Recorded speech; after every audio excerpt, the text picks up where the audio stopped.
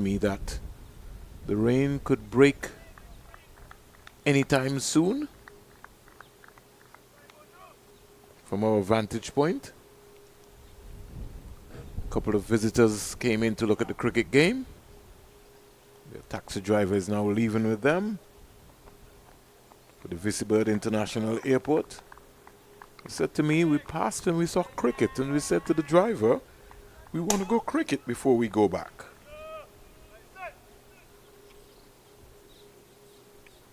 For some strange reason, some mosquitoes are trying to keep Joel and myself pretty busy in our commentary booth.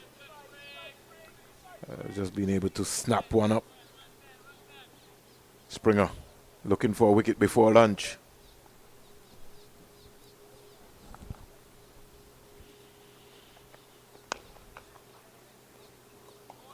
Push on the offside by Naim Young.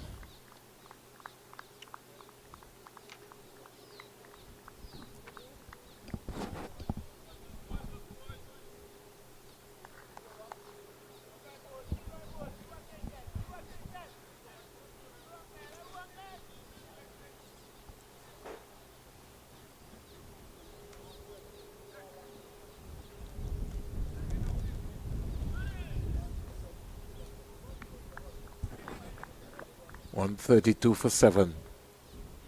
Callum Boyne Tuckett was on 20. He now comes into strike. Springer searching for Tuckett's wicket. On drive, down the ground, can't find the gap. Stephen Pascal coming around there at mid-on. Tied it up.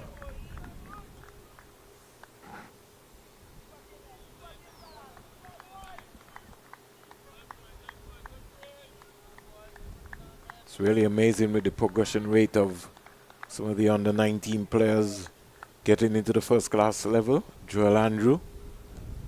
And now Pascal. I'm surprised that no one has been able to find a room for Nathan Edwards. Isaiah Thorne has found himself right into the mix as well too.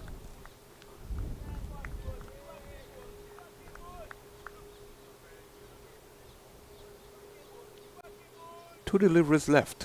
I think he might try and bounce him out, Joel.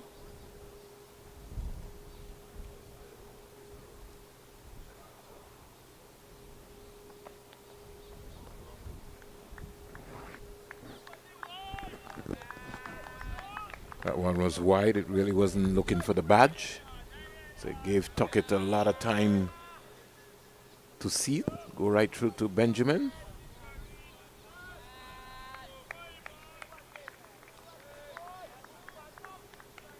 .132 for 7. They've lost 2 wickets after being overnight 99 for 5.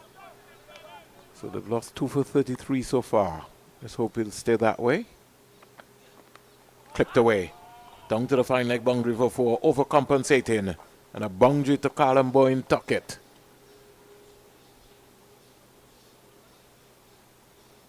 And Springer knows that that's a poor delivery. Just straying onto the pads there on that occasion. And clipped away quite nicely by Boyne Tuckett. He's going along quite nicely this morning.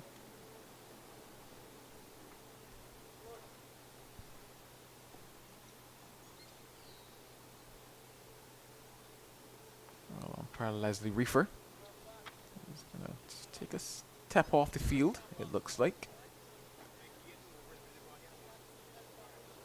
Now brings the reserve umpire. Donald Sheckles on to play.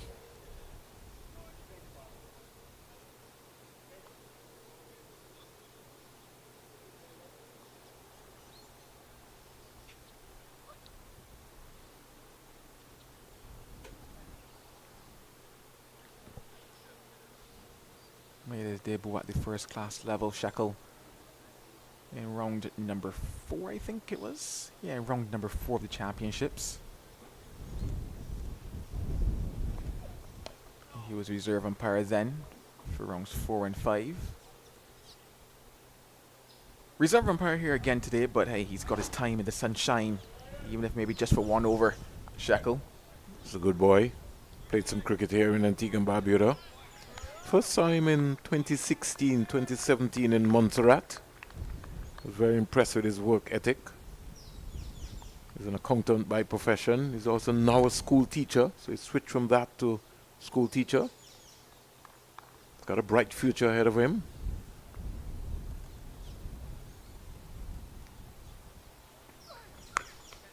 Sweet, lovely shot. And they'll get 2 runs quite easily. So John just overcompensating with that half volley. Score in the meantime goes up to 139 for 7. I think we're certainly going to have a start-stop day with the rain here. If we maybe can get the breeze to maybe just push it around the mountain here at the northern side here in Antigua and Barbuda, that would be great. Because that automatically is coming out of the Param area, one of the villages here in Antigua and Barbuda. Again, Tuckett staying low to the ball, driving it up to cover. Jeremiah rubbing away. Tuckett not being able to find the gap. It's gone to 26, Callum Boyne Tuckett. 26 from 52. It's been a very controlled innings.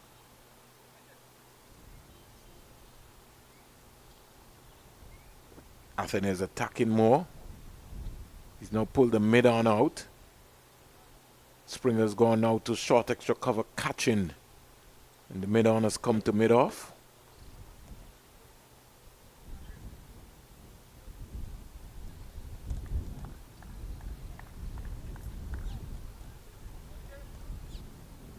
More changes been... Oh, all right. So he's come now right in front of Callum Boyne Tuckett.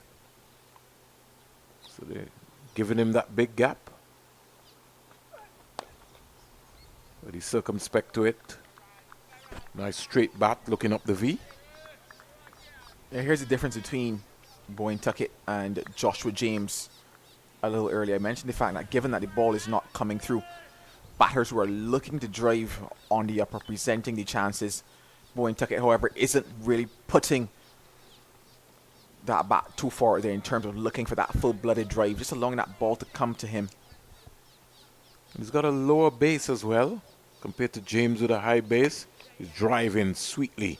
Gets a single to the left of Jeremiah, who can't stop the single. So good rotation of the strike here from Callum Boyne Tuckett.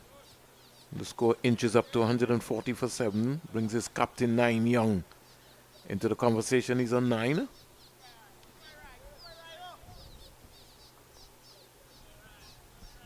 You ever had to walk from work, Joel?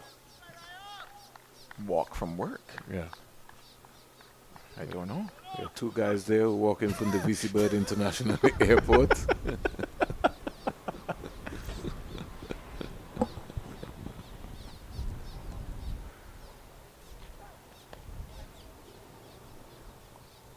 Change of pace there from John. And again, 9 Young playing too early. Got a single.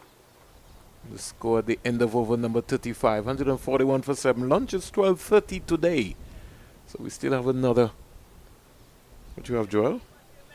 Another 22 minutes to go.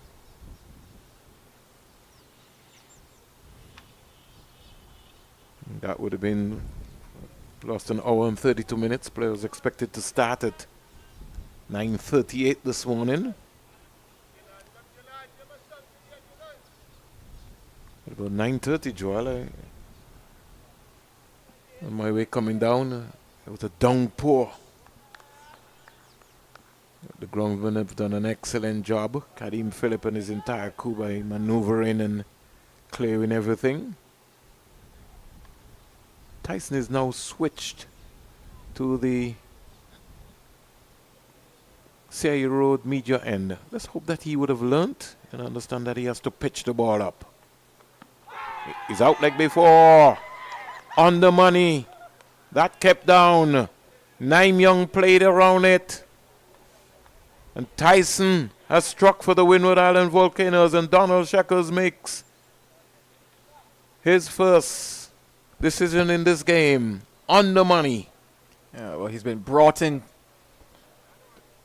to the firing line instantly, Shekel. And just looking at Naeem Young, you just felt that ball kept a bit lower than he expected. Hit him below the knee roll. And he knows that. He's upset with himself. You've got to be tighter. Ned comes out. A wicket that they certainly didn't need to lose. 22 minutes before lunch. And on the lunch, they've lost their captain, Naeem Young.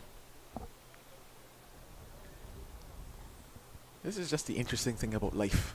When Shekel woke this morning, he didn't think for a second that he'll be forced to make a decision out there. And now he's made his first decision at the first class level, and hopefully for him the first of many to come. Not I'm looking for him to really give out people. I'm just saying, you know, it must be a proud moment for him to be standing out there. Very good decision. And I think Naeem Young knew once he had missed it, that dreaded finger, he took his time, registered it in his mind, looked at where the ball pitched, where it was hitting. It was below the knee roll, and Tysoner struck. Chillen Tysoner struck for the Windward Island Volcanoes. West Indies Academy, 141 for 8.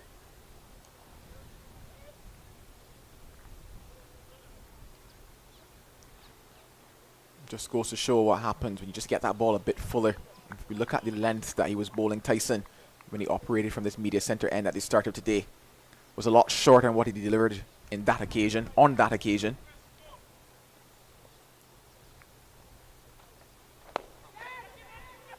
Chip shot there by Ned, just past the mid-on. Pascal, and he's off the mark with 2.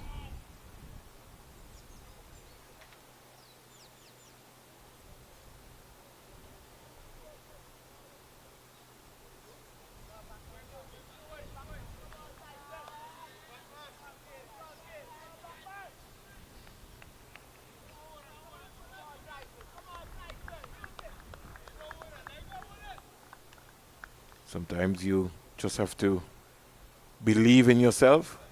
Gillen Tyson has to believe. That one again keeping down low.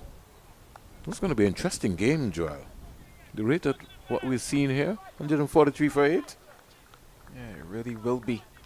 And this now brings the conversation that Alec Athens had at the toss back to my mind. He was mentioning the fact that the reason why he's going to bat first is because he understands what this surface has been doing when teams come to bat in their 4th innings, and he didn't want to put his team in that position again.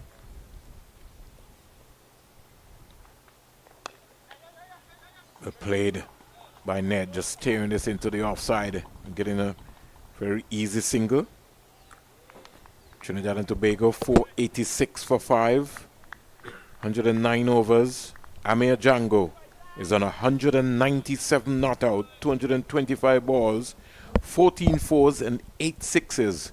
And Joshua De Silva is on 62 not out, 79 balls with 8 fours. Trinidad and Tobago piling on the pressure against the combined campuses and colleges. Has been played at the Sir Frank Wawel Memorial Center and over at the Queen's Park Oval in Barbados. Sorry, in Trinidad. Barbados are 411 for 4.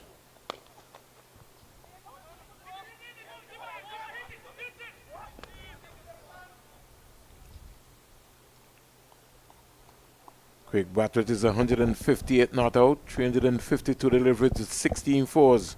And Ruston Chase, he is on 80 not out or 47 balls with 6 fours and 6 sixes. Wow, what a run fest. What is happening? The Leewards under the pump. And we journey down to Sabina Park in Jamaica. 339 for 7, the defending champions, Ghana Harpy Eagles. Ned just getting himself into some trouble there. Imla is on 67 not out. Savory is on 155.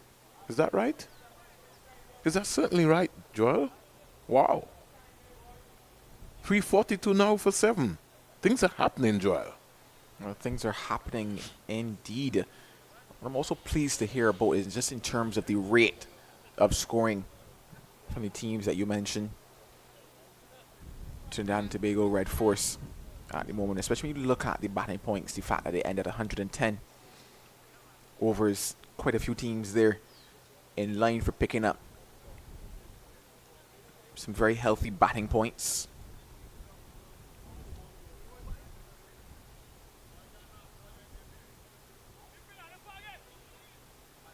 Callum Boyne Tuckett is on 28 from 55. Ashmin Ned is on 3. 145 for 8.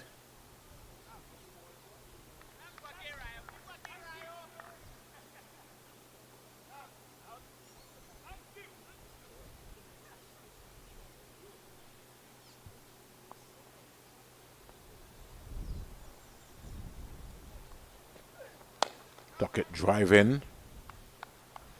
Can't get past the big hands of Ryan John. Yeah, just to go back to that point about the batting points and why the scoring rates are so important. So batting points are awarded within the first 110 overs of a team's first innings, and a maximum of 5 batting points are available. So batting points start from 250 runs. So between 250 to 299, there are 2 points available.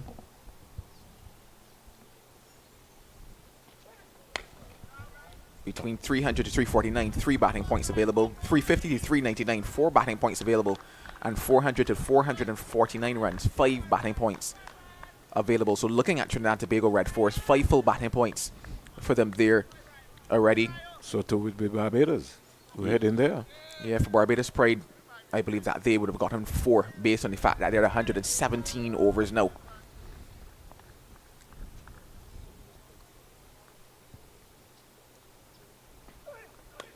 Played by Tuckett. He's thinking about 2. He's going to come back running hard. This is good cricket all around by Callum Boyne Tuckett. Good response from his colleague Ashwin Ned. Talking about cricket, the Major League Cricket season will be opening in the United States of America on July 4th, Independence Day. Steve Smith will be looking to join the Washington Freedom. He'll be coached by Ricky Ponting. A number of international players have also joined there. Adam Zampa, Tim David for New York, Adam Zampa for Los Angeles Knight Riders. Your days of trying to thread a needle, Joel? Yes. What of I'm just checking, Joel. You don't have to get so defensive, Joel. Just asking a question. I've lived the Caribbean life. We all have. Some people have maybe not had to execute that.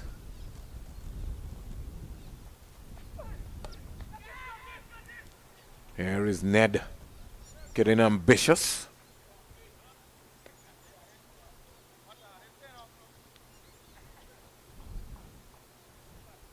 Some of the players already would have walked across for lunch, maybe an early lunch.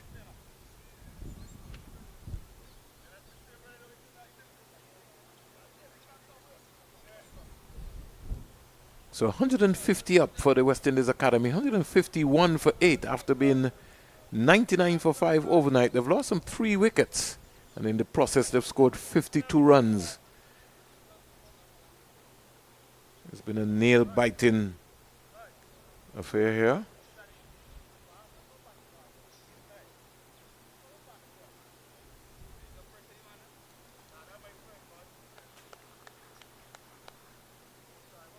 $151 for 8. Ned 4.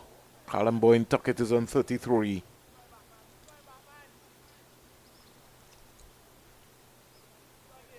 Caddy Malin scored 35. O'Geese 7. Dawn North. Bishop 18. Johnson 11. James 20. Bishop 7. Young 10. Ned who just played that up to Ryan John. Remains on 4. 4 from 6. Alex Athenes chirping something away at Ashwin Ned.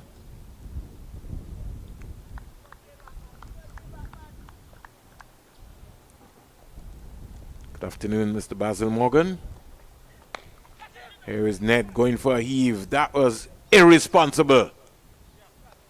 His first-class catch in first-class cricket, Stephen Pascal, and that was uncalled for.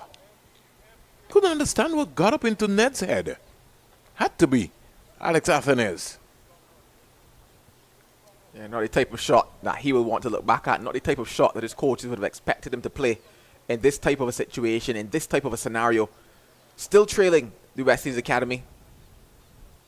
And they've now lost their 9th wicket, 151 for 9. Couldn't understand that. It's almost as if West Indies Academy were trying to win the game before lunch. That was so irresponsible. Premeditated from Ned. A thick edge. An easy catch in the end for Pascal. Lane comes out. Ewan Lane. We have to start holding players accountable. We have to start holding officials accountable.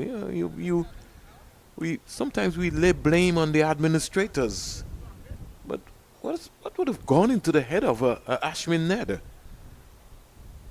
We're 8 minutes away from lunch, almost 9 when he got out. And really, there's no need for that shot. Couldn't understand the motive. I was just about to talk, and I was talking about how improved he is as a cricketer. I hope he will take that dismissal today and put it in the back of his head and come back stronger. Lane waits for Tyson. No ball. So Tyson, every now and again, his size 13 goes past the line. Score goes up to 152 for 9.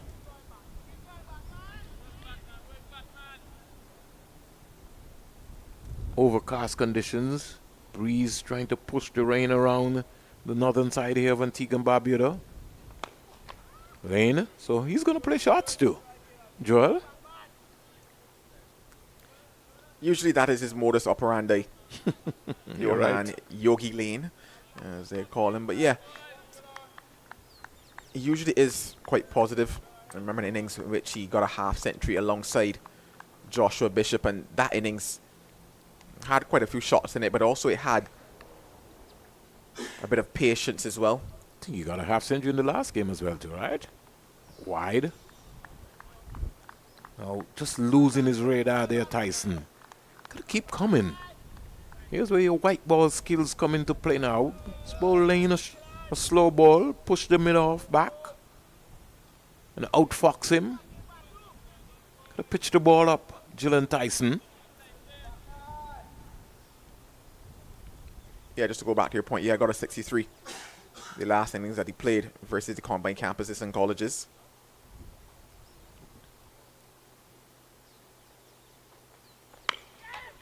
In the air.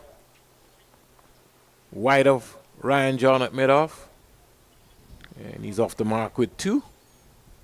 And the score motors on to 154 for 9 on the motorway here at the Coolidge Cricket Ground. Lane is off and running.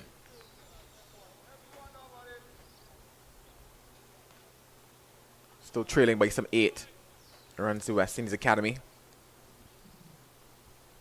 There has to be some leadership. There has to be some context of the game. And the players have to also look to read the scoreboard, follow the game plan. What's the game plan here? The game plan is to bat once. That has to be the objective of the West Indies Academy. They're on the verge of being bowled out. Down the onside, losing his radar. So over comes to an end, 38 bowled. And the West Indies Academy 154 for 9. Colin Boyne Tuckett is on 33 not out of 60 deliveries. And I think he'll be maybe saying to Lane, just stay with me, stay with me. Spin for the first time this afternoon. Yeah, I like this move here by Athenaeus, especially with Johan Lane at the crease. Wayne Tuckett, however, will be the one that's on strike. Just looking to bring the leg spinner into the fray now, especially if he bowls just a bit slower through the air. Entice maybe one or two false shots. That'll be the final wicket that they're looking for. Has bowled quite well, has Cyrus, throughout this tournament.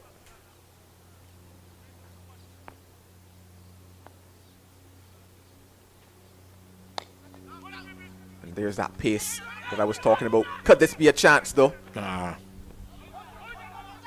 think he was off balance there. But did well to recover very quickly after his misfield. Something most of the Caribbean bowlers these days, especially the spinners, don't like to feel to their own bowling. But this is the matchup here that they're looking for. And I go back to mentioning that pace. The pace of that first delivery was fantastic. There's a man on the cover boundary. In fact, 10 paces or so off the cover boundary. Long off is on the boundary, long on as well. And they too are a couple steps off of the boundary as well. Looking for that lofted shot. You think he'll have a go, Joel?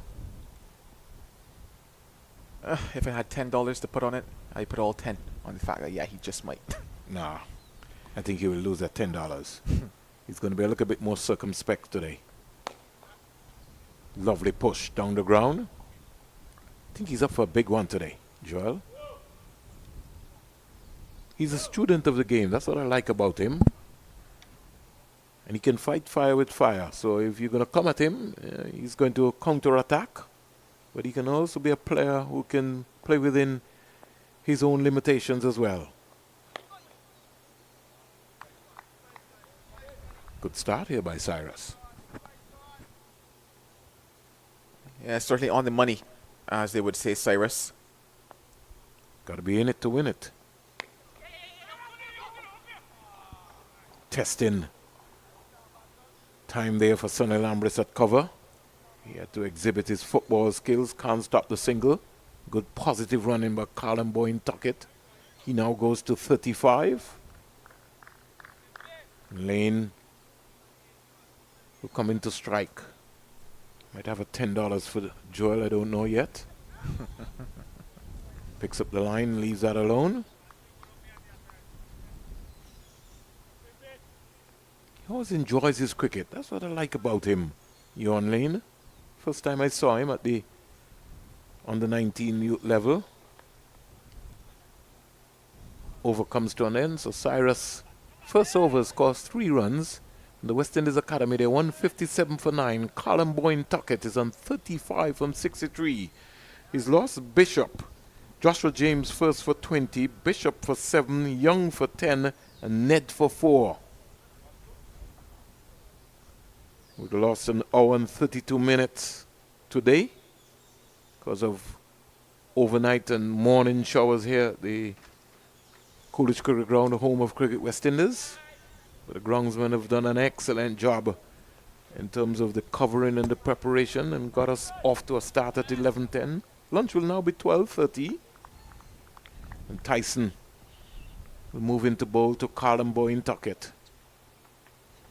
Tuckett driving up to mid-off.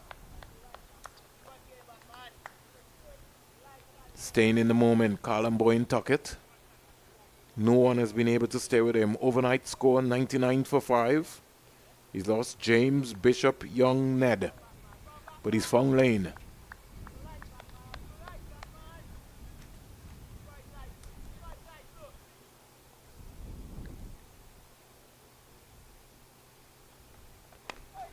That one stayed down.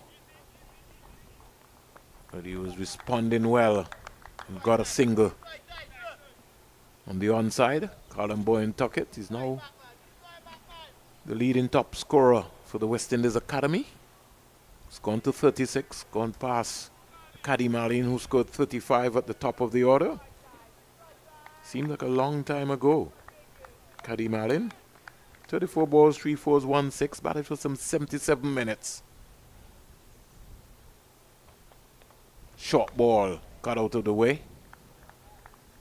Every now and again, Joel, Tyson feels he has to bowl a short ball. I just asked him a question or two of Johan Lane. Also has the protection out on the boundary as well. A man in front of square on the square leg boundary. And then Shamar Springer on what is a very wide fine leg on the boundary. 158 for 9.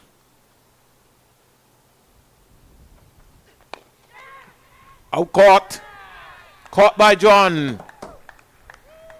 And Lane gives his hand away. Colin Boyne Tuckett is left not out. He looks a dejected young man because he can't believe that with just 8 minutes to go before lunch, not 8 minutes, in fact this would have been the final over, Yon Lane gives his hand away. Gillen Tyson records his 4th wicket, 4 for 50 from 13.3 overs. The West Indies Academy bowled out for 158 on day 2. I think I'll collect my $10 now. But what it means is that there's 4 runs lead for the Windward Islands Volcanoes, and after yesterday I'm not too sure they figured that they would have come and gotten a lead with the total that they had. We'll have to put up a better batting performance in their second innings, but the story so far of this round 6 encounter, 162 all out the Windward Islands Volcanoes. In reply, 158 all out the West Indies Academy. And that's lunch on day number 2. We take a break here, and when we come back on the other side, it will be the second session of the day's play.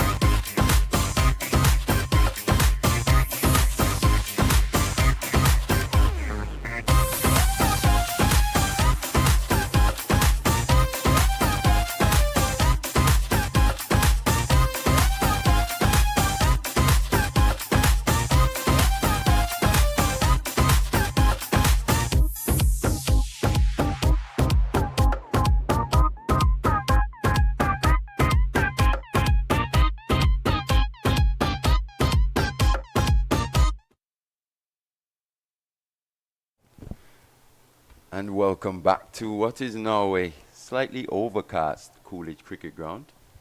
Day 2 action of the West Indies 4-day championship between Windward's Volcanoes and the West Indies Academy. Just before we had this slight rain delay, the West Indies Academy were bowled out for 158, just 4 runs behind the Windward's Volcanoes' first innings score. Gillan Tyson, the pick of the Windward Islands bowlers, picking up his maiden 5-wicket haul, 5 for 50 in 13.4 overs.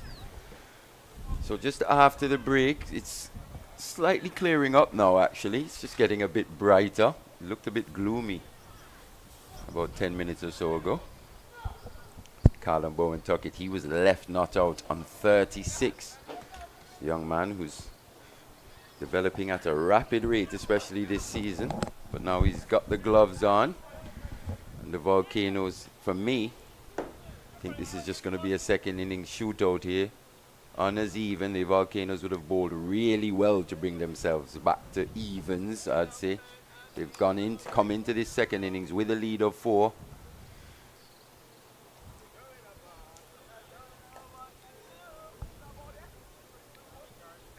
Opening batters Salazano, West Indies under-19 captain Stefan Pascal, the young Dominican as well. Out in the middle.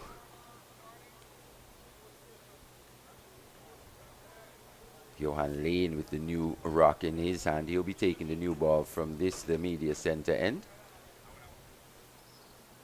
And I'm joined by Joel Manning. Good afternoon, Joe. Oh, good day, Mali. Good day to everybody. Looks like we're all set to get the second session of play underway. Bit of swing there early from Lane. Actually started in the first innings from the CIU road end, so bit of a change for him here. What he'd like to see is that ball swinging early. Overhead conditions suiting the fast bowlers. Yeah, conditions quite similar to what they batted in at the start of yesterday. And it just makes you wonder if they might take a slightly different approach to what they did in that innings, especially in terms of how hard they were going at certain deliveries. All of that bowling performance has given them an opportunity here. Yeah, it certainly has. This is now a second innings match entirely. Has he hit that? I heard 2 noises there. I think that inside edge would have saved young Pascal on that occasion. Let's have a look at this again.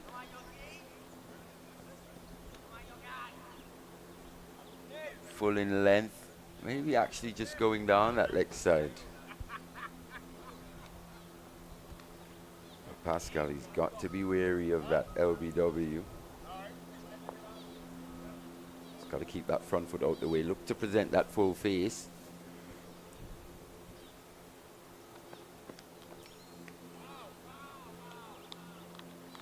Nice shape in. You see the right-handed batter on that occasion. Big movement as well after it passed the batter. Good work done by Tuckett.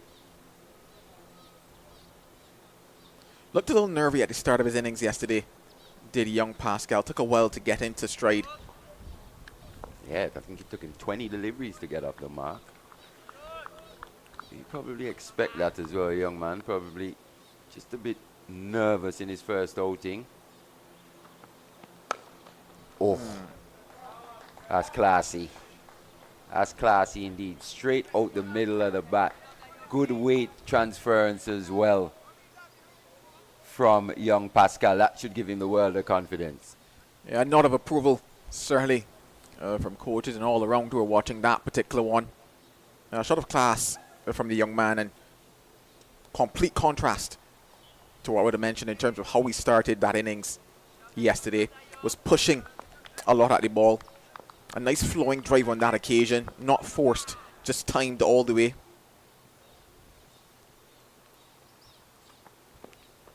That's the thing about experience. He's just playing his second innings. You know, he's on debut in the first class game, but he'll have a better idea in the second innings of what to expect.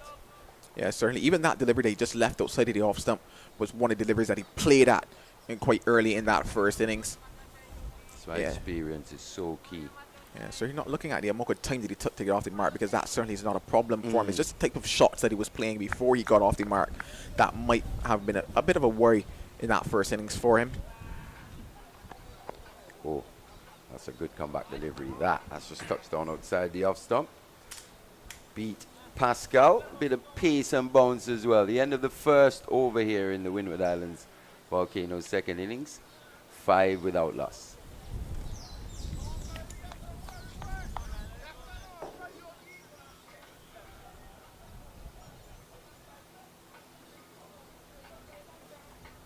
And as you said, Joe, it'll be interesting to see how these openers go about it. I thought Jeremy Salazano looked quite good. He was very compact in that first innings. He got an absolute peach from skipper Naeem Young. Big in-swinging Yorker doing for him on that occasion. He's had a pretty decent season, Jeremy Salazano.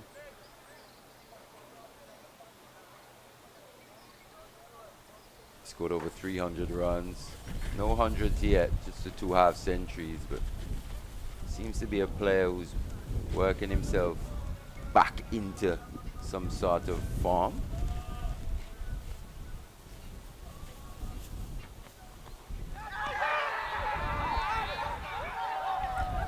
And well, wicket number 1 strangled down the leg side. James gets Salazano.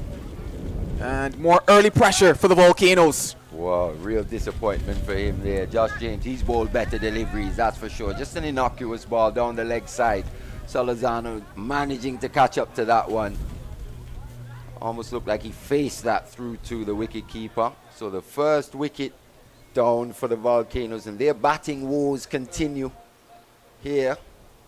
5 for 1. Yeah, not the start that they would have been hoping for, especially after dragging themselves back into this encounter. You know, the pressure just telling a little again now. And that's the thing, they're bowling so well would have only just dragged them back to evens almost, you know, coming into the second innings with a 4-run lead. Don't want to squander that hard work of the fast bowlers. It's over to the batters now, young Johan Jeremiah. He'll be feeling a bit of pressure in this situation, especially with conditions as they are. I'm not sure if you have the same ears as me, Mali, but I'm hearing some music coming through our stump mic. I wonder where it's coming from.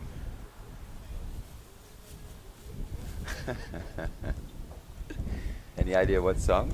I haven't worked it out yet. But oh, I figured out the song.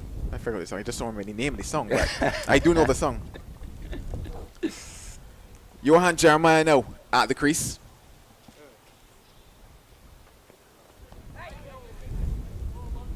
The extra bounce there from Josh James. As we see skipper Naeem Young just walking around the boundary here. Got his sliders on.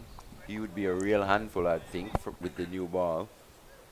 He seems to be suffering with an issue at the moment, just off the field.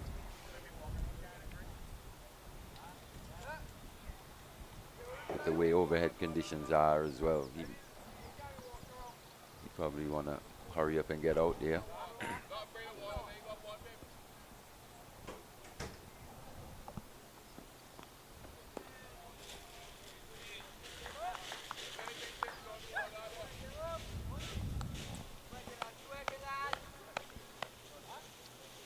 Just realized that skipper Naeem Young is off the field at the moment. Also wearing some slippers, which tells me he's not coming on anytime soon either. Just saying, in the sliders. Moving quite gingerly as well.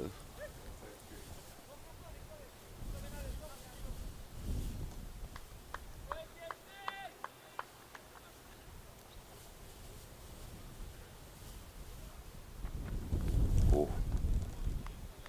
Extra bounce there again from James. Not the quickest per se. He's gotten quicker in the last year or so.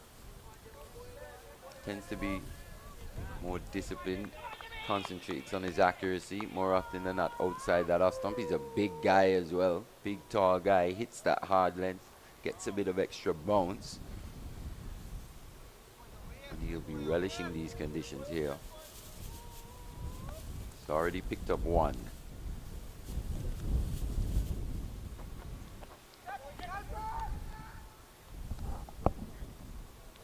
Big inward movement again to the left-handed Jeremiah.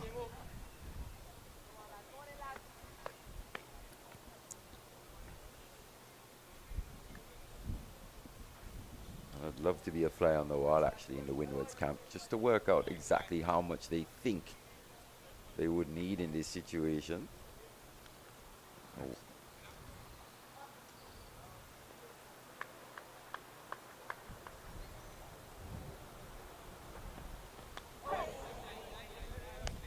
Almost beating him through the gate there was James. Good testing over that. A wicket maiden. So 2 overs gone. Windward's Volcanoes a 5 for 1. Sorry. It would be very interesting what that fly might hear. Yeah. To be honest. What do you reckon? Thing is that in the position that they're in, I would hope that numbers aren't being Even thought discussed. about time. To be honest, especially the amount of time that we have left in this game, is a case of the only discussion simply should be we need a better batting performance. Whatever that takes us to, we will take that. But at this stage, we need a better batting performance. If we're thinking numbers at this stage, I think that it applies a form of pressure that's not required for them at the moment. It's a case of just sticking to the basics, getting through what should be a relatively testing phase, especially given the overhead conditions that we have at the moment, given that the surface is not necessarily playing just true just yet in terms of the ability to drive through the line of the ball. Just playing, as I say, going back to those basics, building an innings and seeing where that takes you, and then that is when you say, okay, these are the numbers that we are presented with in the end. But yeah, they certainly do need a batting performance, this Windward side. Yeah, they need to stop the rot almost. Good delivery that again from Lane, going wide of the crease on that occasion. Almost luring Pascal into that drive. They've kept that extra cover region open, so he's got that in his sights. Yeah, just going back to that batting, I made mention of the fact that when you look at the first 3 games, the first 3 rounds, 300 plus scores in at least one innings for them. Batters standing up and getting runs. However, since that break, they've not posted a single score above 300. In fact, I think maybe only one over maybe like 220 or so since round number 3. So the batting certainly has let them down since then. And they've really just struggled to get it back since then. Had breaks after that as well. And that's posed another challenge for these first-class cricketers this season, the amount of breaks they've had in the 4-day season. It's caused the coaches as well to come up with plans, creative ways in which to keep these guys ticked over.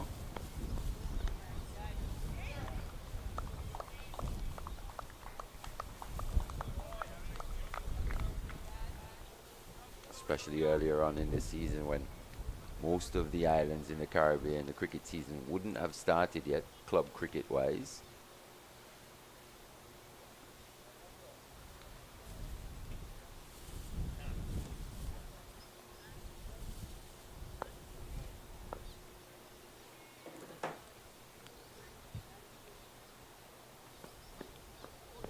It's a good area again from Lane. Just playing on the patience of young Pascal there. Got away with an absolutely spanking cover drive.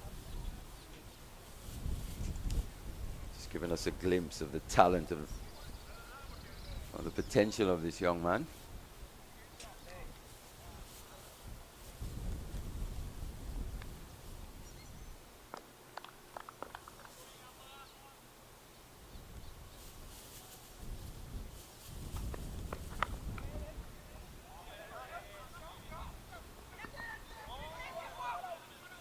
well run in the end. They come back for 2. Well played from him. Softer hands probably in this second innings as well. Yeah, it's just a matter of 24 hours basically, but you're seeing the difference in terms of how he's approached the start of this innings, young Pascal. And that's not to say that he's going to go on to get this massive score or anything like that, but no, you're just seeing how he's approached this innings just a bit different. You just wonder if maybe it definitely just was that nervous factor for him in the first innings, wanting to feel that bat on ball.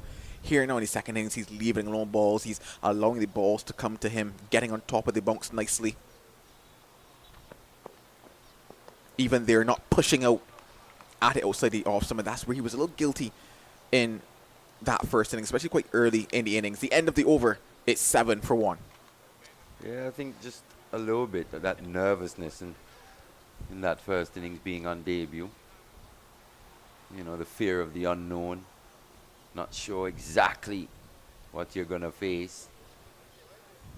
Well, you would have gotten through that period yesterday, and those 60 deliveries or so, 50-odd deliveries or so that you would have faced would have done him the world of good. And what we were saying also was that if he can just improve incrementally from innings to innings, match to match, he'll definitely be in good stead. And so far, here in that second innings, he's made a good start.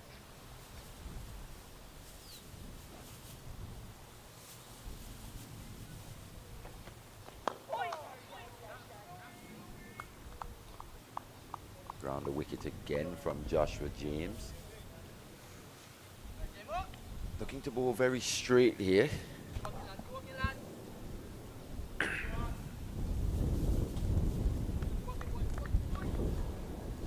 The way they were so good in the first innings, they were very accurate. West Indies Academy bowlers.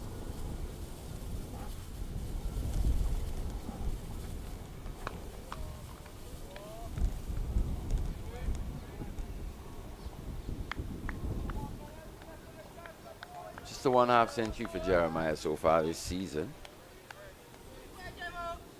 Gotten a few starts as well.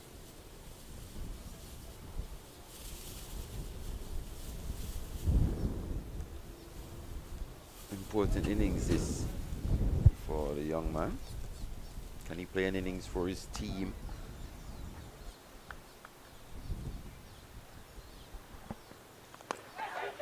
This one's clipped away. Big open spaces on the leg side. Should be at least 3 here. Long chase for the fielder from mid-on.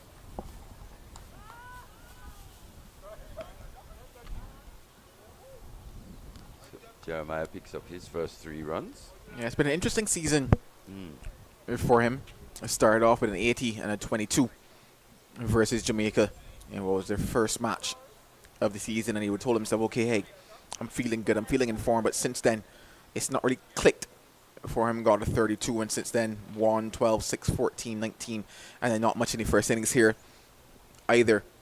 Was dropped in the game previously to this, which Kamani Melius would have opened the batting.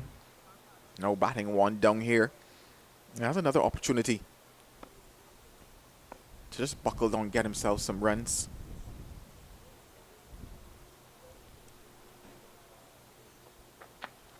Oh, that one's kept down. Pascal's lucky there. That wasn't a little straighter. You would have been in trouble. And that's the benefit of actually bowling straight. Joshua James has employed that wicket-to-wicket line more often than not here in the second innings. Just outside that off stump. A little hint of movement back in. Bit of seam movement back in there. But Pascal luckily survives. I wonder how you play this one. I have to forget that previous delivery. Just there, so all of a sudden, lack of bounce. Yeah, wearing slings too, simply because of the fact that it feels like if we've been here forever in terms of this game, but it's just day 2 of this encounter. So 2 days left, and if that is the height that we're getting at on day 2 with a brand new ball as well, certainly going to be very concerning. And once again, it takes you back to that toss where Ali Athene said, yes, okay, conditions overhead, suiting bowling, but I do not want to bat last on this pitch. can see why now. Once again, that one just bouncing on the way through to wicketkeeper Tuckett. Just the 3 runs coming from that one, though. 10 for 1. Yeah, and this is where the academy will miss somebody with the likes of Naeem Young being on the field, because when you look at that type of bounce, you're telling yourself you're looking for that wicket-to-wicket type of bowler, and it tells me then that, hey, Windwards, if they should put up what is a decent total, could be in with a shout, because they have one of those types of bowlers in Shamar Springer in terms of hit the deck, wicket-to-wicket type of bowler. And can really exploit the variable bounce in a pitch. Yeah, from here you're looking at those LBW dismissals, you're looking at being bowled down, you're looking at batters thinking that they could get back on the back foot and pull. Yeah, so, and it's a marked difference from yesterday. If you think back, that first innings, ball was zipping through, pace and bounce, good carry through to the wicket keeper, beating the outside edges.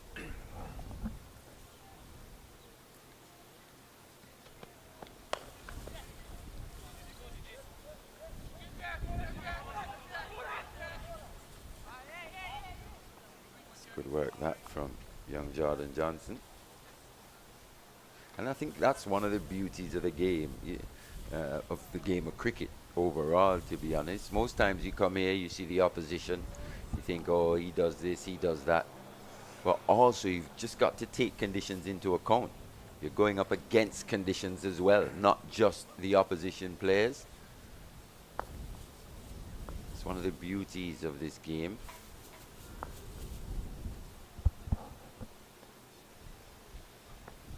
Oh, that's a peach again. Wide of the crease. Angled in. Just held its line. Almost just went away, actually, off the pitch from Johan Lane. Top stuff. Yeah, just a bit of shape away there from Pascal. But again, played nicely, because once again, his hands aren't leaving his body. And in fact, in the first innings for the Windward, you saw quite a couple players pushing out and getting caught in that slip region.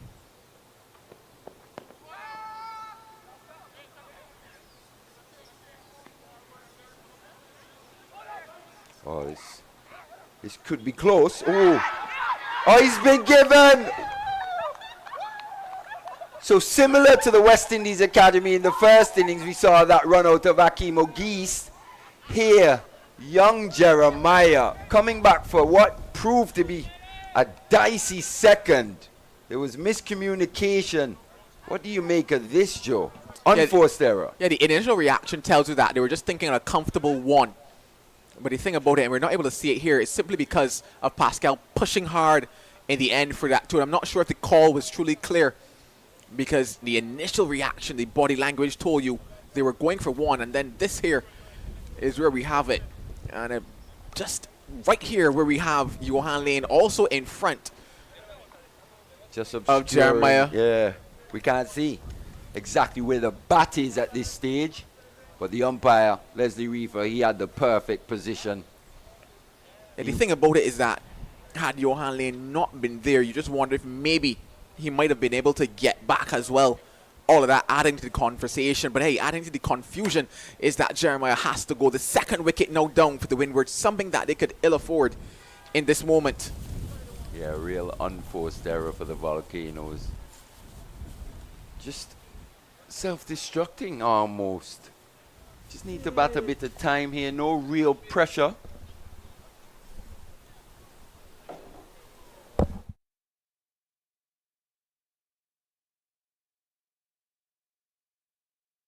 No real pressure per se.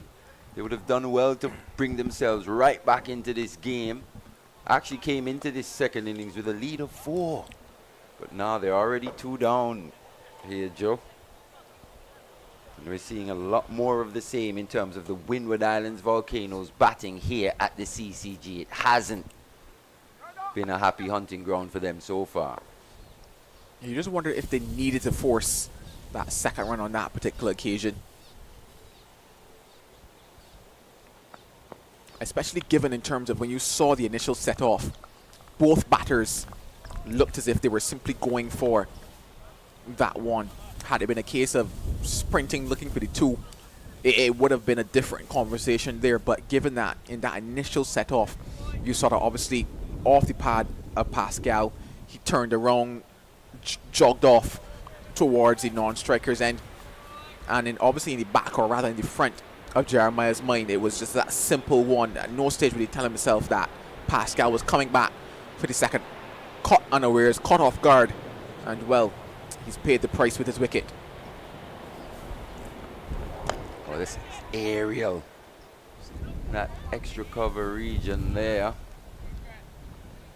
Manages to pick up a run. The exuberance of youth almost from Pascal. Did the right thing actually. Ran that first one hard. I think where Jeremiah could have maybe just erred was in his response.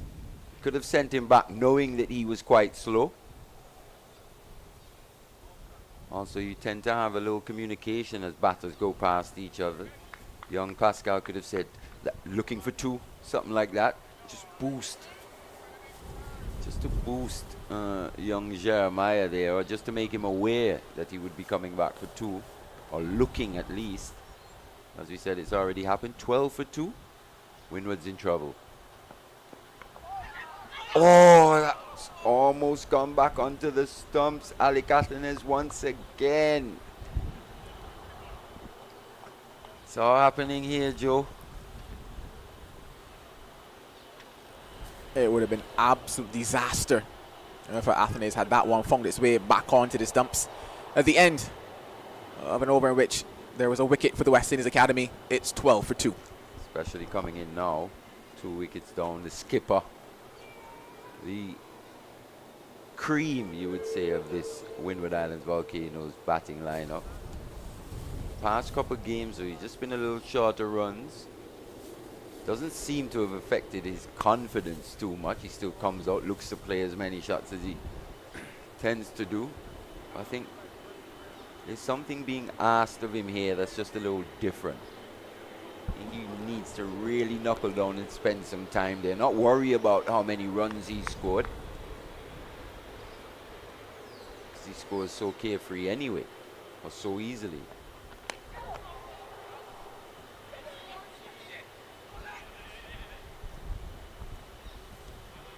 That one squirted away just past the cover fielder by Pascal. 2 more added to his total.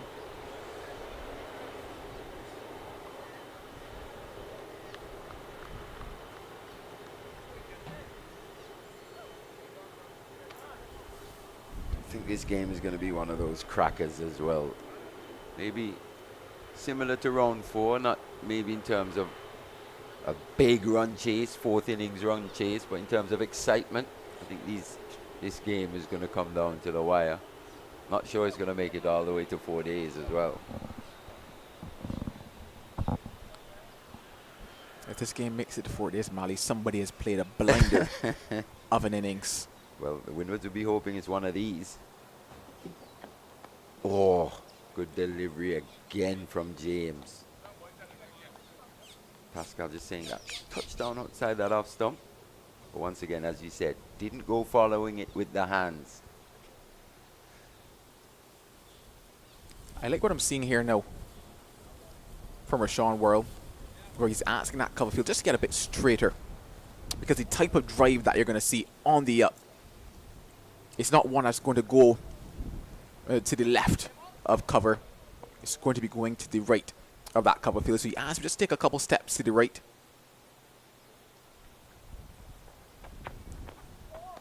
Also, I like this position for Stefan Pascal in particular. Probably doesn't have the biggest knee bend into those front foot drives. A little upright at this stage of his career. We saw in the previous over 1 just go slightly aerial in that extra cover region. Some good fielding position to him in particular.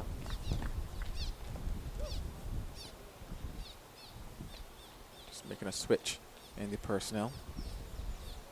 May often may not make that switch, but yeah, to get it through that coverage, you're gonna have to open the face of the bat, and that's what they want Pascal to be attempting to do to get his runs. Oh, just like that. That touchdown almost did too much. What an absolute peach from Joshua James. That one looked like it touched down on middle. No, actually just outside off, just on that off stump. Once again, that transference of weight from young Pascal. Just a little upright in that shot. And as you said, he's going to have to play it quite square to get it past that fielder there at extra cover. Brings the slips into play. Brings the outside edge into the equation.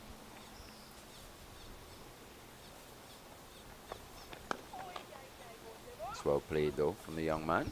Yeah, one thing I'll make mention of, and obviously I'm no coach and I don't bring, all of that technical background behind me, but just looking at how Pascal has played first innings and now, in looking at the base that he has, quite a few of the balls that he's played, he's always been on the move. Deliveries are leaving him, that he's playing out on the move. Even just now we saw it there, yes, contact with the bat, but still again, everything going forward with him. Just there, fantastic work. That from Johnson at backward point. Yeah, I think it was a lot more pronounced in the first innings, that playing on the move. But every now and again, it still comes into play. That's an issue which he'll definitely have to work on. End of another good threatening over that from Joshua James. Windward's Volcanoes, 14 for 2. Yeah, especially when the ball is moving around. When the ball isn't moving, it's easy to play through the line of it, Yep. Technique and technical flaws, kind of get put to the backs. You don't have to get the biggest stride in. You can play through the line. Yep. Yeah, when that ball is just moving a bit more, and all of a sudden, just when your technique comes into play. That's when the fundamentals are so key. Getting the big striding, watching the ball, playing as late as possible as well. Especially when that ball is moving around.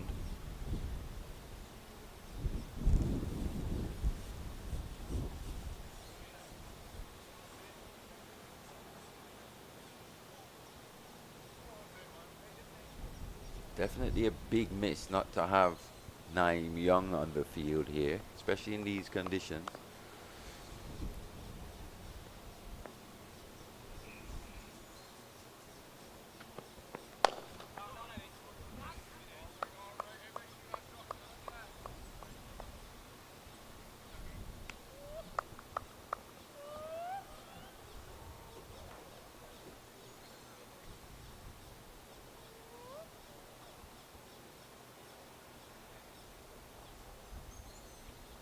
And that's the thing about Alec Athens, actually. When he comes to the crease, even on a shot like that, just makes a slightly different sound off the bat in comparison to the other players. You can tell that this is something just a little different, a little special.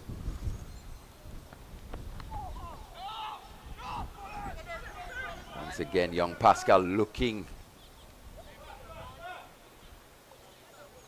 for runs there. A bit of miscommunication. Again, can't afford another run out.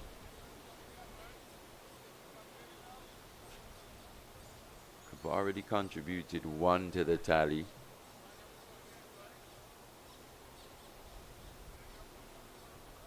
This lead just 19.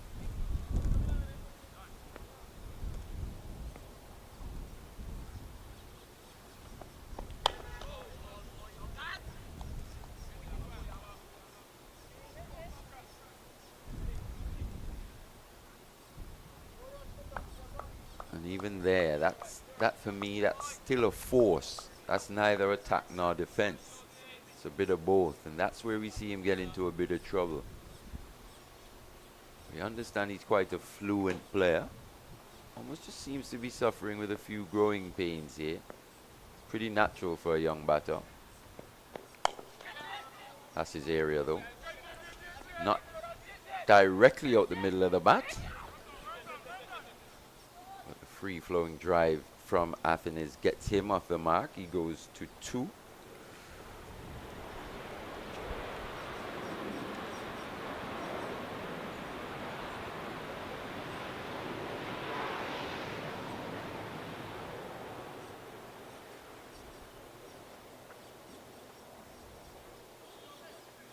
this around the wicket angle from lane. It's been where most bowlers have looked to attack him. Yeah, it's how he lost his wicket twice in that game versus Guyana Harpy Eagles.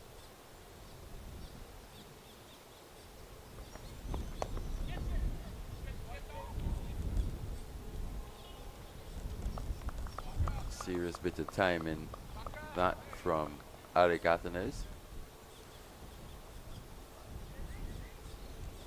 They just outside of that off stump. And what you would probably consider to be a good length. It's where he struggled playing here at Coolidge. He's been a little uncertain in terms of how he's been coming forward with that ball angling back in. Beyond that, I mentioned the fact that there are a couple foot marks outside of that left-hander's off stump, and it was those foot marks that the ball kind of jagged back to have him bowled in that second innings versus Guyana Harpy Eagles. Ali Mohammed was the bowler at that time, I believe. Yeah, through the gate, knocked the stumps back.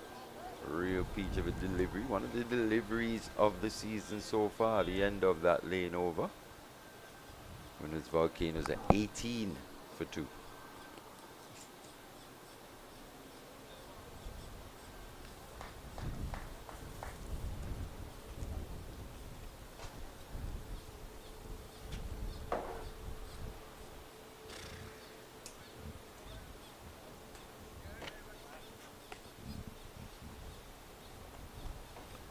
I think what they've done well as well, most of the fast bowlers that we've seen here at the CCG to Alec Athenes have really preyed on that patience of his.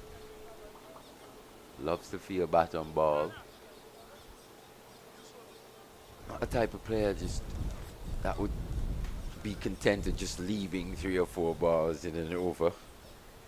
Likes to score runs, and you do like that about him. Free scoring type.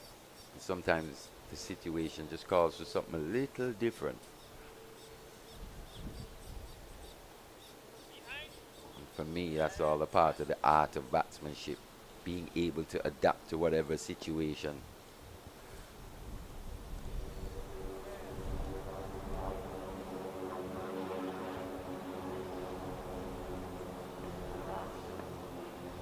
Sun just coming out a bit more now, still a little gloomy. Oh, once again, that lack of bounce but from around the wicket. Well watched, actually, from Athenes. Yeah, played that one quite nicely in the end, Alec Athenes. But that's the area that I'm talking about with regards to just outside that off stump for Athenes. Probably might look to get a little fuller, probably a touch closer to that off stump as well, because that is the area where he's been a bit uncertain, Athenes. Yeah, and especially in terms of what to play, what to leave. Seen him make some really late decisions from this around the wicket angle. Yeah, looking to get a big stride in.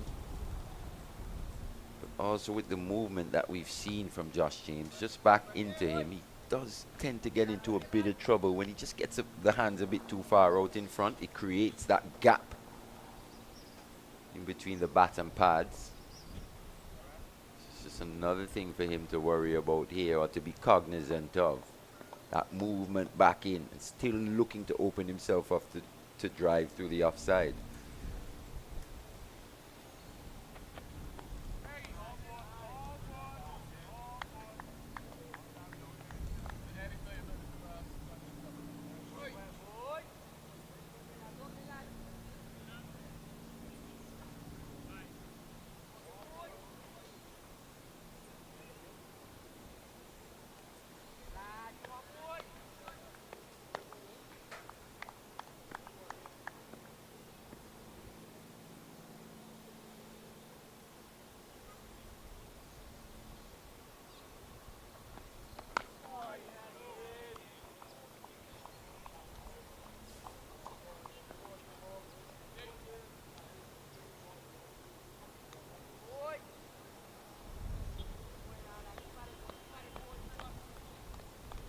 Very good areas this from Josh James. He's just forcing Alec Athenes into playing at deliveries that are just a bit wide of this off stump.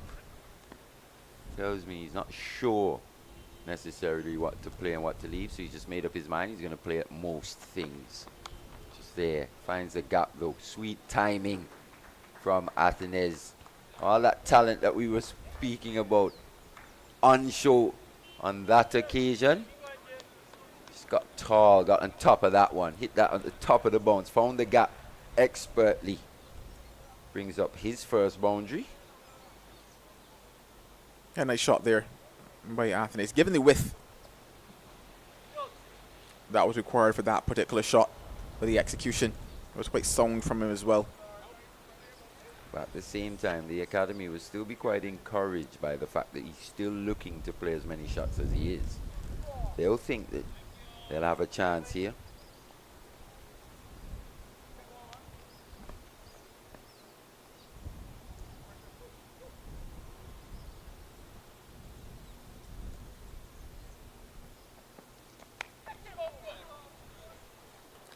This time not as convincing, but the result still the same for Athenes.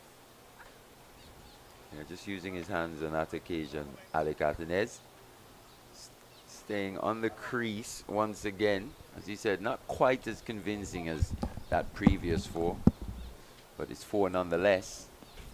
8 runs coming from that over.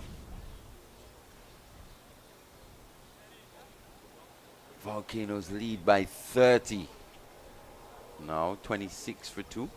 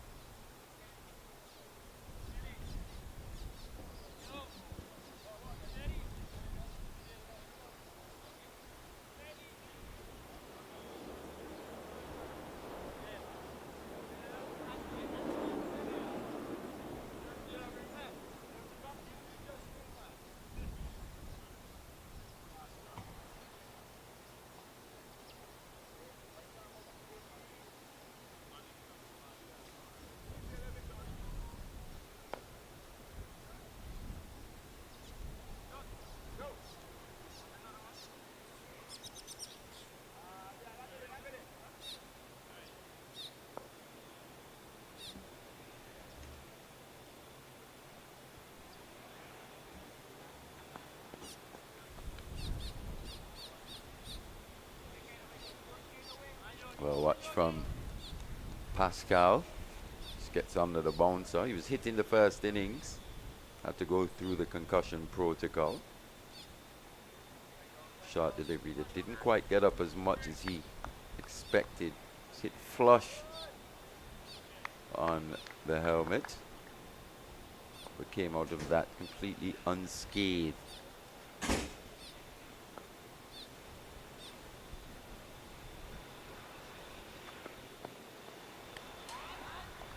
Follow up from Lane once again, and a good lead from Pascal.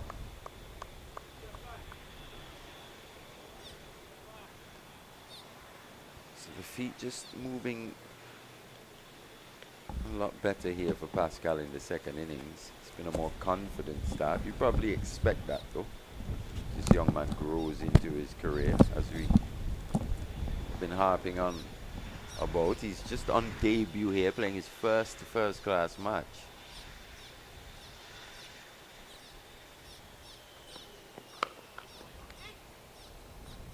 As we said earlier, young Gillan Tyson, the Windward Islands fast bowler, picked up 5 for 50. His maiden 5-wicket haul. Just his second first-class match.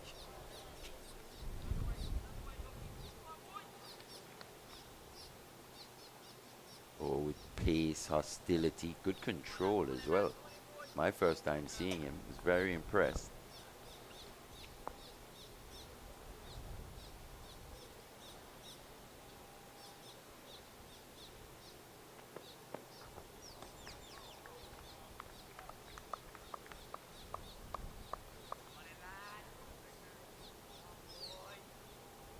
Every now and again, Lane just gets bored of that 4th, 5th stump line. Then looks for a magic delivery. I think that's the next stage for him in terms of his bowling development. Just being able to stay patient for a little bit longer. Not try to produce the magic deliveries as often as he does. Try to. That's been timed sweetly though. That's going to go all the way to the boundary. So the second for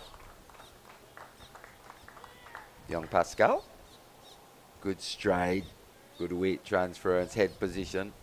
Looking good, Joe.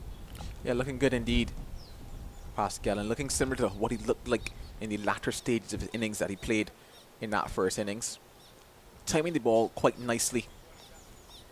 As I mentioned, the difference here is that he's really just allowing that ball to come to him a little more. Looking for that timing versus looking for that power factor. Yeah, you're right. Just allowing it to come under his eyes, playing it as late as possible. Good control from the young man.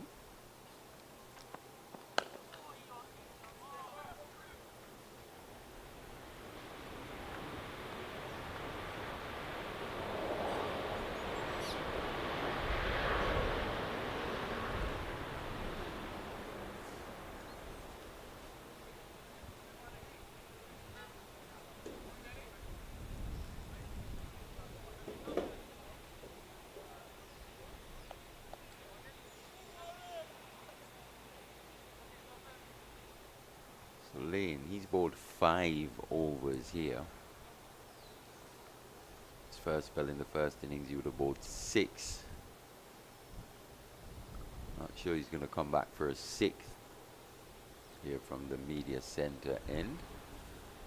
Just a few changes being made. A helmet brought onto the field. Short leg comes into position. Going to have a bowling change from the CIU road end. It's going to be Ashmead Ned into the attack. Seemed to be suffering with an issue in that first innings. Bowled a few overs, but it was mainly led by Joshua Bishop.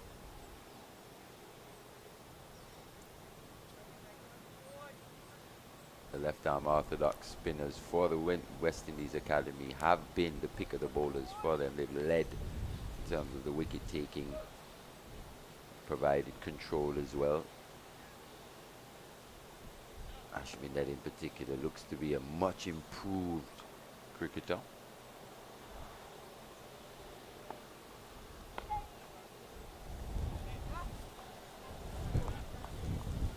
Got to be careful about going back on that back foot, Alec Atenez, especially with the inconsistent bounce that we've seen, mainly from the CIU road end as well.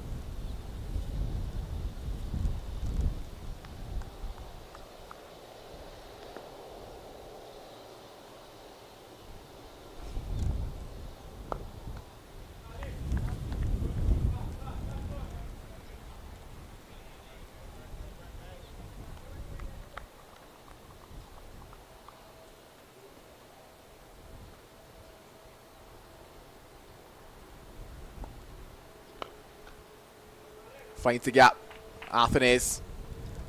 So he's dealing in boundaries at the moment. His third of the day. Yeah, that's his shot. Anything full wide outside that off stump.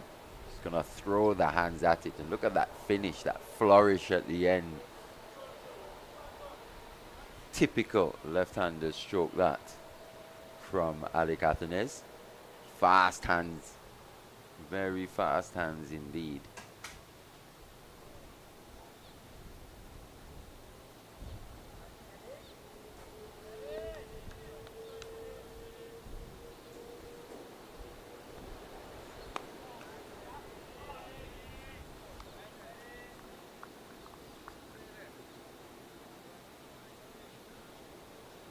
Getting a bit more overcast here at the CCG as well, just to the east of the ground. Oh, it's been dropped, it seems like. Big opportunity that for the West Indies Academy. Carlin Bowen Tuckett, he's been superb with the gloves in this tournament. Yeah, just snatched at that one, did Bowen Tuckett. You almost thought he was going for the stumping before even gathering the ball. Just got a bit too excited on that one. Yeah, how big a moment will that be for them? Huge.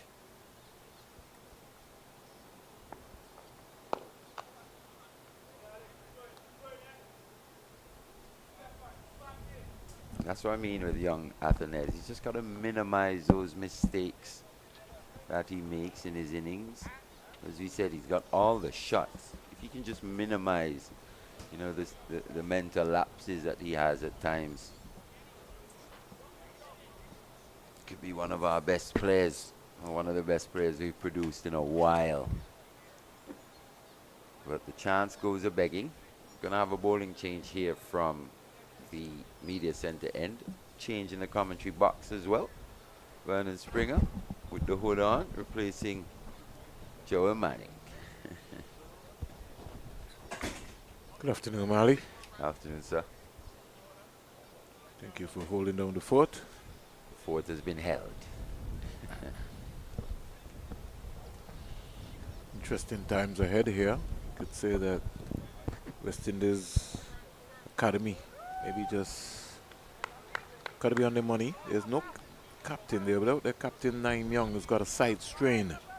So that I think is going to put some immense pressure on their bowling lineup. I think a side strain means that's him done for the game in terms of bowling at least. Well, at least bowling. And it has to be that serious because he maybe didn't even come onto the field to say, well, listen, I'll marshal my troops still. So maybe told by the authorities that he's got a rest. I think it's a similar issue to what he had first game of the season Yes, he did. for the West Indies Academy here. I was a little disappointed, Mali, with the way some of the batters for the West Indies Academy got out. We'll get back to that.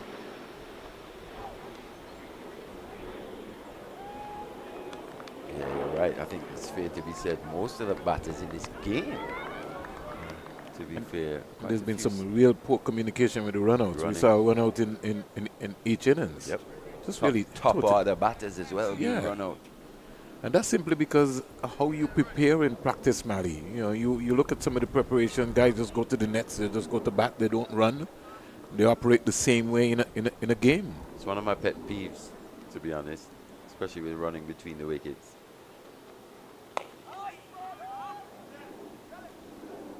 And I looked at how Ned got out just before lunch and Lane. You know, as if, you know, they were playing a T20 game and they had to win the game before lunch. It's a 4-day game. And, you know, the opportunity is being provided for you. And we look here, Mali, and we see that 22 wickets have fell.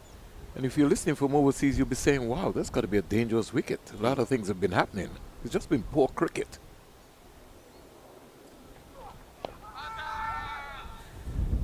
Yeah, you're right. I think this pitch has been a lot better than a lot The of scores have suggested. Yeah, and a lot of the batting that's been displayed on this pitch. We've seen some fantastic deliveries, make no doubt, especially on day one. It's probably one of the quickest that we've seen this pitch play in a while. But even though we're seeing excellent deliveries, man, it's not that they were threatening. The ball did bounce, but it bounced above, so you could be able to be in control. The one that two which kept low, simply because the batsmen were trying to premeditate what shot, what ball was going to be bowled. Yeah, I think the batters actually just didn't pay the conditions enough respect, to be fair. But that's something that you've been talking about for a very long time. You know, we just want to manufacture a shot, and that's my major concern with Alex Athens. He's got all the shots in the world, but sometimes you have to read the situation. Especially now, cloud cover. It's just becoming a bit more overcast. Aline around the wicket. It's a bit too short. Goes back, covers up nicely. Even on that defensive stroke, you heard the sound it made. Baff! Out the middle of the bat, which illustrates the hand-eye coordination of this man. But he's just got to minimize these mental lapses every now and again. Would you believe that the top score in this game so far, 2 innings completed, is Callum Boyne took it with 36, 65 balls, 2 fours, 111 minutes. Hasn't been that type of pitch. Bit of extra bounce there, well played or managed from Athens.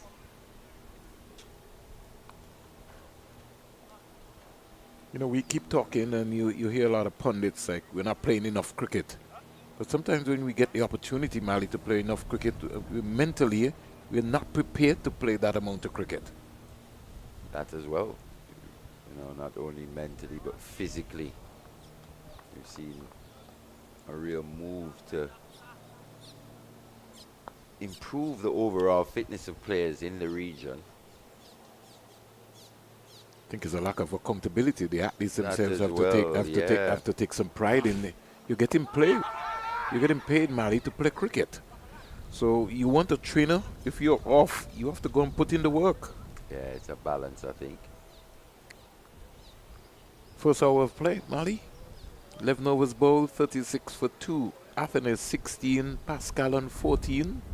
Well, so far, Ball's really dominated, hasn't it? 22 wickets, as you said. Just after lunch here on day 2.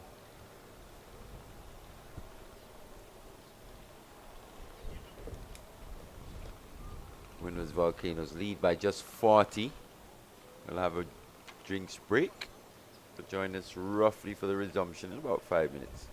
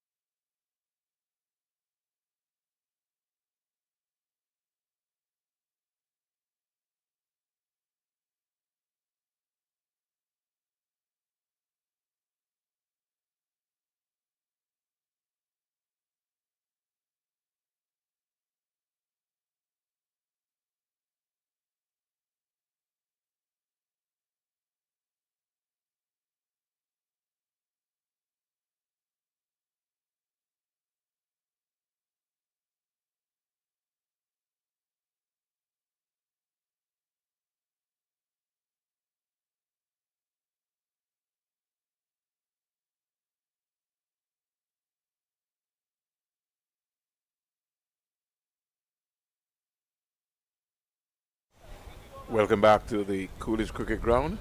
It's the afternoon session in day 2 of the round 6 action taking place. And just to give you a recap, West Indies Academy were bowled out for 158 in 39.4 overs, 12 boundaries and 3 sixes. And Gillen Tyson His second game for the Windward Island Volcanoes. 13.4 overs, no maidens, 50 runs, 5 wickets. Ryan John, 12 overs, 4 maidens, 40 runs, 2 wickets. And Shamar Springer, 13 overs, 1 maiden, 65 runs, 2 wickets. Top scoring for the West Indies Academy, Colin Boyne Tuckett. 36 not out, 65 balls, 2 boundaries, 111 minutes at the crease. Kadim Ali in 35, 34 balls, 3 fours, 1 6, 77 minutes. We're back with the cricket action. There's no Naeem Young, who is out with a side strain, and it means that the West Indies Academy, they're bowler short, but they'll find something to produce. Ned is hoping to be that hero today.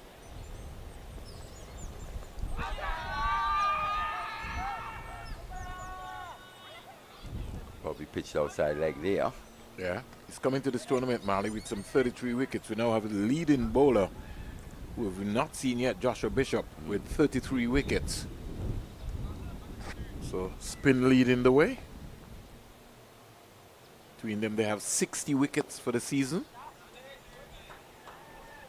Still would like to see Mali either a wrist spinner or an off spinner in this academy setup. They've got a wrist spinner, but he seems to be employed really part-time. You're talking about Oggies? Yeah.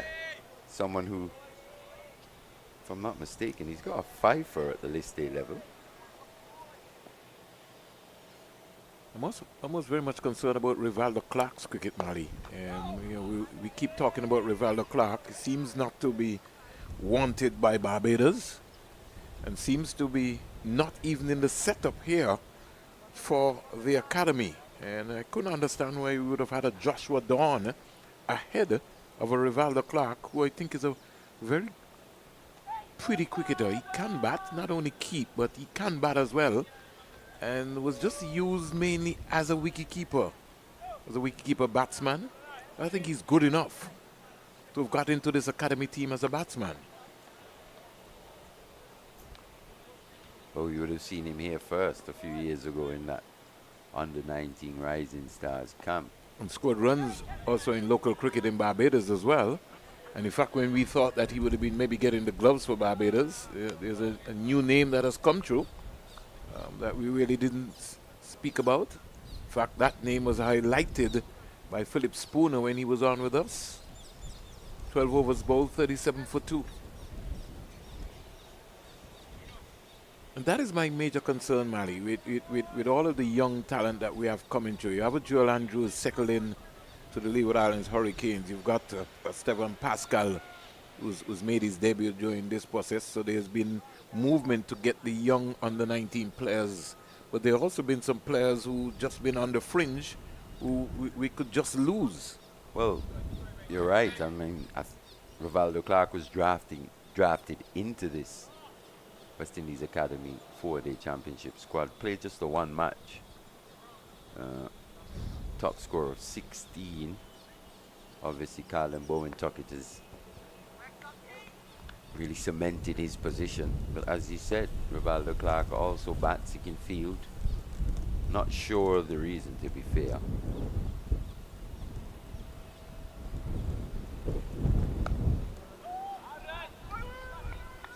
And I think going forward, Mali, one would have to look now to the structure of the West Indies Academy going forward, because you're going to have a Joshua Bishop, Naeem Young, Ashmin Ned, who might not get into their respective franchises' teams, depending on how you look at it, whether it be white ball or red ball. It's a conversation, it's a serious conversation that Cricket West Indies is going to need to have. Lovely shot. Looks so much a class player when he gets that stride out and he's balanced at the crease. He's got that languid style, quite aesthetically pleasing, is Alec Athenes. And the reason why I'm raising those concerns with you, Mali, Kelvin Pittman is not in this lineup now. So which means that in terms of the pecking order, it was on the bench, you got Raymond Simmons, who's been around now for about over a year, who we haven't seen yet.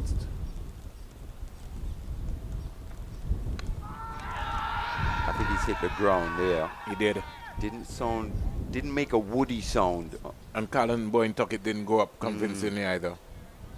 Once again, just a little loose from Alec Athens. Simply because, again, Mali, his right foot didn't come out to the pitch of the ball. He was looking for his favorite gap. They've now plugged that gap, which means now that I think the easiest thing for him to do is maybe just forget about that cover drive for the meantime and just look to rotate strike.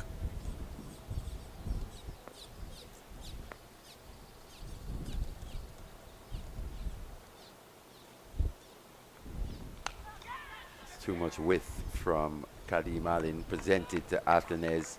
Yeah, he's got to be disciplined, man. He's got to come back on the money and force him again. Don't give him any room to score anything. Don't try anything. And he's trying to get wickets, so that's why he bowled that delivery. Yeah, that's as close to a free hit as you could get in the longer format of the game, especially to Alec Athens. Wide, full delivery. He's going to go very hard at those.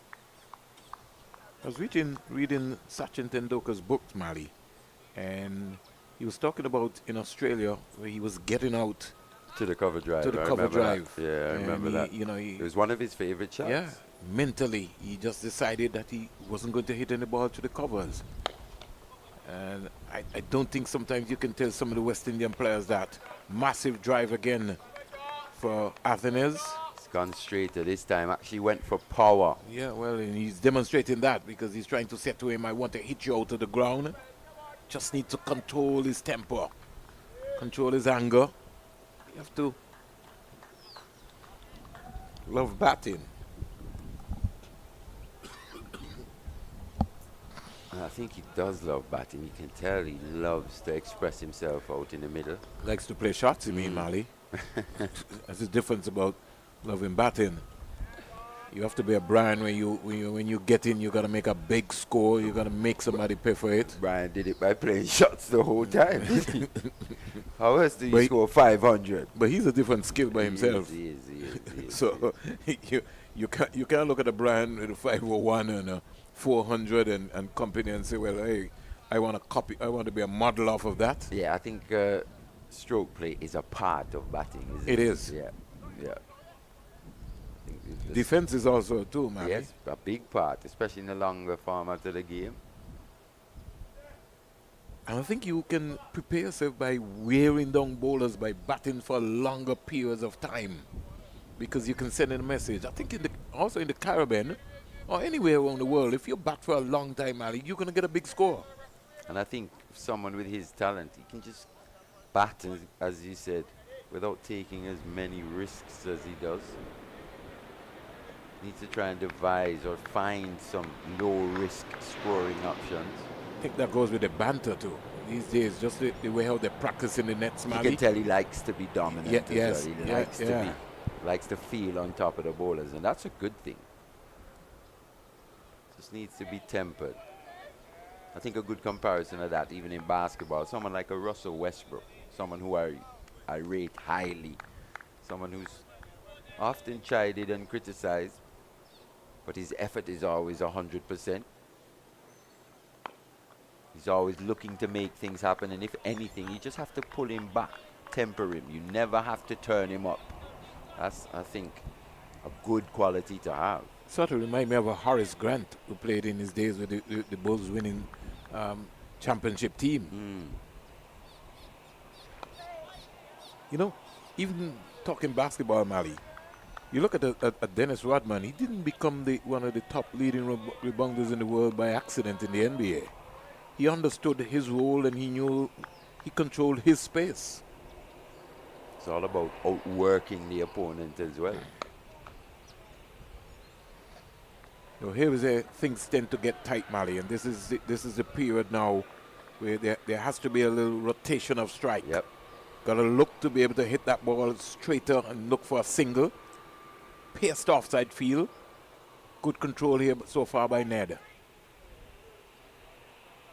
Every now and again, Pascal tends to just walk across his crease. You know, he's got to be a lot tighter. Well, there's one available in the circle here. Just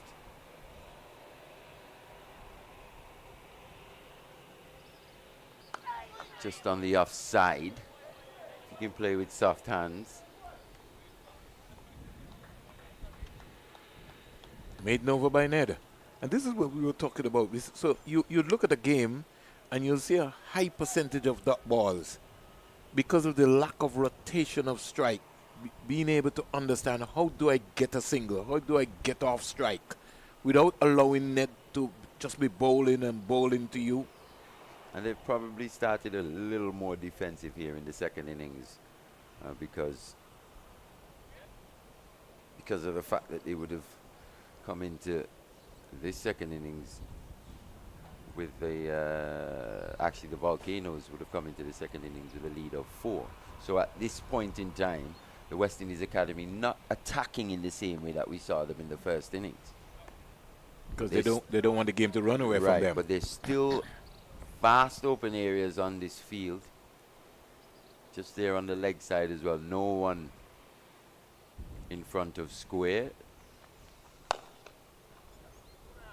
Got to do better than that. Straight down the ground, Ogis. That was a little floaty actually from Kadim Ali. Yeah, because I don't think he's comfortable coming around the wicket, man. He doesn't look as if he's comfortable coming around there. It's not the same snap on those deliveries that we saw in the first innings either. He's just been told by the backroom staff, we want you to go around the wicket to, Alex Athens. But you could tell that he's really not comfortable going around there. He's just been wide.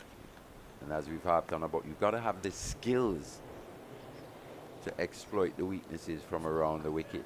Stayed away, down to the boundary for 4. So it's almost like a stroll in the park here for Athens. It's just like 3 runs, really. Yeah, he's making it look very easy at the moment. And I hate when you make it a point, Mali. There's a skill in coming around the wicket. You can't force young people or young bowlers and say, well, this is what I want you to do. We have to look at the context of the game. And also from over the wicket, we saw him have that ability as well to swing the ball away from the right hand. But that's where he's dangerous. Kadim Alin.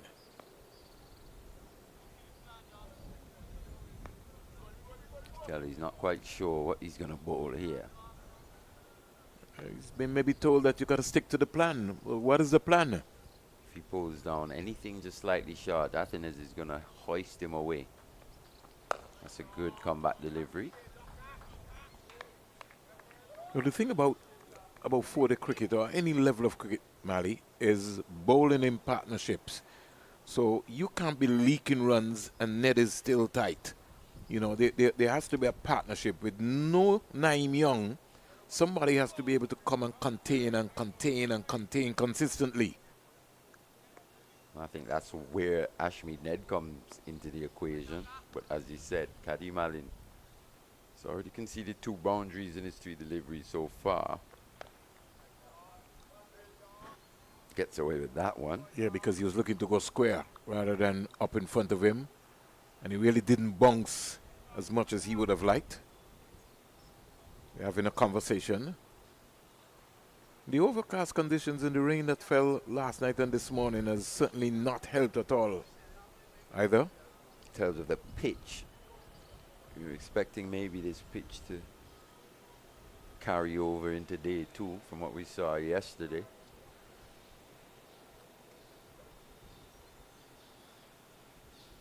It's been still a good cricket wicket. Not a cricket wicket for a team to get bowled over 162 and 158. Expansive through the gap, almost like throwdowns, half volleys, just too easy. Living slightly dangerously on that occasion was Athens, not afraid to hit the ball in the air. It was in the gap. But once again, the West Indies Academy will still feel they've got an opportunity here. Alec Athens, 37 from 37. This leads 61 now.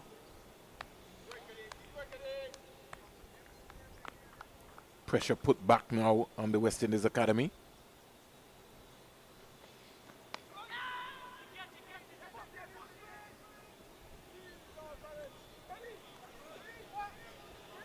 So happening, it's a shot a minute here. Top edge almost from top edge, actually almost carrying to Joshua James on that wide fine leg, or actually deep backward square boundary. So 8 boundaries in Alex Athena's 38. He's almost turning this into a T20 game. Partnership is 46 from 63 balls. I think he's come out and said if he can get off to a flyer, actually he's taking what the bowlers are giving him, but he's not put himself into a shell. He's still looking to have that positive intent, and we know with his ability, if the ball connects anywhere near the middle of the bat, it's gonna go near to the boundary. You know, batting is almost like bowling, Mali. So as fast bowlers, you tend to put miles on your legs. For batsmen, you also have to be able to spend time at the crease. More time you spend. That's what we were saying in that first innings. You just had to earn the right to score big on the pitch, especially on day one.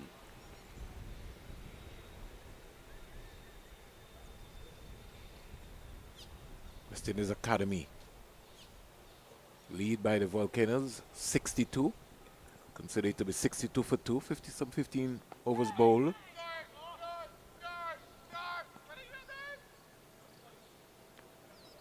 That's where young Pascal was in the best position to judge that single. Yeah, he As sort a of, non-striker. he looked nonchalant there, like he wasn't really interested.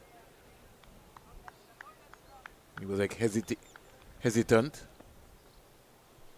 Got to look to get off strike, get him off strike, get a single. He's gone for that. Hoisted it. Over wide, long on for 6. Brings up the 50. Partnership, 52 off 65 balls. Yeah, Alec Athenes, he's in full attack mode at the moment. His first 6 here. So he's really taking the attack to the West Indies Academy bowlers. And if he could knock Ned out of the attack here, I think he could really throw a spanner into the works. So the West Indies Academy, as he said, without Naeem Young, a bowler shot here in the second innings.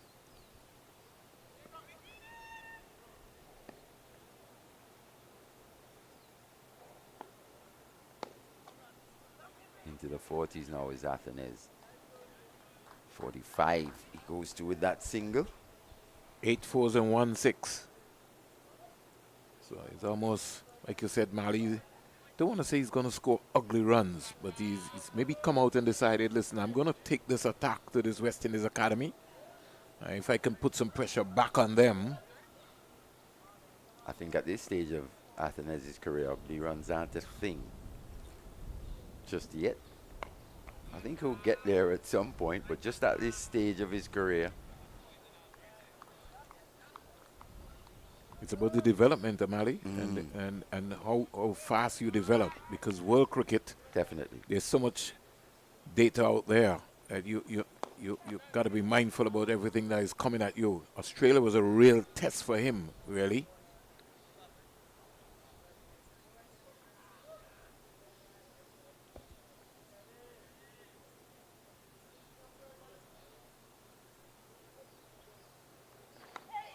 Yeah, it was, especially with that fast bowling attack where there was no real weak links. Sustained pressure and pace. Man, it's just amazing, Mali. And that comes with years of experience. But playing in those conditions, I always keep telling people, Mali, Shamar Joseph is who won that test match for the West Indies. It wasn't the backroom staff. It was a young man who says, wait a minute, I think I can win this thing. I call him Joseph the Deliverer. And he turned up and he surprised the Australians. And they're not going to forget that for a very, very, very, very long time. Definitely. Especially with his teammates as well. I think Sinclair and Greaves and Athenes is Kevin Hodge. Hodge. They brought a new energy, Mali, in terms of the feeling. They're catching. They were sharper. It was an exuberance. And even if you go back to that first test as well, a test in which for long periods that match was very competitive. West Indies had one bad day of cricket and that was it. Match over.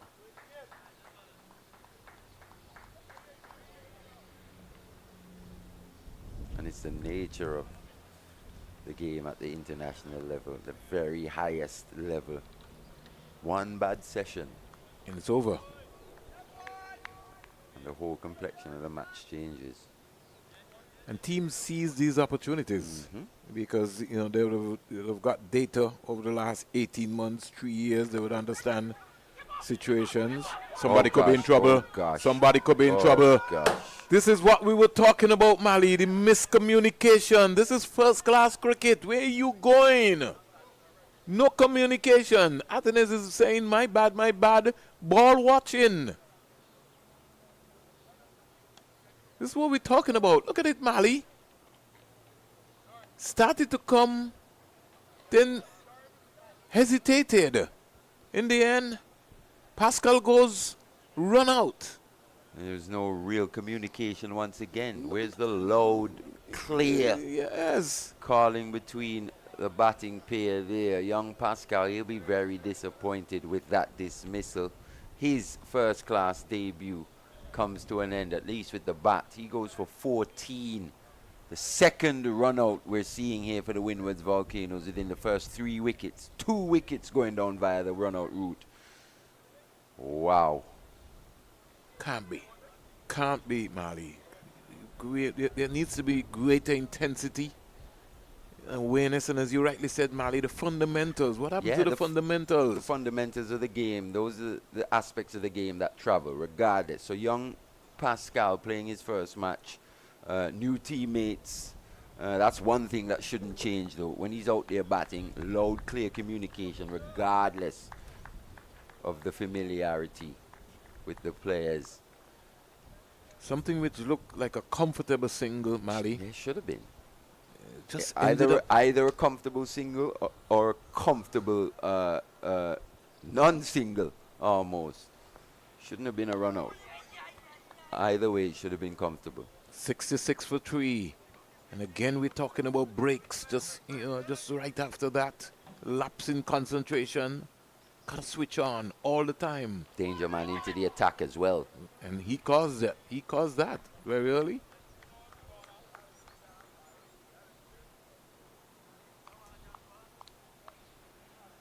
Just as you were talking about the previous ball before, Mali, where the ball was played behind there, you were saying to Pascal, Pascal could have maybe just called through, nonchalant. That was his call. Actually, both those. What was his call? Yeah, were his call.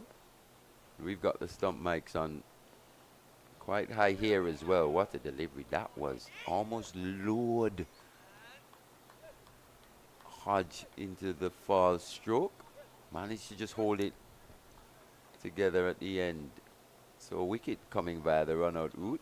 2 run-outs now. 3 in the game. In that over, yeah. Disaster, really, from a Windward Islands Volcanoes perspective.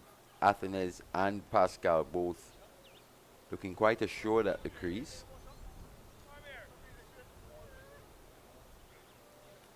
You know, Mali, sometimes the weight of expectation of a young player, we talked about that in the under-15 tournament. You'd have had some names, a young man like Adrian Hetmeyer who would have scored runs, went to trials, Damari Hall from Jamaica. Even looking at the Alex Athens situation as captain of this Windward Island Volcanoes team. Originally, Kevin Hodge was the captain. You sometimes weigh up the situations because he's a flamboyant player. He's somebody who wants to express himself. But he's scoring at above, on a strike rate of above 100 here, 46 of 43. And I wonder if he'll continue to play with that same freedom after that. I don't think he's going to change, man. Mishap. I think he's going to. And these are the things, and that's the beauty of this game. These little things can just force a little change mentally. All of a sudden, he's thinking, we're 3 down, I'm captain. There we go. My young player's just been run out. That's what we're talking about, Mali. And the team is not batting well either. Yeah, these things could just trigger a little, or force the player to just refocus mentally.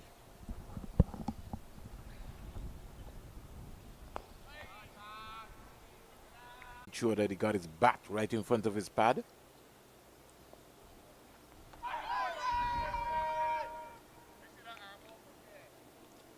I always remember the late Hayden Walsh Jr., Hayden Walsh Sr. You remember he used to get you to bat Mally without the bat. Says you got a bat, you got to use your bat.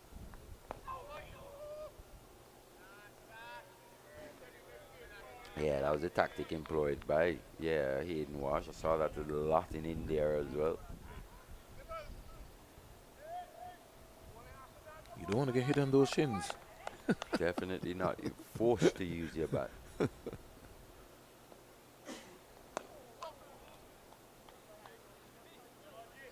Pressure also on Kevin Hodge as well too.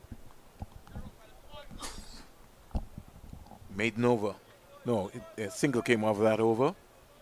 But Ned has been allowed to just peg away.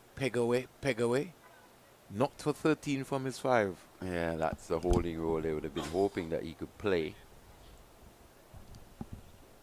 in tandem with, it was first Kadeem Allen, but now Joshua Bishop. We're looking at Bishop and Ned. Mally, you were the captain. Which is the favorite NU thing for Bishop? I think the CIA road in. I think he gets the ball to dip. And because that end, the ball tends to skid through as well. Yeah, and especially with that arm bar being as dangerous as he is, he just seems to get that extra zip as well on it. Yes. But I think he's been forced to come from the media center end because of how well Ashmin Ned has been bowling. I think there are a few footmarks outside. That left hand is off stump as well, which he...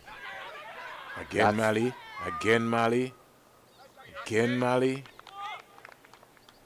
At least, though, we heard from Hodge. Loud. But Hodge had already made his mind up. Loud call from Hodge. Yeah, he's already made his mind up for one. It was loud, though. Loud. So Athens had to go back. He had time in which to turn.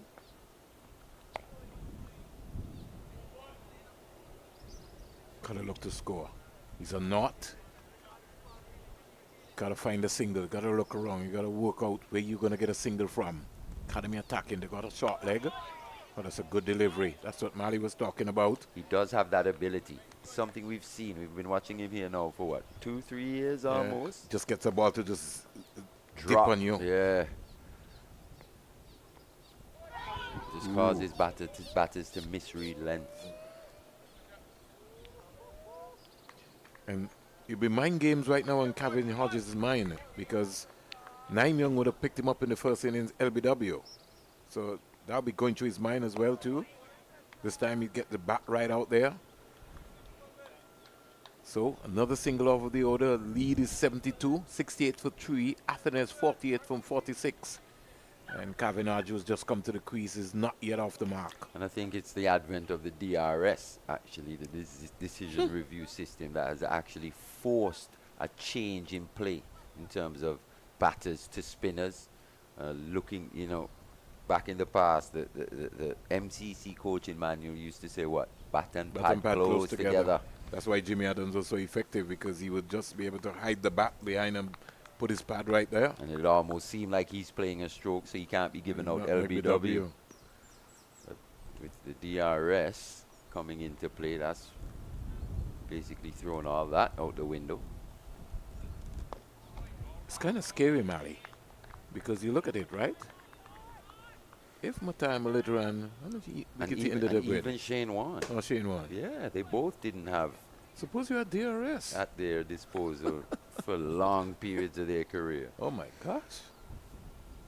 It's probably even more. It would be good to look back at a few of those dismissals, actually. Even Jimmy Adams just padding out the way he was, and to see whether you'd have been given out in today's game. In today's game, it'd be a serious problem. Yeah. You can go back even to as far as people like a Lance Gibbs and company. Would have been rattling pads all the time. Yep.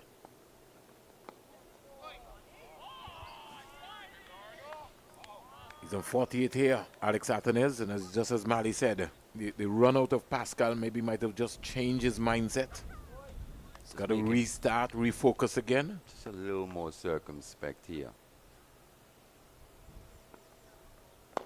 See that one in the previous over. That was deposited over mid-wicket for 6. Yeah, he would have gone with that. And it's the benefit of taking wickets, regardless of the format. It's just key. It just slows everything Yeah, down. it does. It brings a new batter to the crease. You have to start all over. Yep. He's now forced to come to grips with conditions. He's probably sitting in a dark dressing room, coming out into the light. The eyes have to adjust. Low on confidence. Yeah, this Volcanoes team in the last 3 games, the batting has really fallen away. It's a question mark that is being asked by everyone around the region. What has happened to their batting? But in fairness, they've only had 2 players who've scored hundreds, Mali. Kevin Hodge and Sonny Lambris. Yeah, but they've had contributions throughout. North still to Hodge. North from 13. Alex Atenez is 49 from 50. Trinidad and Tobago, Mali. They finish on 591 for 7. Amir Django scored 218, 238 balls, 15 fours, and 10 sixes. Wow, 5. Couple teams actually scoring 500 in this round of 4-day action. Jason Mohammed scored 157. Joshua De Silva scored 79. That was a beating. Goodrich got 5 for 92 from 22 overs, 6 maidens. Congratulations, son. Ken Athens. And that Queen's Park over. What's happening there between the Leewards and Barbados? I'm going to give you that one just now. What you got? 542 for 9, actually. Wow, they really... Barbados pride. They're really making the Leewards pay. Yeah. They're saying if you want to win this championship... Craig Brathwaite, 189 of 400 deliveries. Zach McCaskey picking up his maiden first-class 100, 101. Ruston Chase got how many? 127. Wow, so think of how many deliveries he faced. Just about 87 deliveries. 87 deliveries. 10 fours and 7 sixes. What a knock that was. So he was on the warpath there. Yeah, really taking a liking to this Leeward's attack in this match. Daniel Durham actually bowling 30 overs, conceding 106 runs. On just the 1 run. And the big wicket, man Raheem Cornwell, 33 overs, 3 maidens, 132 wickets for 5 wickets. So Jeremiah Louis actually his normal economical self, but just not picking up any wickets, in this match. Well, I think they would have made their mind up, Mali, that they were just going to play him out. Seems that way based on this scorecard. Yeah, keep him out. Hayden Walsh, Mali, only bowling 13 overs in this contest. 1 maiden, 59 runs, no wicket. Well, as you said, Durham bowled 30. Even Casey Carty had to come on and bowl 6 overs. Kieran Powell as well. He bowled 2. So tough couple of days for the Leewards. But I can't help but think also that Barbados, 5-4-2 for 9. I think the Windwards will only really have to bat well once. They certainly have to save this game. That's what they have to do. But maybe even try and win it out, Mali. That should be the Windward Islands' objective. Maiden over to Alex Athens. He remains on 49 from 56. So it's an interesting situation, Mali, when you look around at the context of what is taking place. Because going into the final round, the Windward Islands, as we speak right now, they're in second place with 71 points. The Leeward Islands, they lead with 80 points. Barbados with 67 pushing. Who Barbados got for their last game? Because that's going to be critical. Academy. Right here. So we're witnessing a big game, Mali. Still hard to play for. Leewards, Windwards also. That's going to be a good matchup. So this can go right down to the final round of matches, round 7. Just wonder about how much time has been taken out of the game there already. Don't think, well, the Leewards will have to bat properly, Mali, because if they don't, they could very well lose that game. So they're going to have to bat properly. But at the same time, 542 is taking what? A day and a half? A day and a half, yeah.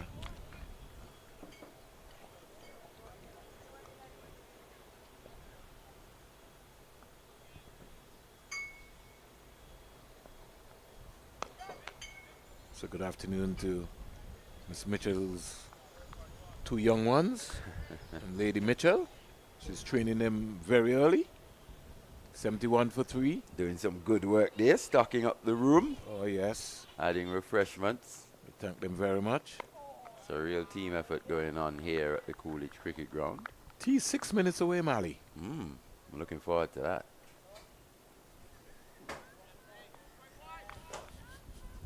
Yeah, you certainly. You know, Joe is a real connoisseur of the teas, isn't he?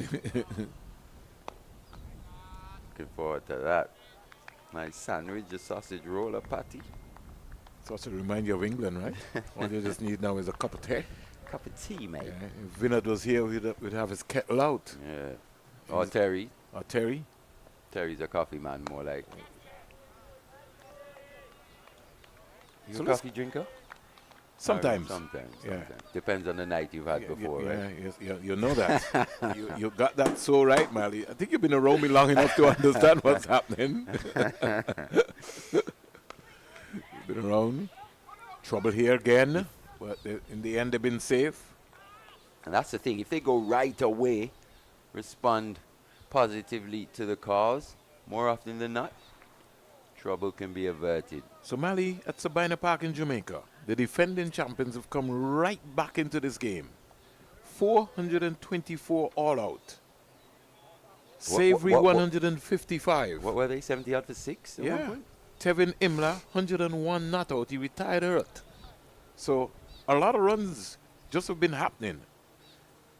OJ Shields, 4 for 103 from 23 overs. That's got to be a good turnout. That's a good spell from him. Yeah, he's bowled with some pace, actually, OJ Shields, and that's actually been one good thing. Yeah. Another good thing that's come out of this tournament has been just the emergence of some new faces in But terms the- of the fast bowling But the age reserves. their age is a worry. Yeah, the age is a bit of an issue.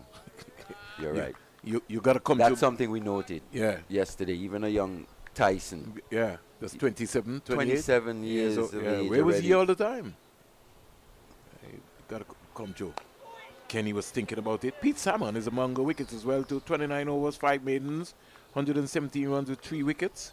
Mansingh, Abajaya Mansingh, 13.3 overs, That's my 50 guy. runs, 2 wickets. Yeah, thought he could have bowled a lot more.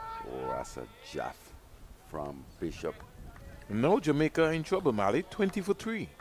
Yeah, Jermaine Blackwood dropped out of the Scorpions lineup for this round. Are you surprised, Mali? I'm not surprised, but, well, I am a little surprised, to be fair. Yeah, his cricket has really dropped off, Mali. I think he's really struggling mentally. Yeah, that's the word. Mindfulness. Yeah, we have to find out what's happening with you can't be this.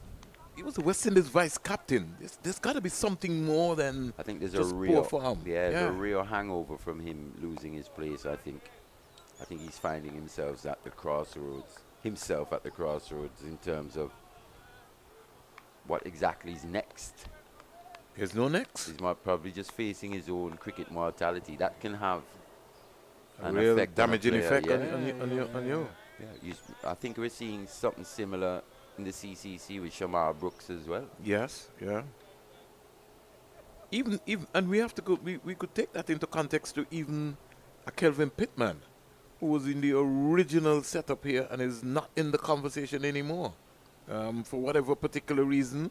How do we handle a young guy like a Kelvin Pittman? I think the only thing that would be a benefit to him is his age. Yes. Still quite a young man. These players that we're talking about, players coming from the test level, maybe just on the wrong side of 30. And by the look of things, I don't see Blackwood really getting back into the conversation right now in a hurry. If you drop from your Barbados team, not Barbados, Jamaica team, Jamaica franchise, unless you get a break and go to another franchise. Last over before tea. Would you be flighting it up to Athens? Well, Ashmead Ned, he won't be flighting up to Athens. Not at all. Wicket and wicket. Quick. 50 to Athens. Flat or fast, just as Mali said. He shut the door on that. 50 to the Windward Island Volcanoes captain. This made by his standards his 3rd for the season. They lead by 76. Alex Athens. A welcome return to form for Yeah. him. 8 fours and 1 6. Alex Athens. 50 or 57 balls. 8 fours. Yeah. He was in a hurry. Yeah, it's almost a counter-attacking knock from... Until the mix-up of the run-out Yeah. with Pascal. He slowed down. Yeah, he was scoring at above 100 for the majority of his innings. That run-out has just forced him to temper things slightly. So they're going to tee with a decent lead. And I was listening to you and Joel Manning talk about what should be their objective, what they're thinking, and he made a very important point. They can't be thinking about how many runs you're going to get. They have to be thinking to bat the rest of the day. And you still got 2 more days to go to figure out how much pressure that you're going to put on this West Indies Academy team. Some personal milestones. Athens would like to get 100 before that England tour. There's appeal for a caught behind. Brushed the pad. Umpire not interested. Bowen Tuckett was ultra confident, wasn't he? Yeah, but I don't think that Ned showed any remorse or feelings as if he wanted that. He slightly just asked. He wasn't sure. Had he gone up more convincingly, I think it might have been a different ball game. It's a good take, that, from the wicketkeeper. Got 1 more delivery. Hodge just has that tendency at times Yeah, to defend quite low, doesn't he? He stays low to the ball. And sometimes I think he goes a little bit, even though he's low, the balls tend to go back. If you're low, you just kill it. Just stay there with your top hand. I think that's an area in which, Oh. once again, fantastic fielding. Who was that? Karim Ali in a backward point. Yeah, the big man got down there. Very athletic. He took a spectacular catch in the first inning. Oh, that was a beauty. It slipped. Tee time here. And that tee, Alex Athens is not out on 50 from 57 balls, 8 spanking boundaries, 1-6, a strike rate of 87.72. He's had to temper himself because he got into a mix-up and a run-out with Stefan Pascal. Kevin Hodges come out, and he's 3 from 31 deliveries, Mally. Have I seen right? Yeah. That's a lot of deliveries. I'm not sure where those 30 deliveries came from, but Just simply because he's just been blocking. Yes. So a T, 73 for 3. You could say 77 for 3. And they would have to be thinking about batting for the rest of the day. yeah, it's Really? got to be the objective, really. With Athens in the kind of form that he's in now, and Hodge just taking a bit of time, getting acclimatized to conditions. Still an opportunity here for the Windward Volcanoes to really press home this advantage. Yeah. So, folks, we want to thank Donnie, and I call him the Wiz, because he's got to be good, man. Mally, let me give you and Joel some real credit yesterday for you guys mastering and holding down the fort. That's a good thing. At least once we're coming under the Jason's tutelage, we got to be good. So, tea time here at the Coolidge Cricket Ground. The Windward Island Volcanoes lead by 77 after the Academy were bowled out for 158 in 39.4 overs. Callum Boyne Tuckett top scoring with 36 not out, 65 balls, 2 fours, 111 minutes at the crease. And the Windward Islands at tea, 73 for 3. Their captain is on 50 from 57 deliveries, 8 fours and 1 6. His 3rd half century of this championship. Let's hope for his sake that he'll get a big one. We'll be back in 15 minutes' time.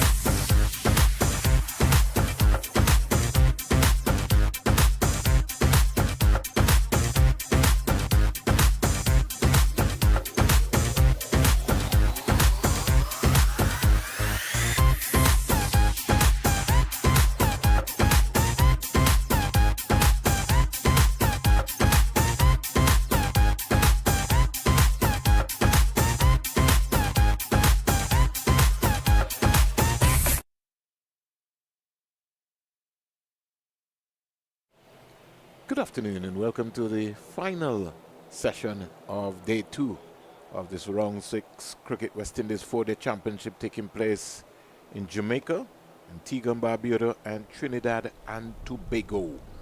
The news is that the umpires are out. The Windward Island Volcanoes, they lead by 77 runs. They are 73 for 3, where their captain Alex Atten is on 50 from 57 deliveries, 8 fours and 1 6. And the academy without their captain Naim Young. Journeying out. I'm joined by my colleague Joel Manning.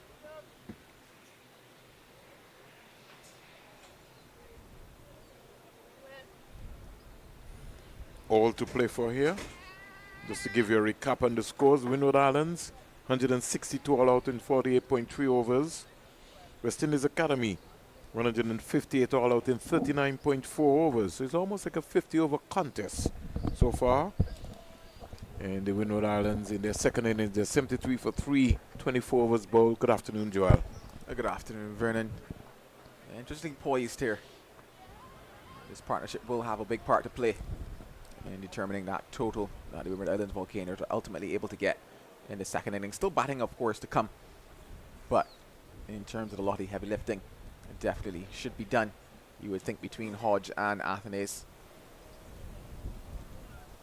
Yeah, the ICC Men's T20 World Cup Trophy starts in Barbados tomorrow, Friday. And the world boss, 333.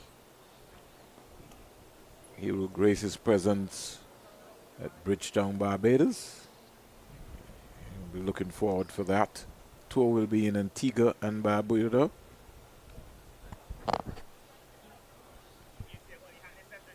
So all to play for here. Joel?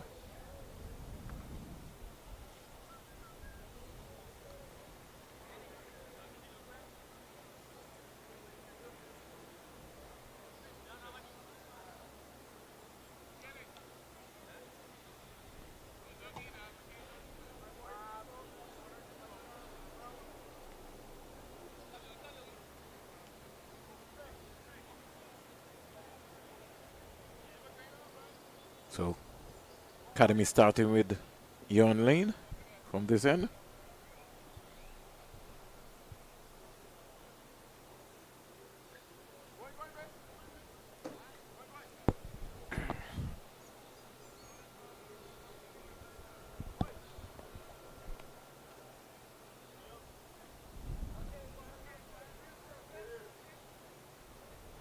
Yeah, just trying to get his feel right at the moment, Lane. So the first ball after tee.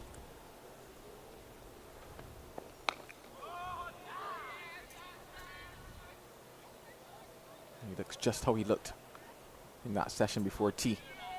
Alec Athanaze. We'll be hoping that he's on his way to what will be his first big score of this season.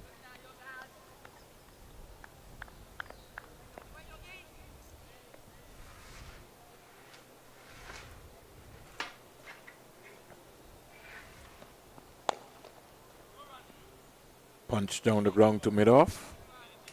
Net comes across.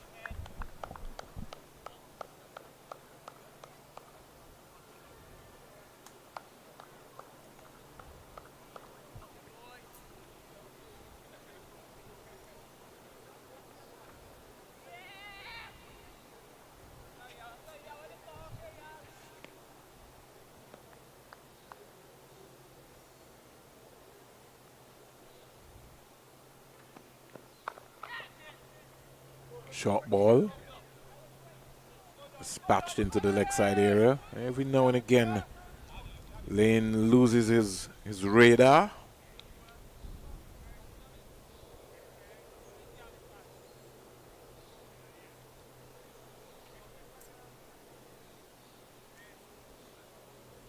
Just feels that he has to bowl a short ball.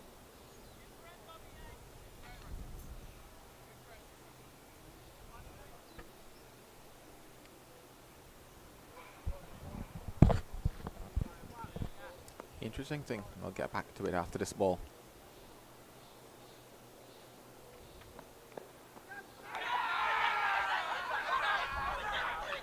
Not out.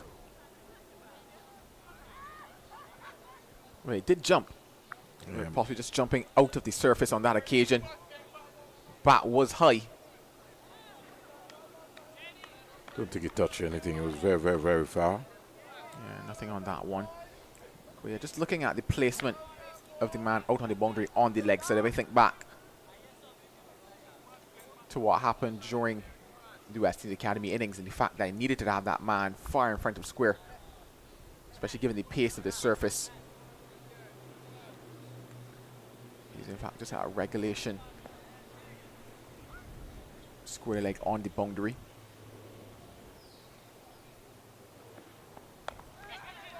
Uppish, but away from Jordan Johnson.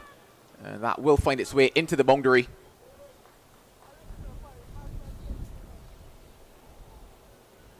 First boundary after tee. Sort of uppercut there from Athena's.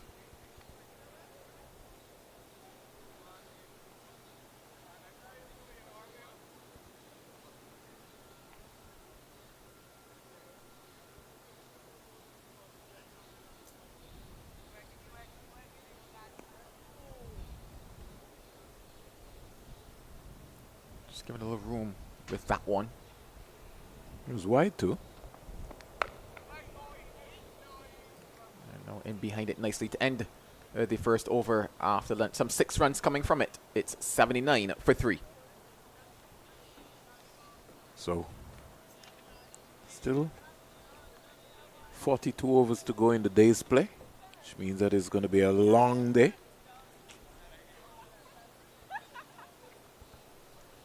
Yeah, pretty much playing today until the cows come home, as they would say. Or until the sun sets. Yeah, a lot of overs to be made up in this particular contest.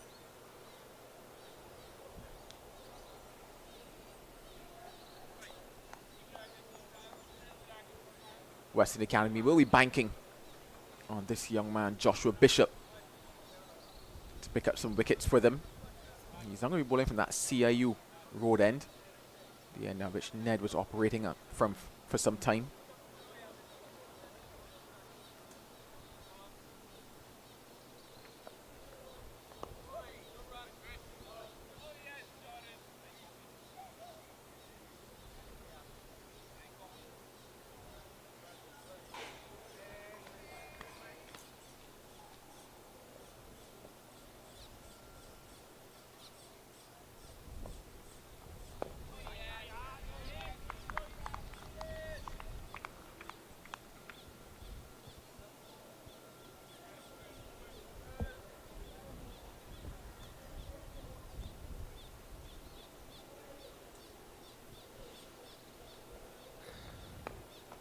So we see a change straight away. Naim Young was leading the way with some 33 wickets being introduced from the CIU road end.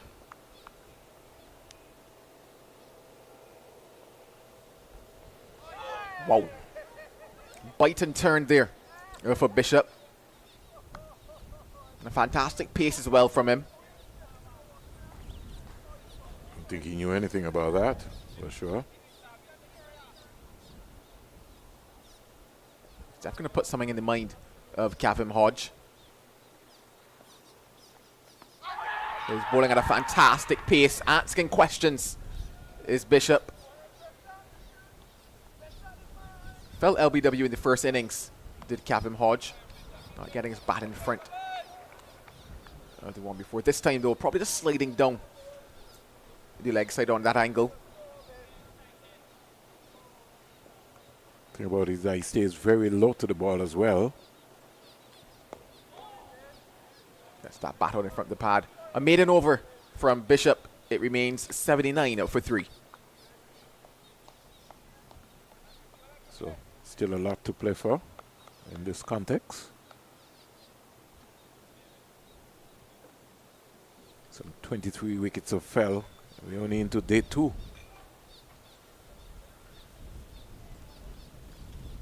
A couple of shots that batters certainly would not want to look back at. Yes, the overhead conditions favor the seamers, but the batters still need to shoulder some part of the responsibility or the blame for the totals that we've seen thus far across both of these innings. Much better showing though so far though from the Windward Islands Volcanoes.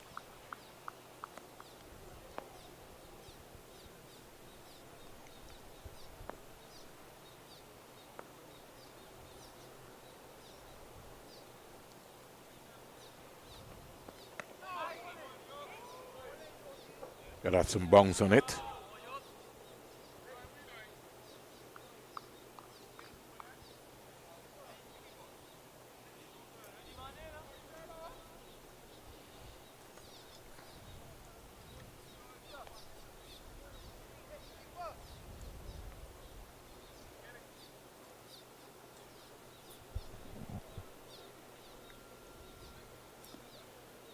Still continuing around the wicket is Lane. What a shot that is from Athenaeus, given room, and it was dispatched towards that cover boundary. He continues his good form in this innings. Almost like throw down deliveries there. It's got to be a lot more tighter, Lane. Needs to bowl Athenaeus around the wicket. Over, I mean. It's got to change. You can't come and still be bowling the same area.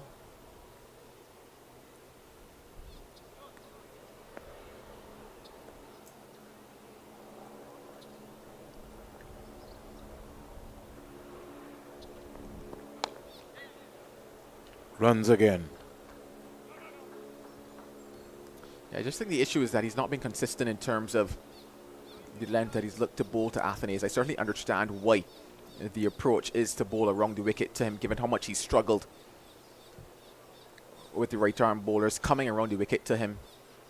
But the length which picked up the wickets, Lane has not yet been able to hit. Line as well, just a bit too wide with the previous delivery, then going up just a bit too straight, being able to clip him off the legs.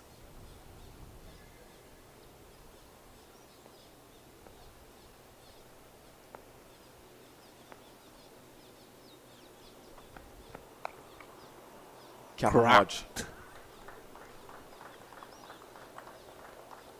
gets on top of that one, and he too joins the party. Hodge, once again, just guilty of a bit too much room outside of that off stump.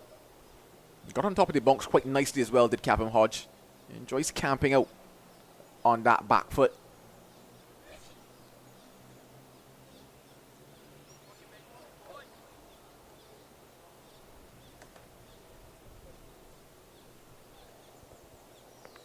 A nice partnership here building for the Volcanoes.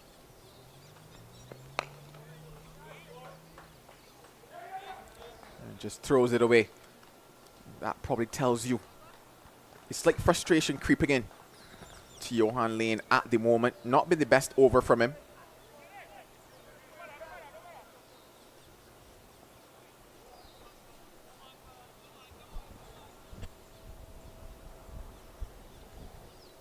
Just needs to concentrate again.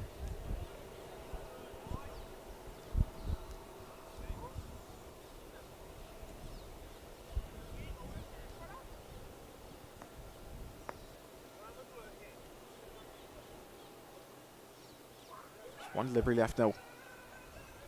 And it's over.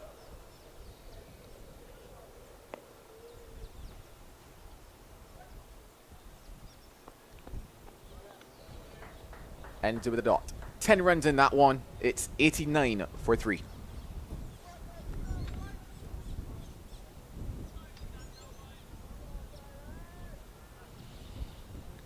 Yeah, so the struggle continues here for the West Indies Academy without their captain, Naeem Young.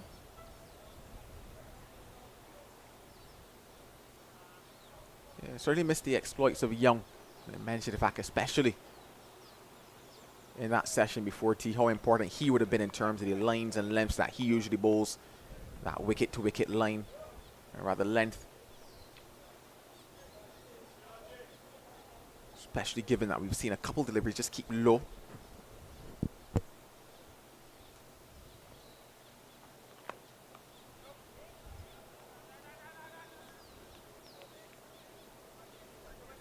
Leading wicket taker so far, Joshua Bishop, some 33 wickets.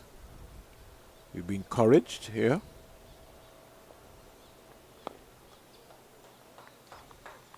They had one or two close calls in the previous over to Kevin Hodge, who's really making a conscious effort to get that pad, or rather to get that bat in front of his pad.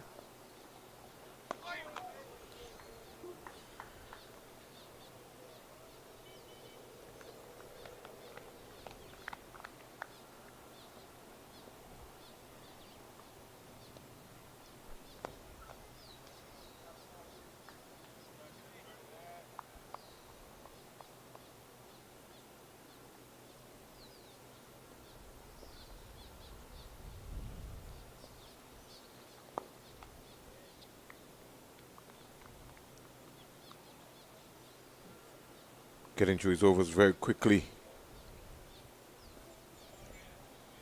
As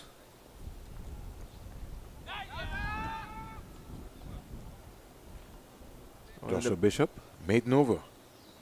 Yeah, in the blink of an eye.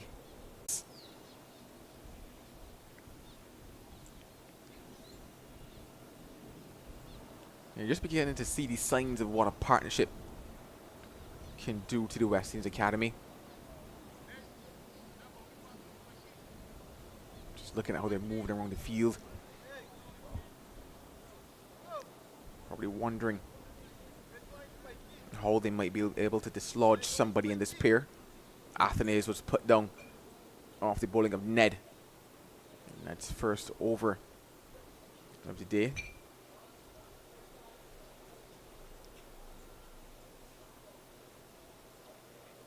Since then, Athenaeus has looked the perfect picture.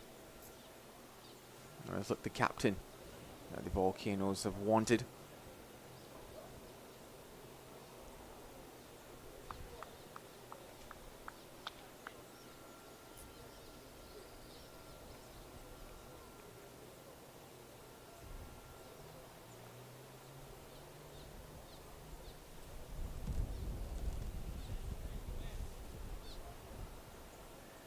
Conversation taking place as Lane is about to start. He's still continuing around the wicket. Can't get this ploy worked out at all. Just bemuses me.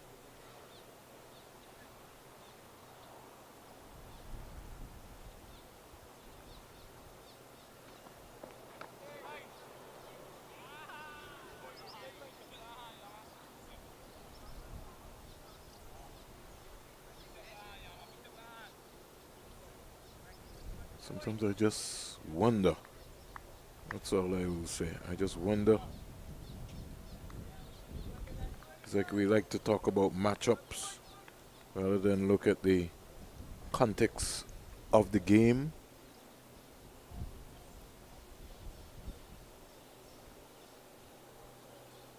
Here's a new day, new pitch.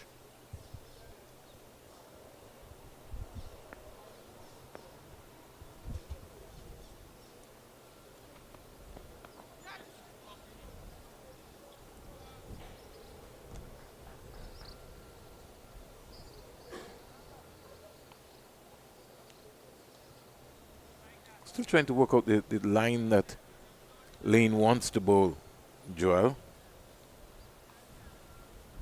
Yeah, I certainly think that is the issue at the moment. Yes, there are two men back on the boundary on the leg side. But he's not really bowled that short of a delivery to Athenaeus to bring those men into play. So it makes you wonder then, what is he hoping to bowl to Athenaeus? Athenaeus looking to bowl to him. Hoping.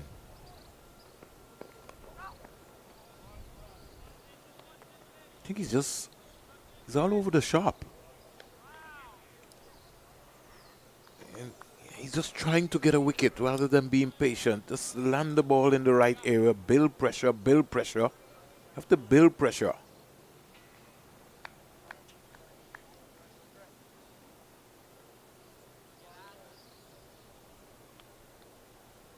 Almost like 3 runs.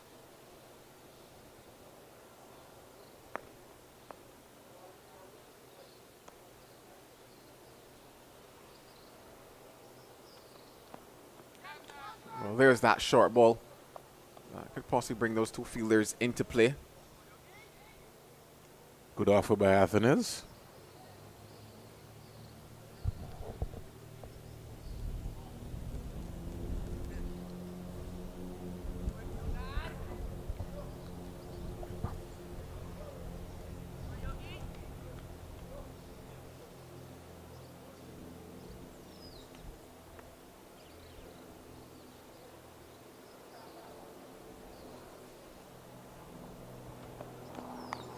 Slapped down to Johnson, who's sweeping.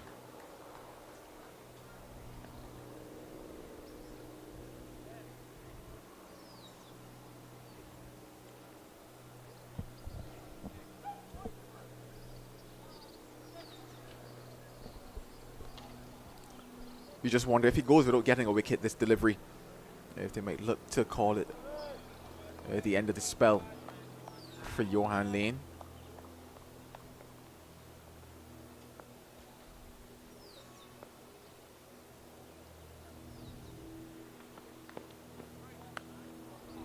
Gets under that one, in fact. He's going to have to bowl it again as it's single wide now. Frustration just creeping in, Joel. He's really almost lost his radar.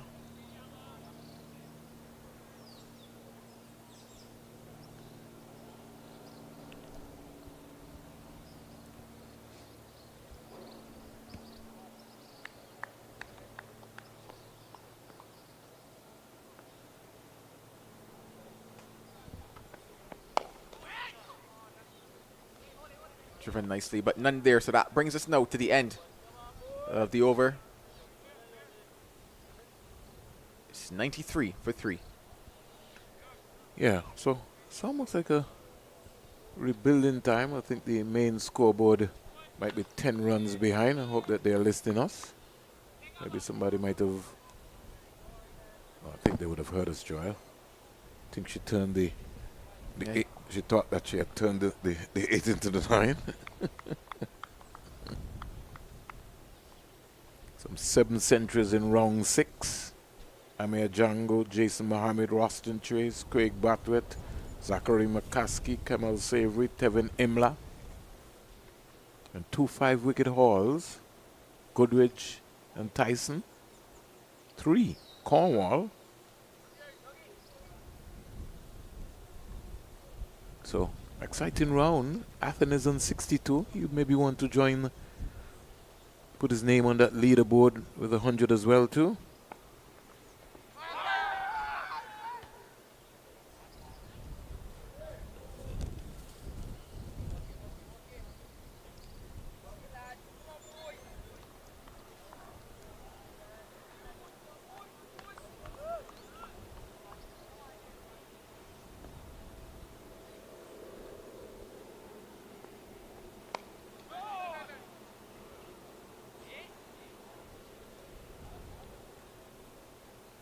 Can ill afford to lose another wicket via the run-out route.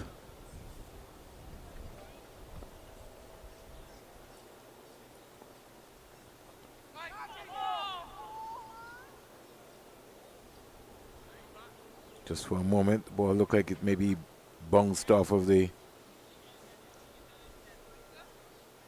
glove or the pad. Something was close.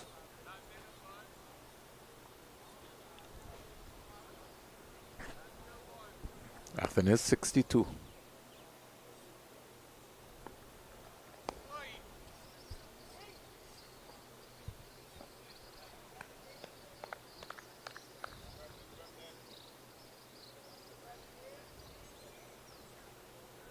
Academy would know that they have to bat last on this track here.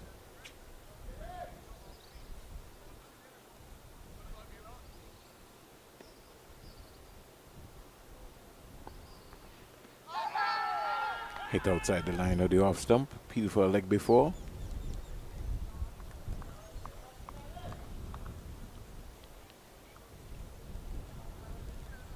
Athens has more or less gone into a rut here, Joel.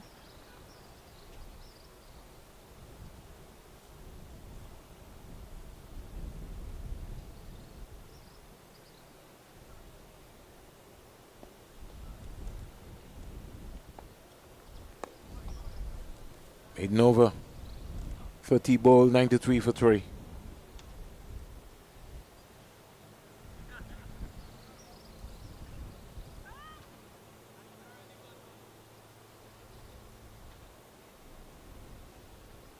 Just the one wicket of this innings going to Joshua James, the other two going via the run-out route. 2 instances of miscommunication.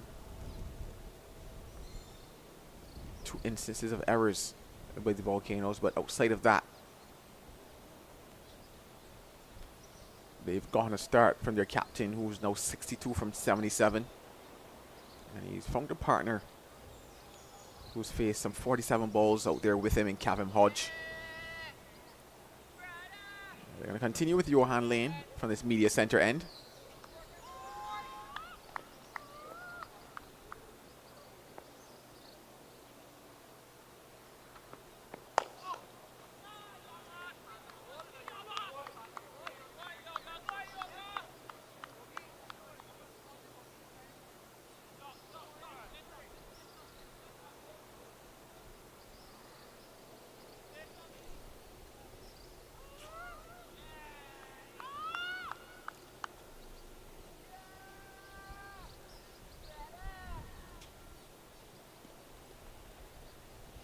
The lone slip.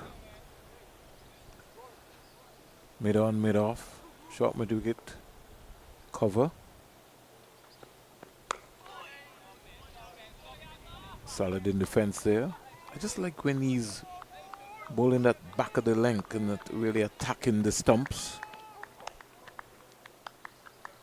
He's continuing his 9th over, not for 36 so far. Has to be patient, has to be patient. Just needs to put together and support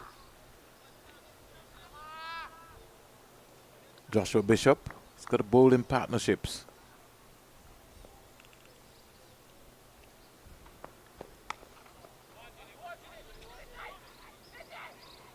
Poor delivery. Little hesitation again. Oh, had it been a better throw, could have been the 3rd run out of the innings. Hesitation again. Yeah, all it needed was a better throw because Athens was struggling, and there you see it, having to make that jump there. Had it been flatter, certainly you would have been gone because it's not even made its ground yet, Athens. You're so right, Joel. Had it been chest height. Yeah, a better throw, and that would have been disaster for the Volcanoes.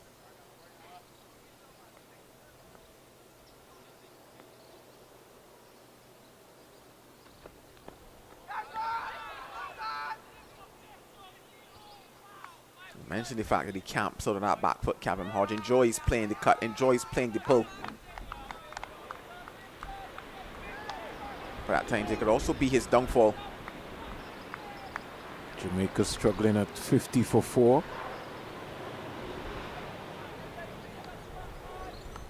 Sounds quite similar to what was happening in that Guyana Harpy Eagles first innings as well versus the same Jamaica Scorpions. Yeah. Don't think they will get out of that easy.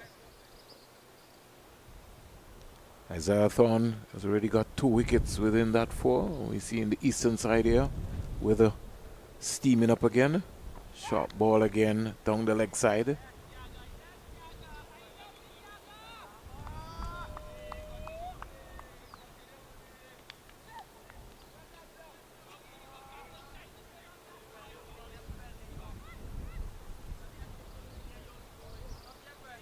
.95 for 3.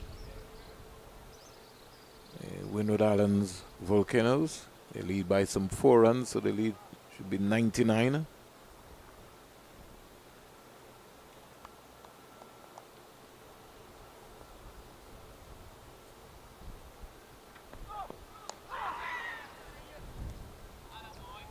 Some white ball skills coming into play there, Joel. That's sort of slow delivery dipping late. But equal to the task was Kevin Hodge, who picks up his 11th run off 52 deliveries.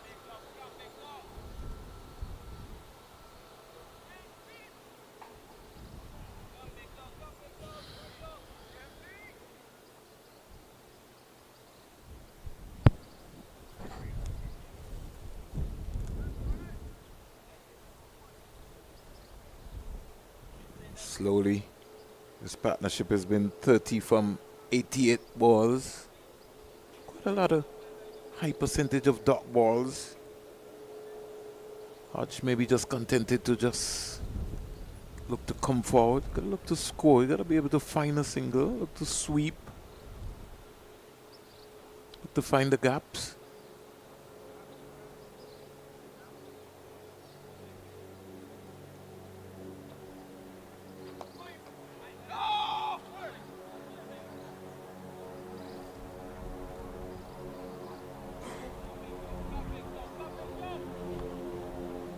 This game cricket is life. One has to be able to respect it at all times. Driven up to mid-off.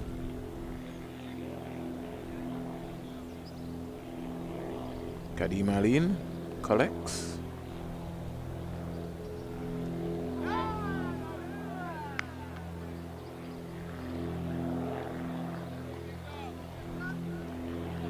Sometimes when I look at Kevin Hodge bat, it also reminds me of a Judy Mitchum.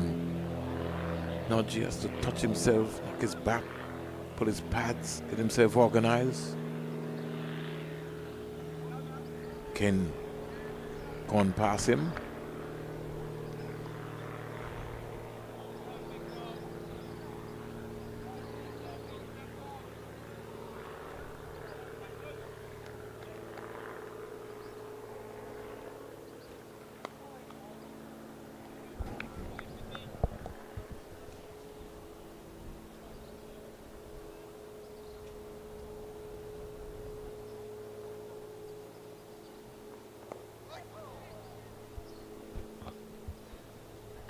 So, a maiden over completed. The score remains on 96 for 3. Hodge 12 from 56. Athens 62 from 77.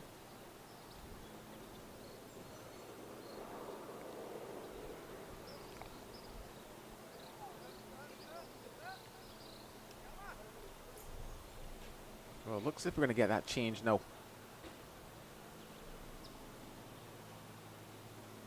From the media center end, it's going to be Joshua James to return.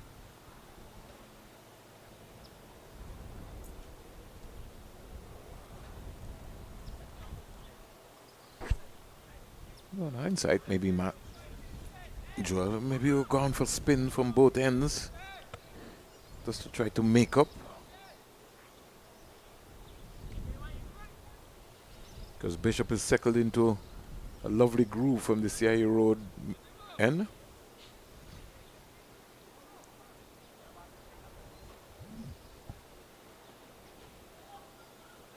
He's batted well at Athens, but I think that in terms of wicket-taking options, I still think that the pace factor might provide that better option for taking the wicket versus Athens. Beyond that, both batters may be able to settle into what is a very easy rhythm facing both left-arm spinners as well. So James, not necessarily as quick, you would say, as Johan Lane, but hits the deck quite heavy, hits the bat quite heavy. So just having to make that adjustment between spinner to pacer still might prove to be the better option here for the Academy boys.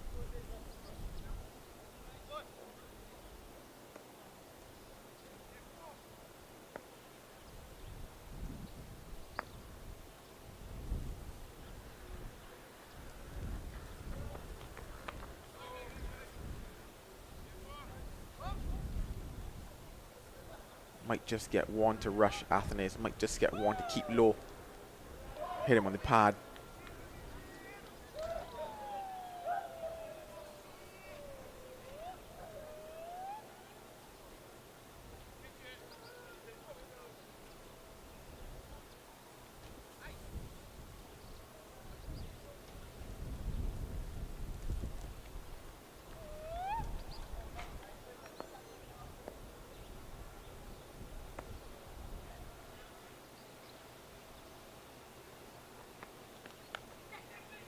The thickest outside edge. But the fortune continues for Athenaeus. Takes him now to 66. 100 up for the Windward Island Volcanoes in their second innings.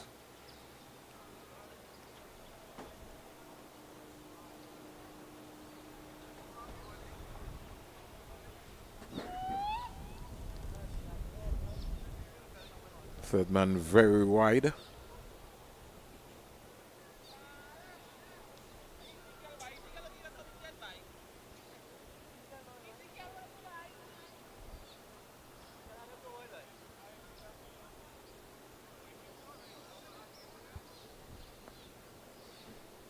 Once again, if you just tuned in, no Naim Young to bowl in the second innings.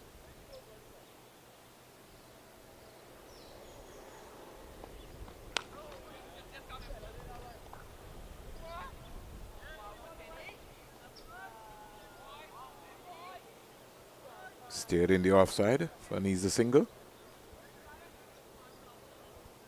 And McKenny Clark on the field, doing the fielding there. Certainly look like a good athlete there, diving away. Yeah, certainly is a young talent, McKenny Clark. I've enjoyed seeing the fact that he's traveled a bit in terms of the shorter formats of the game. Had a chance to go down to South Africa. Just there with the Mumbai franchise in the SAT 20.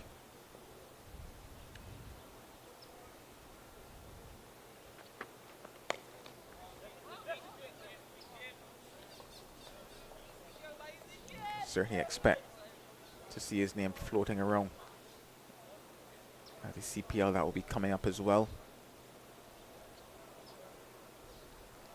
Starts on August 29th at the Survivor-rated Stadium. Opening game, arch rivals, Antigua and Barbuda Falcons, St. Kitts and Nevis Patriots, 7 p.m.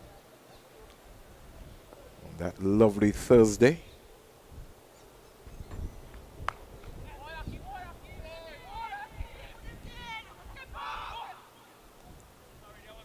Happy to have a franchise back in Antigua, Vernon.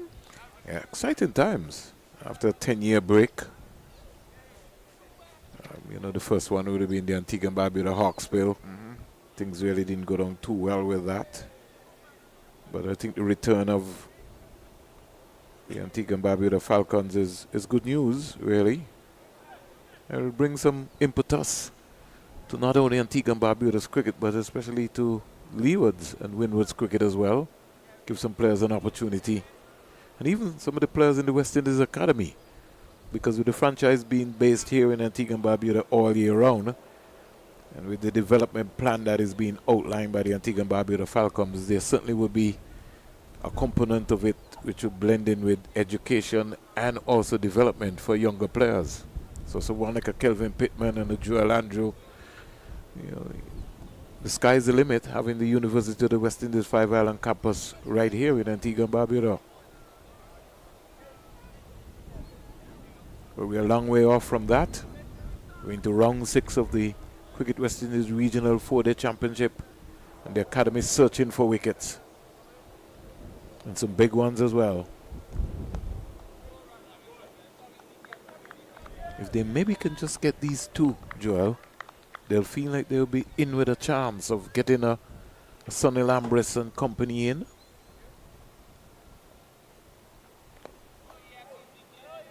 Yeah, you usually go with that saying one brings two. One just adds a bit of pressure to that new batter. One just adds a bit of life to the team. One breaks the momentum of the partnership out there.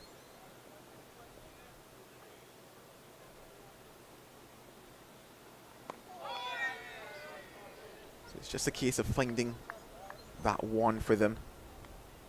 I think Hodge has to be careful here as well too, because Athenaeus is a free scoring batsman. Hodge has been soaking up a lot of balls, really. And there have been quite a few maidens that have been bowled by Joshua Bishop to Kevin Hodge.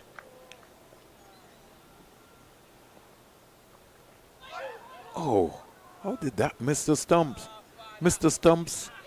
And Colin Boyne took it, also missed it. 4 by signal. That kept low. What did that hit? Yeah, a bit of work would have been required there for Carlin Boyne Tuckett. Because he was blinded by the body of Kevin Hodge as well. I think he thought that that one went onto the stumps as well. Just rolled. Yeah, had that one bit on his stumps. Could have been late soap for Hodge.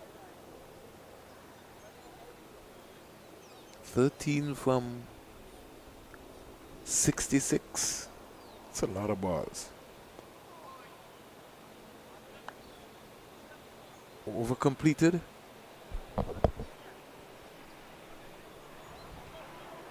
Still some 33 overs to go here in Antigua and Barbuda. Overcast conditions, 4:10 in the afternoon. Don't think they will get in the much expected 33 overs. Players expected to projected close is 5:38 this afternoon.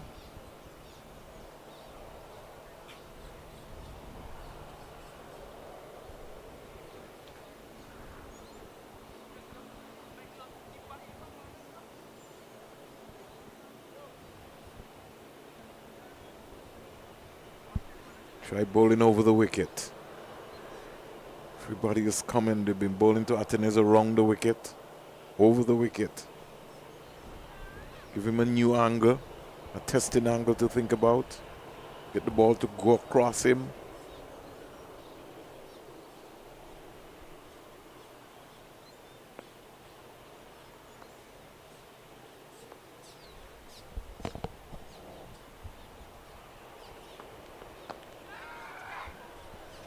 Eases this through cover. Clark is after it. Fires a powerful return back to Colin Boyne Tuckett. Athens in the meantime, he goes up to 68.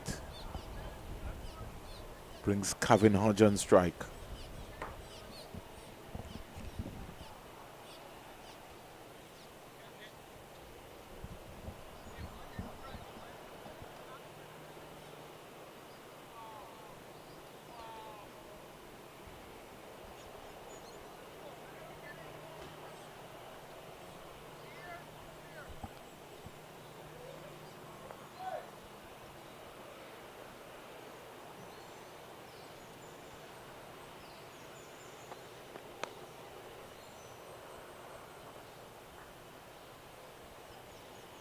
Single to Hodge.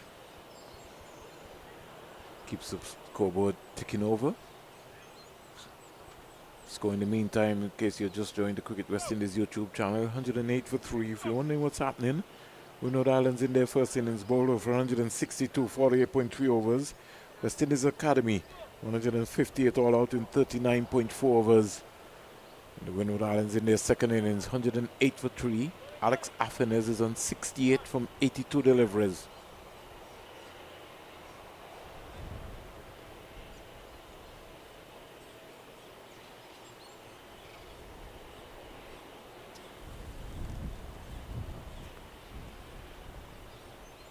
The Academy, more or less like just going through the motions. Don't see that intensity as if they really understand how they're going to get a wicket. Slashed hard, inside out, into the cover boundary for 4. He had width on offer. And he climbed into it. And another boundary to Alex Athenes. He's really capitalized on anything. Just had width on it. He's capitalized on anything that's been short. And I think that's when they go searching for wickets rather than just being patient. Just being patient. It's not a one-day game. It's not a T20 game. So it means that you have to build the pressure, land the balls consistently in the right areas. It's muscle memory.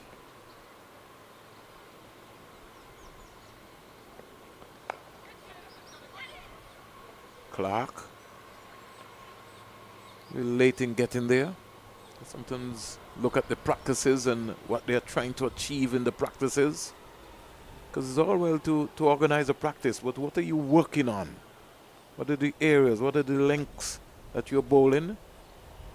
What are the targets you're setting? How many times that you would have hit the cone or the markers outlined by the coach? When you come into a game, it always begins with preparation. How you practice is how you play.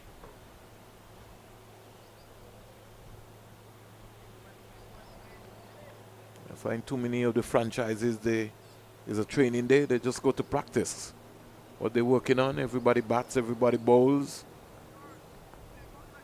Sometimes the players maybe even are jaded.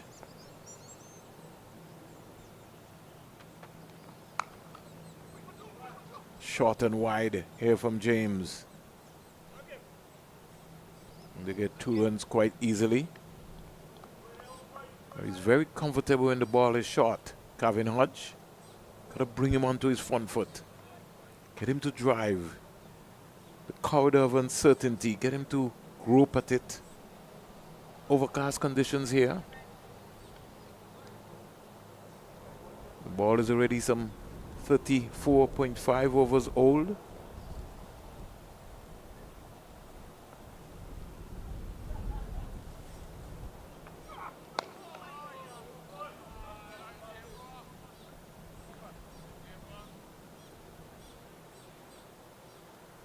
Nine runs out the over. End of over number 35. 115 for 3. Athens is 73 from 84. Hodge 16 from 70 deliveries. It is not that hard. Let's say he's playing the anchor role here on this particular occasion, especially in the face of what has transpired for the Windward Alliance Volcanoes across, I would say, last 4 or 5 innings for them, where they've struggled to put up competitive totals. Presented with a chance whereby they can bat time. See, Joel, I love your context that you're talking about, but you can bat for all those and still get bowled out for under 175, 180. It's very true. It is very true.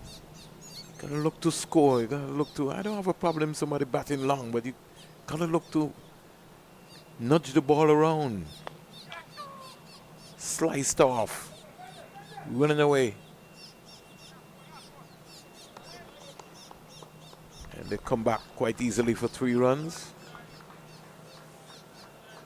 You have vast acres of land here and space. 50-run partnership comes up for Athens and Hodge. 52 of 113 balls. With that 3. The second 50-run partnership.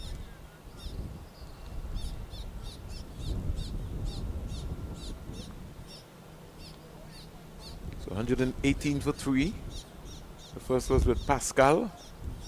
Now the second with Hodge. And if the academy is going to take this approach, then you maybe just need to get a short leg. You got a silly point, you need to get a short leg and pressurize Calvin Hodge. See, he's contented, Joel. I know you said you're not into the technical aspects of the coaching, but he's just contented to come forward. He's not even trying to sweep. He's not even trying to say, well, let me get a single.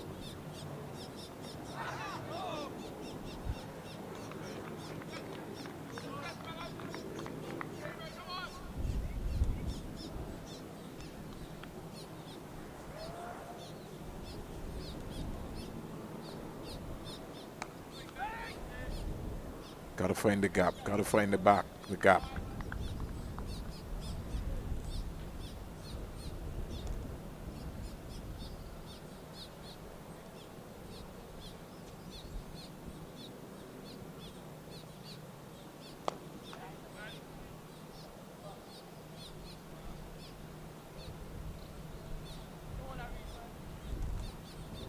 Just the 3 runs in that over off the first ball. It's 118 for 3.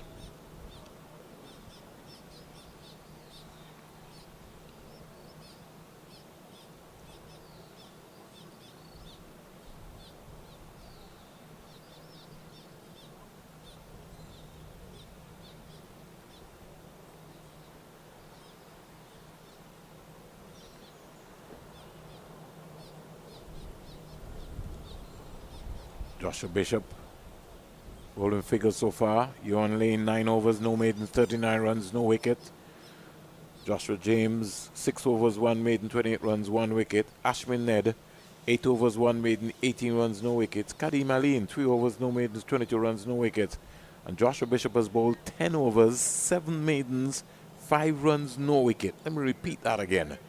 10 overs, 7 maidens, 5 runs, no wickets. A total of almost like 57 dot balls. Highly improbable.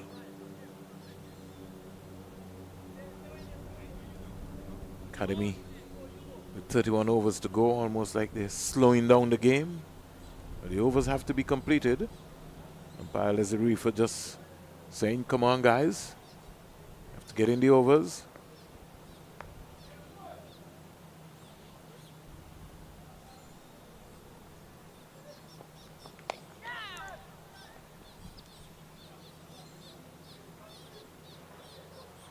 Single out to Athenes, goes to 76. He too would want to write his name on the century board here in this 4-day competition.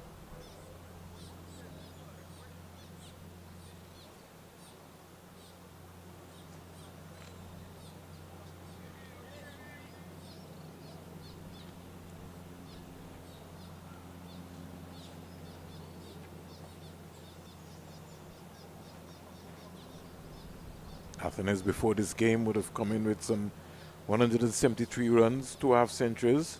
So he's gone past his high score, 58 not out.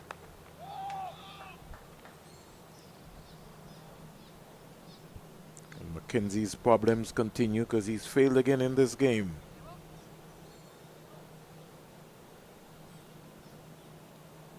So too, Stage Chandapal only got 1.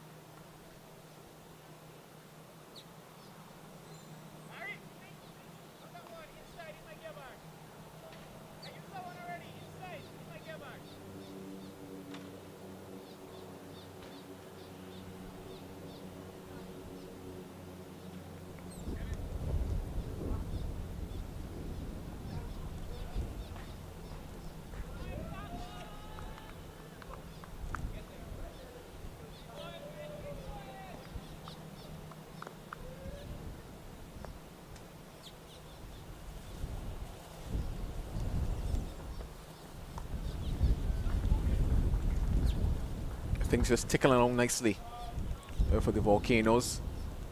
The Academy will need to find some form of inspiration. Saw Johan Lane bowling his spell from this very end. Before this, Joshua James in operation now.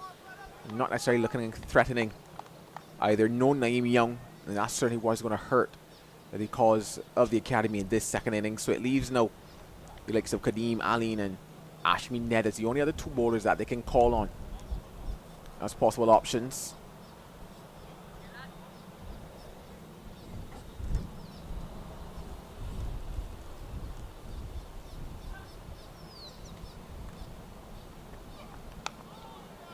Aline has already bowled 3 in this innings, and actually quite expensive across those 3. Bowled 3 for 22. And Ned has bowled 8 overs already in this innings. But you only had 2 options at the moment that they might possibly consider, unless they look for maybe a part-time bowler.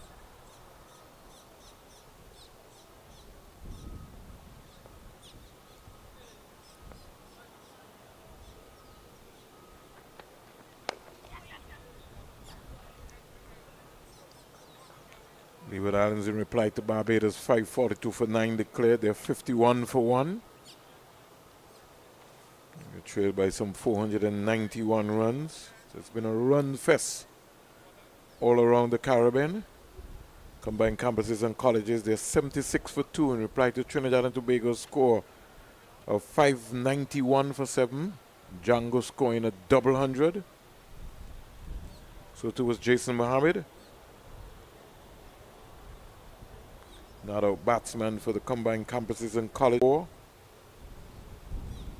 Looks as it is now 76 for 3. Puran 40, Evelyn 14, Henry 12. Brooks is not out on 4. So Anderson Phillip 1 for 18 and Terence Hines 2 for. Is large and in control. He's 78 from 87. Kevin Hodges 18 from 79. And Joshua Bishop will continue.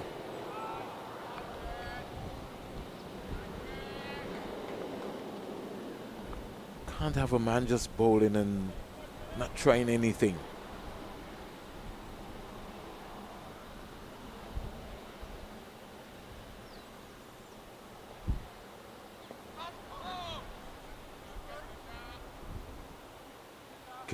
Get a short leg in, Joshua Bishop. If he's going to play you that way, you need to get a short leg in.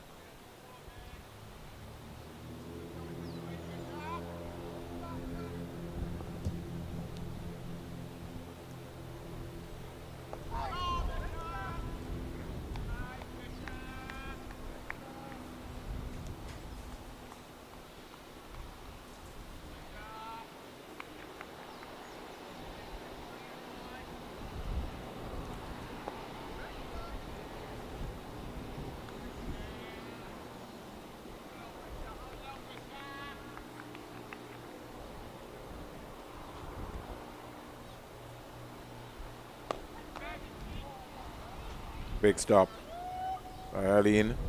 Another maiden. 8 for Joshua Bishop. 122 for 3.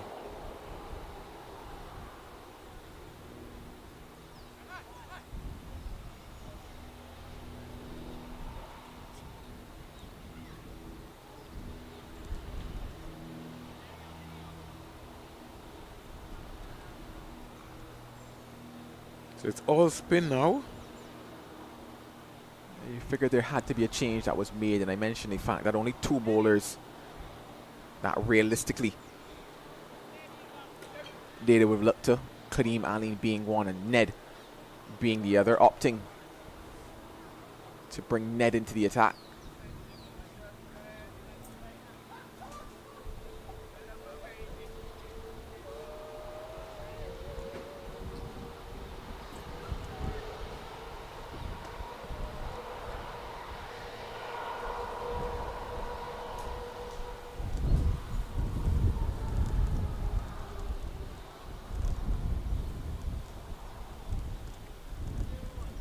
Before this, not for 18. Bowled his first 8 from the CIA Road end here in Antigua and Barbuda. A lot of activities taking place at the VC Bird International Airport. Got the SIDS conference coming up in May. Got the ICC Cricket World Cup. We have the Fair Break tournament for the women's. You have the Republic Bank Caribbean Premier League. Some 5 games for the home team, Antigua and Barbuda Falcons. Simultaneously, St. Kitts and Nevis Patriots at Warner Park will be sharing the spoils for the opening round of matches.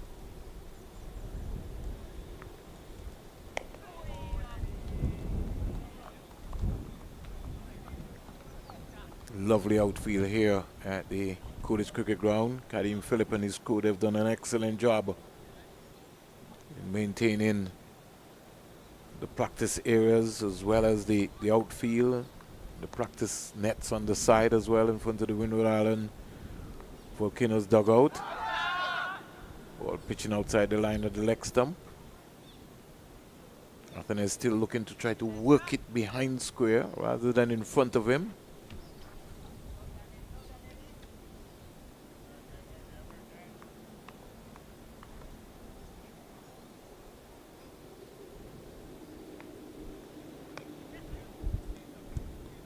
just like to see some innovation, Joel. And when I say some innovation, I'm talking about even when Hodge is on strike. I know you got the silly point, get the short leg in, give him something to think about. Even trying to put some pressure on Athens. Athens is 78 from 90, but he'll be thinking about 100. A new option.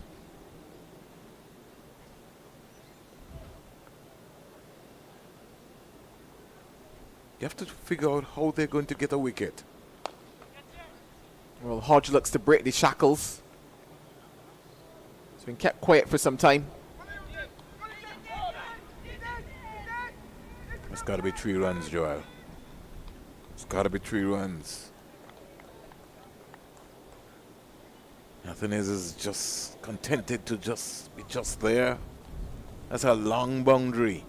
And if Athens is telling me he can't get back down there for 3 runs with that, then something has got to be wrong.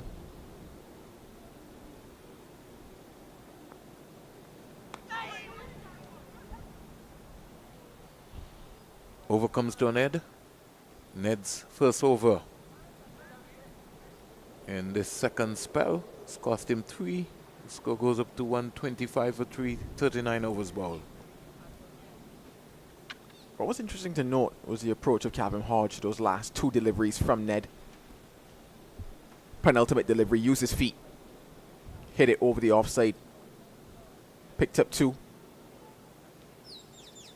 and then went back to cut 1 that was relatively tight on the off stump. But what you're seeing are signs of intent from Calvin Hodge, signs that said, okay, he's telling himself now is a chance for him to get moving in his innings. You just wonder if he might do the same to Joshua Bishop, or whether or not he's picked out that Ned is the guy that he's going to go after. Bishop just bowling a bit slower through the air than Ned is at the moment.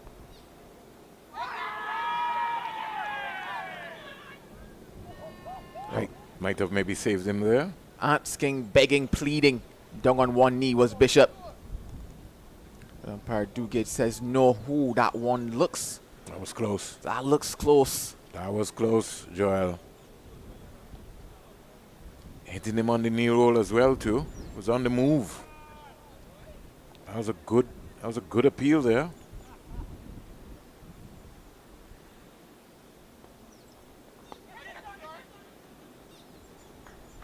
So you just feel like something is going to give sooner rather than later.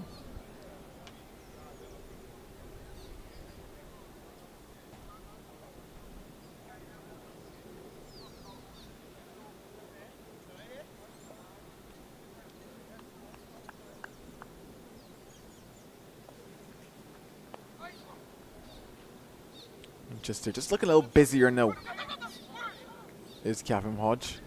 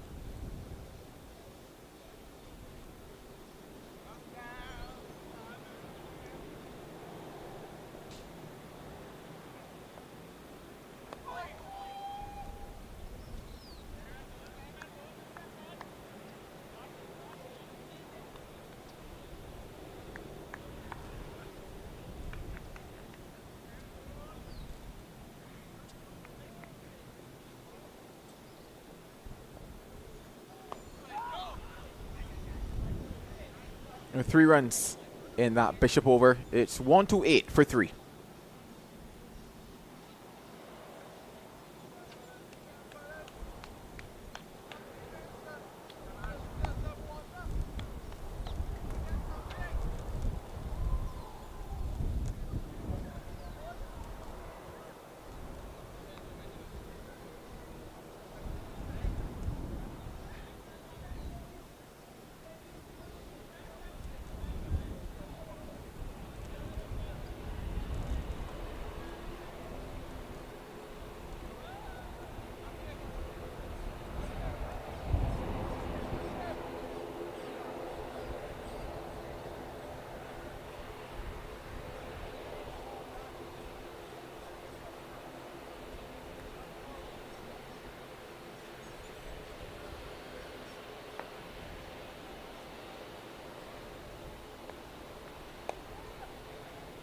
Single in the onside.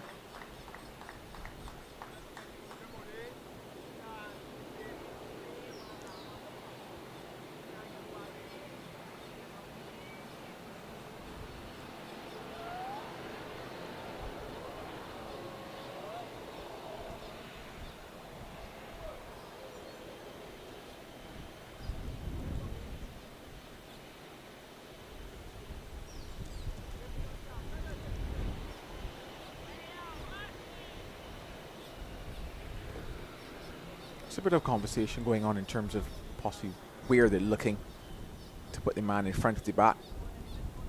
Discussion whether or not to go silly mid off, opting to go with back pad.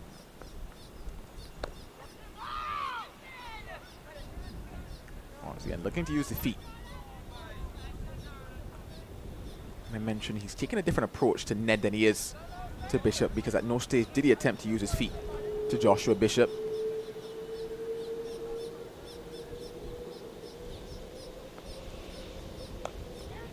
Probably also because Bishop just happens to be turning the ball just a touch more than Ashmead Ned is. He's not looking to take that risk to Bishop.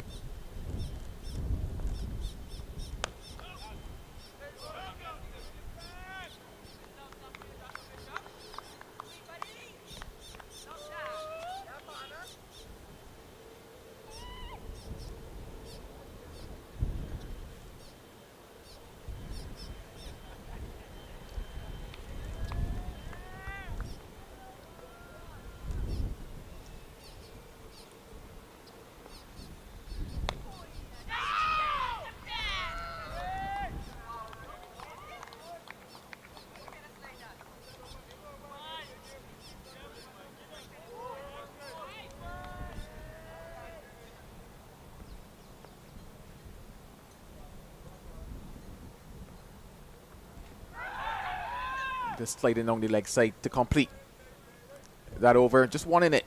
It's 1-2-9 for 3. Yes, it's almost like a stalemate here. Athens looking for 100, 81 from 94. Cavenagh 22 from 96. It's not that kind of pitch. Joel?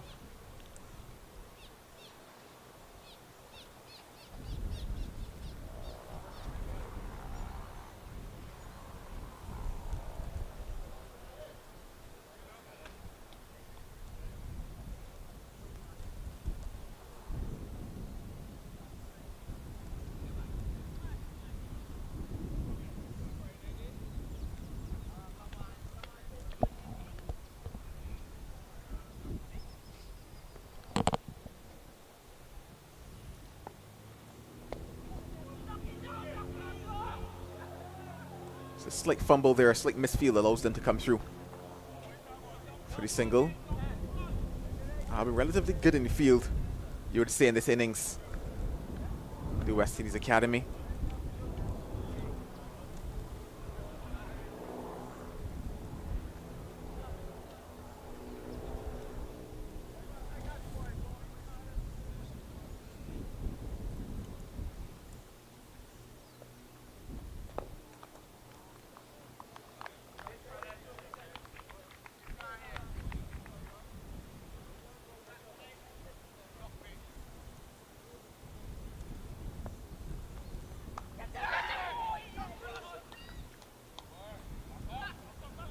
Falls agonizingly short of McKenny Clark.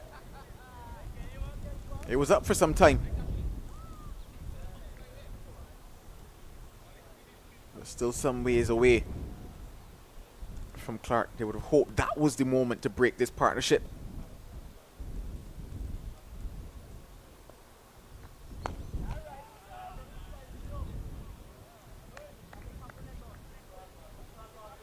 That was right in the area, Joel. The mid-on fielder very close there. Ken not being able to find the gap.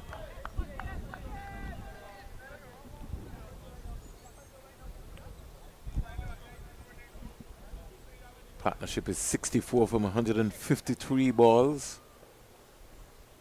overcast conditions here. Pitch outside the line of the leg stump. Leg byes will be signaled by umpire Nigel Duguid. Over 42 comes to an end. And the score here now 130 for 3.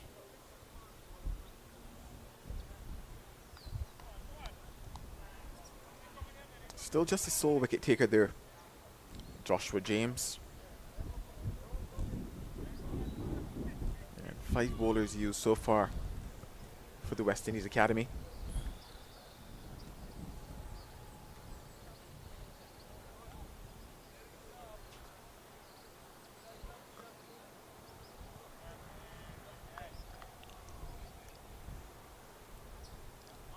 You have to make something happen. Don't feel like the Windward Islands is going to give you a wicket.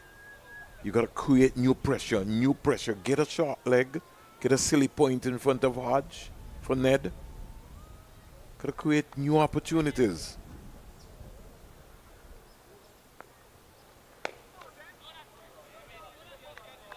And the reason why I said that, Joel, is because he's looking to advance to Ned. So give him something else to think about.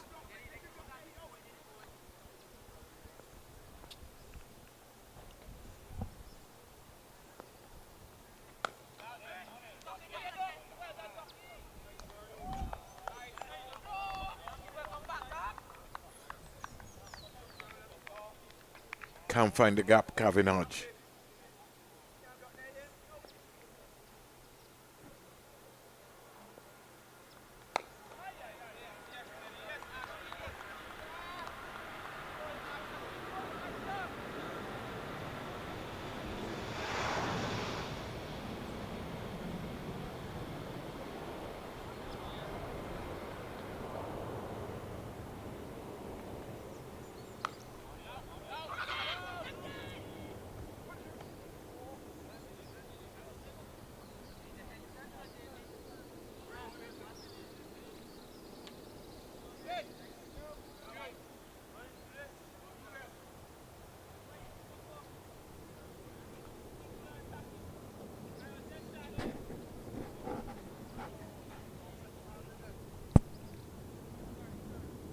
Kinners lead by some 136.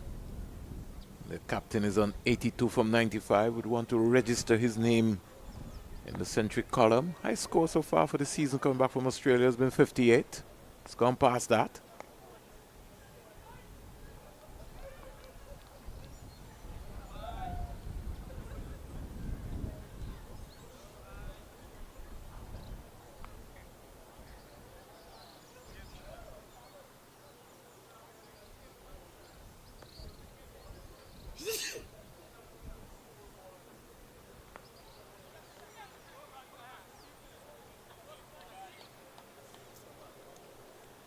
Another Ned over comes to an end. It's 132 for 3 and time for drinks. Yeah, so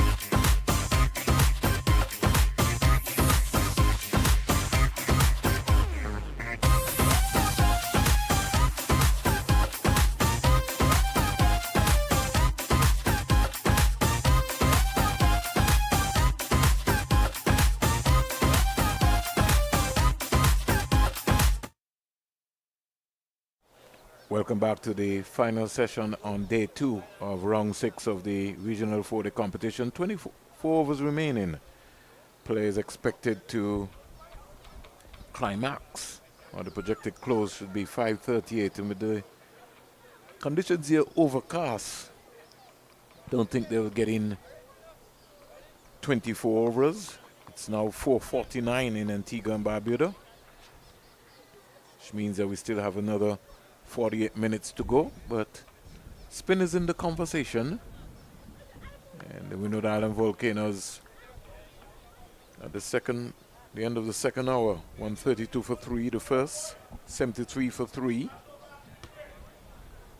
This is after the West Indies Academy were bowled over 158 in 39.4 overs. Last game that the Windward Island Volcanoes would have played, they would have scored 113 in 31.5 overs and 165 in 56.2 overs.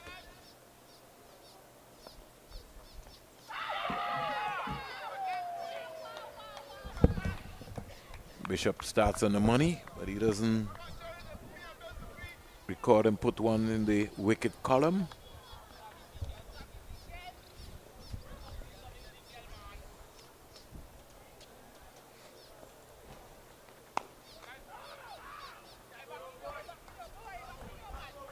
It was Hodge trying to tug this one down to mid-on, didn't find the gap. Just got to find the gap.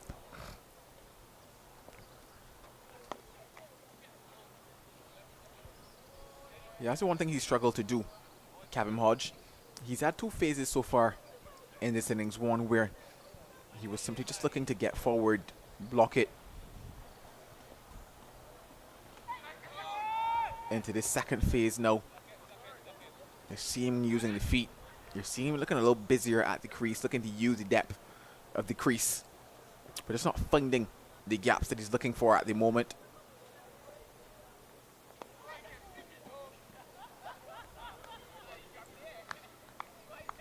Hodge, 31 years of age, been around for some time. Alex Atherton is 25.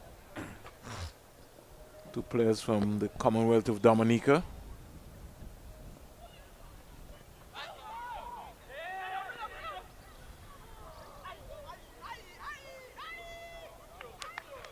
Good piece of work there from Callum Boyne Tuckett. Return was left-handed. I think he surprised Athens. Athens like looked up like, didn't know you had that one. Leg by signal in the end. So 44 overs ball, 133 for 3. In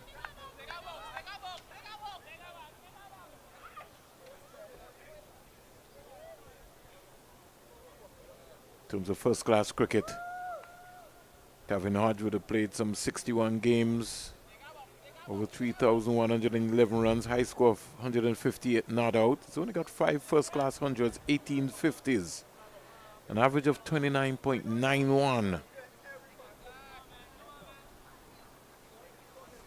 2 test matches, high score of 71. He's got a lot of work still to do. He's got 23 from 111 deliveries. Trying to go leg side of the ball to try and punch it down past Naim Young. Get a silly point in. Get a silly point. You got a short leg, get a silly point in. You have to get wickets. They're hoping that the Windward Islands are just going to give them a wicket. There's no new innovation at all. You have to believe.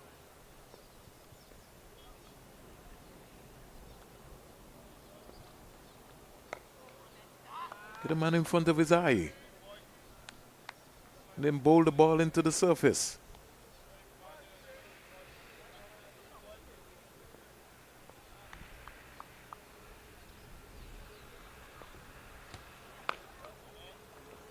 He's quite comfortable to play that sort of length.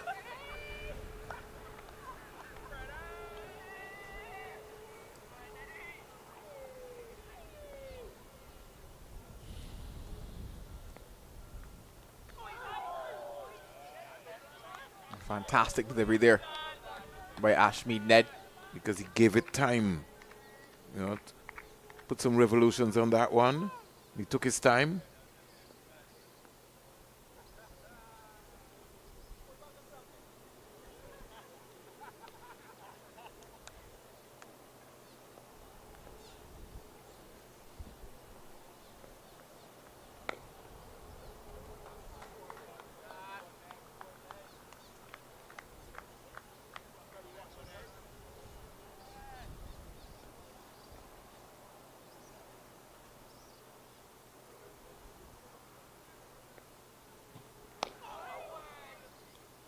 Maiden over by Ned.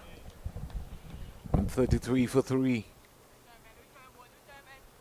Athens 82 from 97, 12 fours, 1 6. And Hodge 23 from 117 balls. It's painstaking.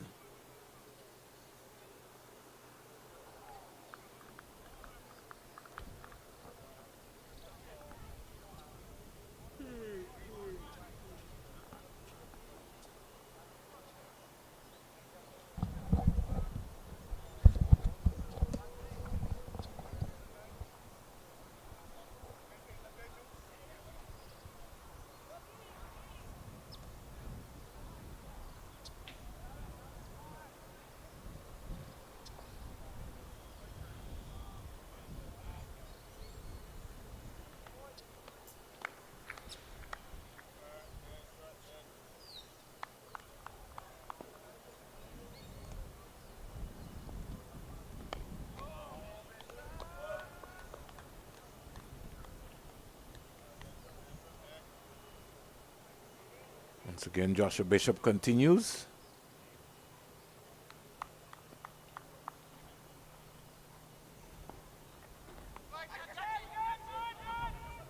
Pops into the air on the leg. So you just wonder if maybe just all be pad on that one. Yep, signal now by umpire. Do get leg buys there.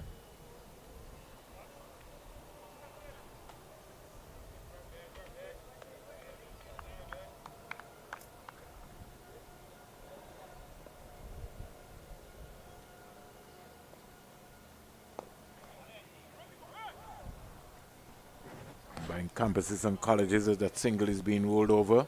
88 for 4. Applied to 591 for 7.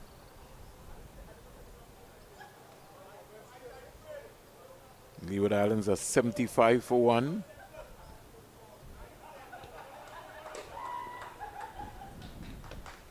Casey Cathy's not out 46. Mikhail Louis 24 not out. Barbados scored 542 for 9 declared. Sabina Park. Jamaica Scorpions are 96 for 5. Guyana Happy Eagles, the defending champions, 424 all out.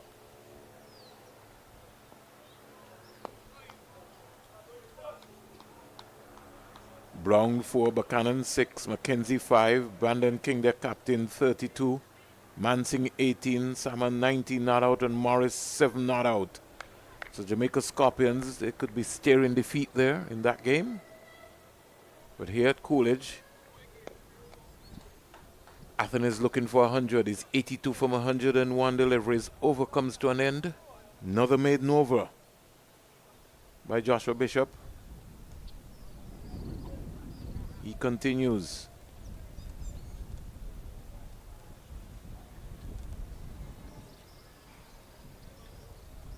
And if we to analyze and look at the bowling options, Yuan Lane, 9 overs, no maidens, 39 runs, no wicket. Joshua James, 7 overs, 1 maiden, 32 runs, 1 wicket. Ashmin Ned, 12 overs, 2 maiden, 23 runs, no wickets. He begins to start his 13th over. Kadim Aline, 3 overs, no maiden, 22 runs, no wickets. And Joshua Bishop, 15 overs, 10 maidens, 10 runs, no wicket. Single in the process.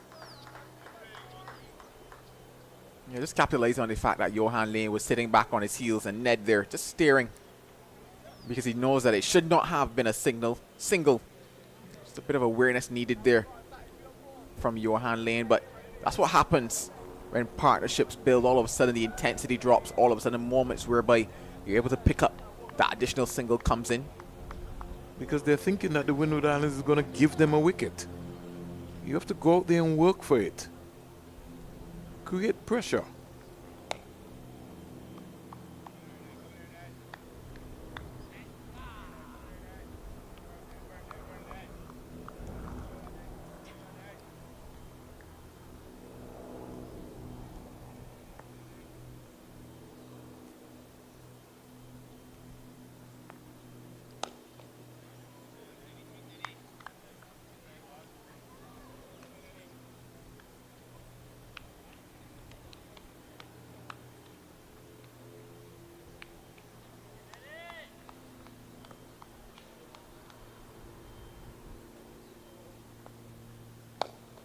On drive, down the ground.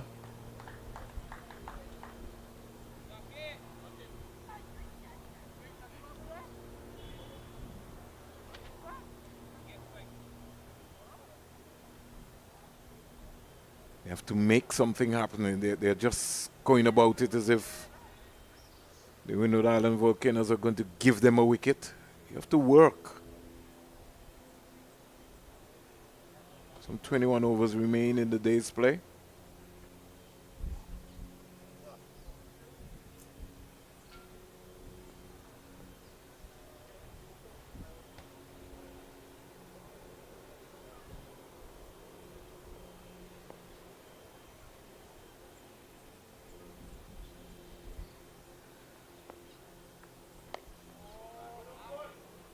That length is quite comfortable. Once the ball is short, Hodge is comfortable to be on his back foot.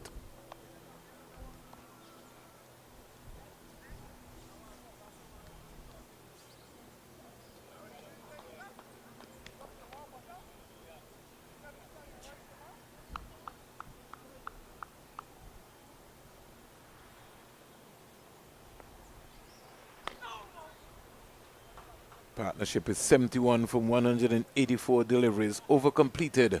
Another net over. 13 for him. Not for 25. 137 for 3. Athens is 83. And Hodge is 25 from 120 deliveries.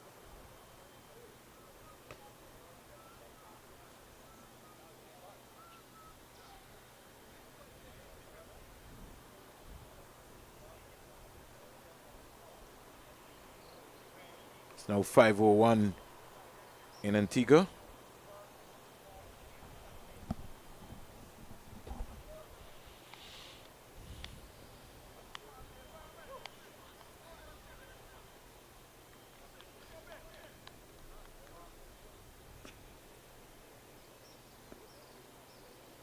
Joshua Bishop to start his 16th over, 15 overs, 9 maidens, 10 runs, no wicket.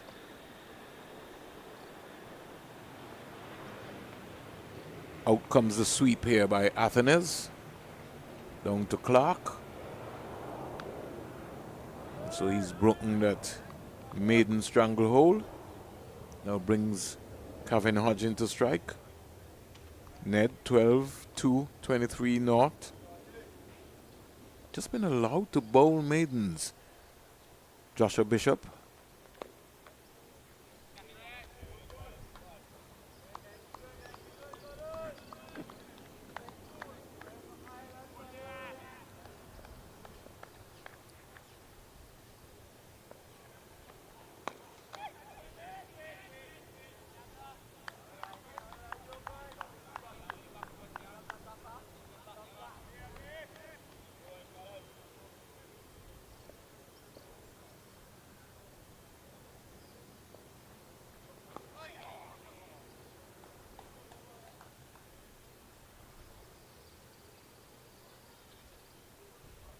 Getting closer to the end of the day's play, and this pair certainly have done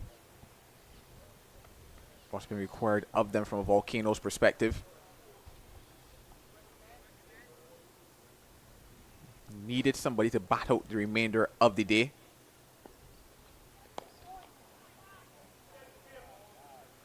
Especially after the quick wickets that they would have lost at the start of their innings. Might have shown signs of what happened to them in their first innings.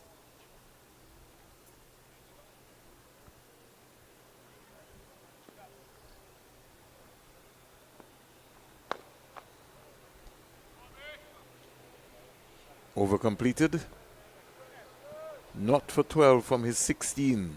He's got 9 maidens to complement that, Joshua Bishop. He's got 33 wickets so far in the season. And almost like a stroll in the park here, as Joel just calling it, coming to the end of the day's play.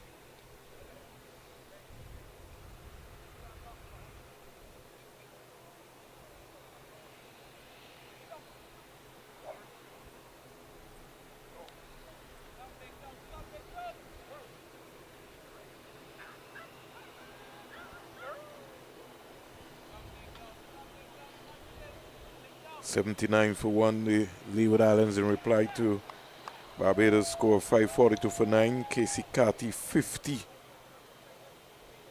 from 93 with 4 fours. Michael Louis 25 from 89. So it's been a run fest around the Caribbean, in Trinidad, in Jamaica.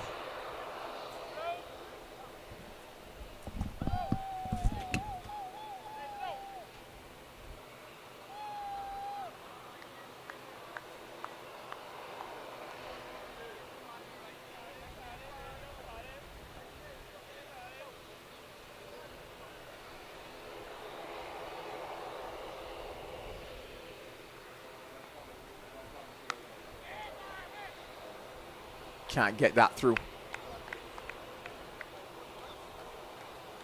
Shaw.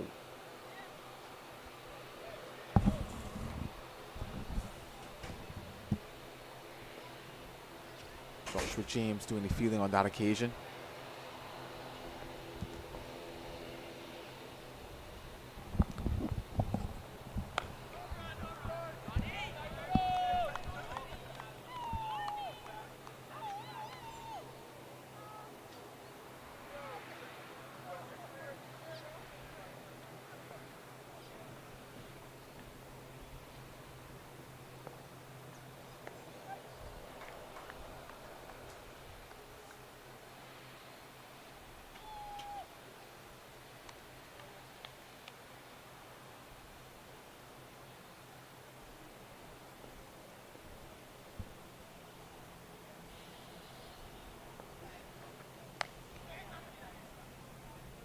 Yet again, finds James in that offside.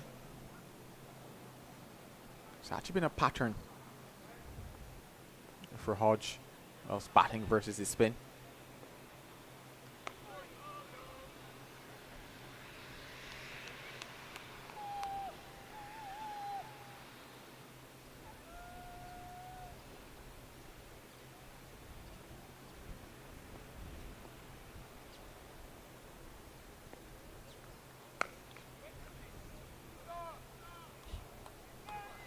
Maiden over completed by Ashmead Ned.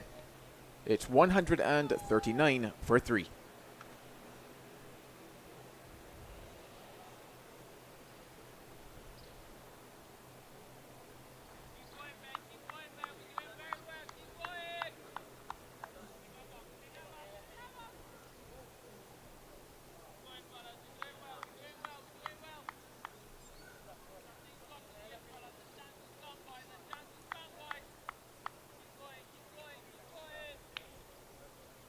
There's no plan, Joel.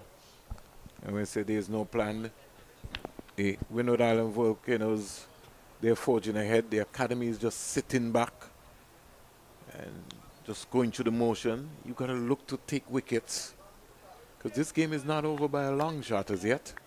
You'll be batting last on this track. Protection on the leg side.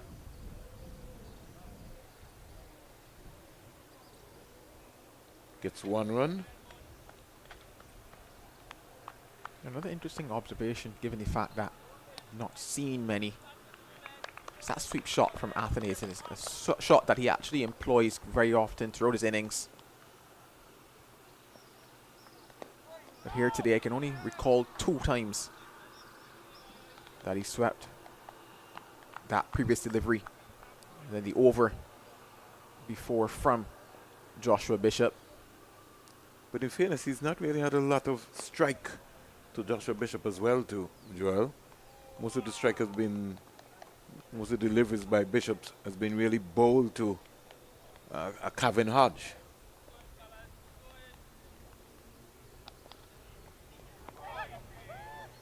Just turning him around there. Squared him up, because he's just looking to defend. Gotta look to find the gap. You gotta find the gap. You can't bat 133 deliveries and not even end up with a half century at the end of the day.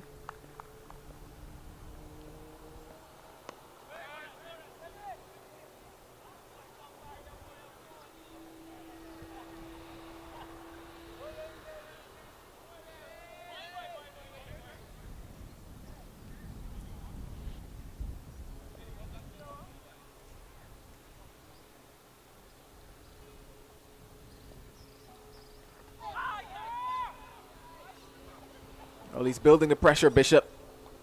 And he's also building. Well, it's been a fantastic spell for him thus far. 140 for 3. Yeah. 5-10 in Antigua and Barbuda. Just about winding down.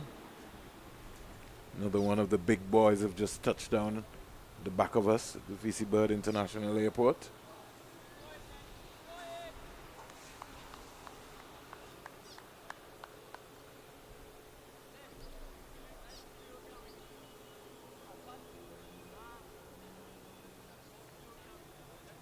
With no Naeem Young.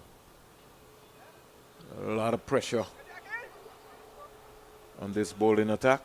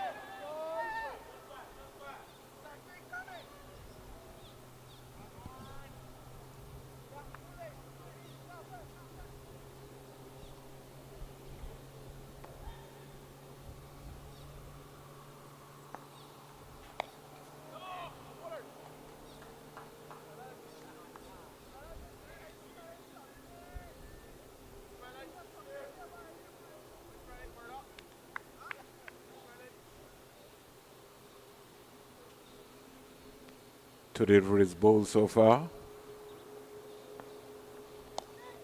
Worked into the onside. Another comfortable single again to Athenas, the Windward Island Volcanoes captain.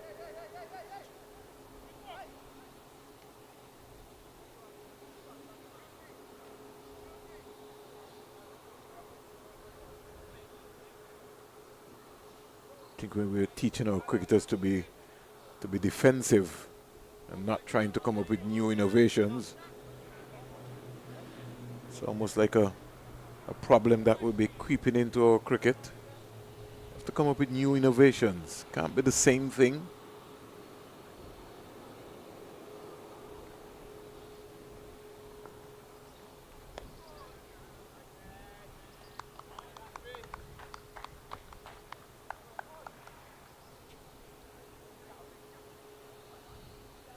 They've been put under the grind here.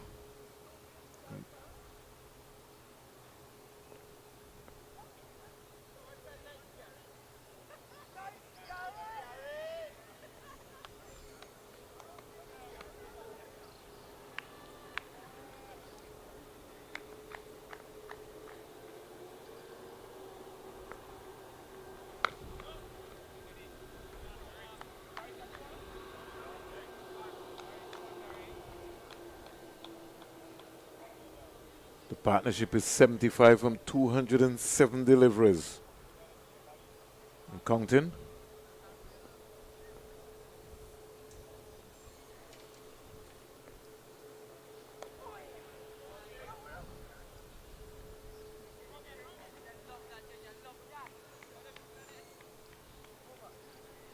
Over completed.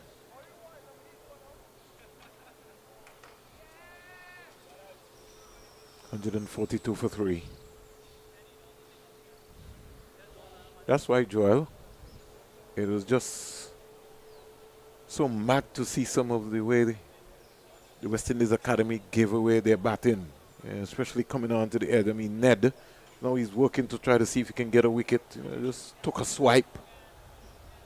Got to put a price on your wicket.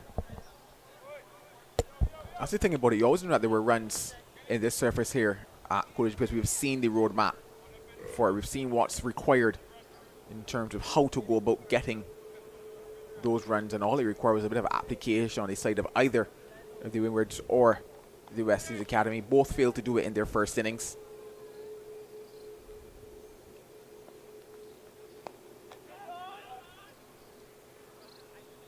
And once again, yes, conditions were helpful for the Seamers across the majority of the first innings for both sides. However, quite a few batters, the conditions played absolutely no part in their dismissals.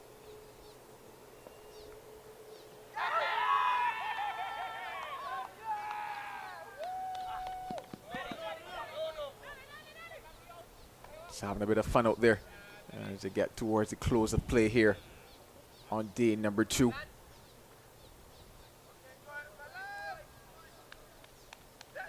But yeah, both sides having to play catch up simply because they failed to do the job with the bat in the first innings. 23 wickets have been felled. We're into day 2, Joel.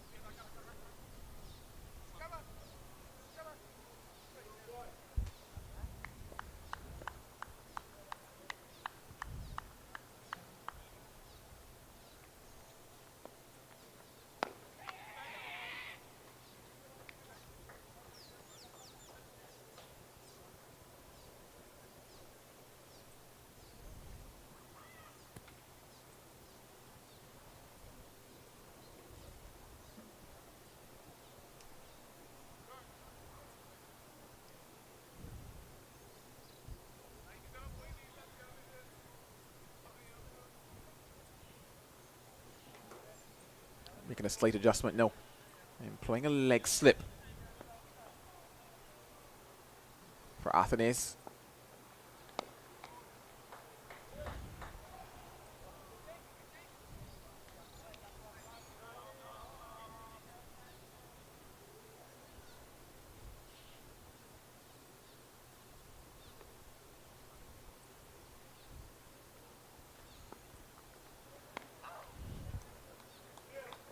Up to the task, and that brings us to the end of the 18th over for Joshua Bishop. It's 145 for 3. So a total of some 23 wickets have fell, 465 runs in day 2 not yet completed. 162 by the Windward Islands in their first innings. Academy dismissed for 158, and Windward Islands 145 for 3 now.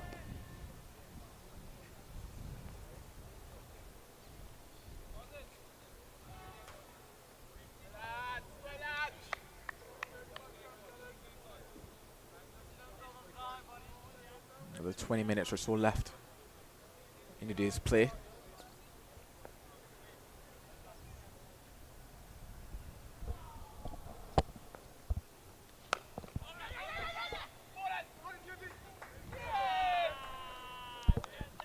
Finally gets that single that he's looking for in that cover region, Gavin Hodge.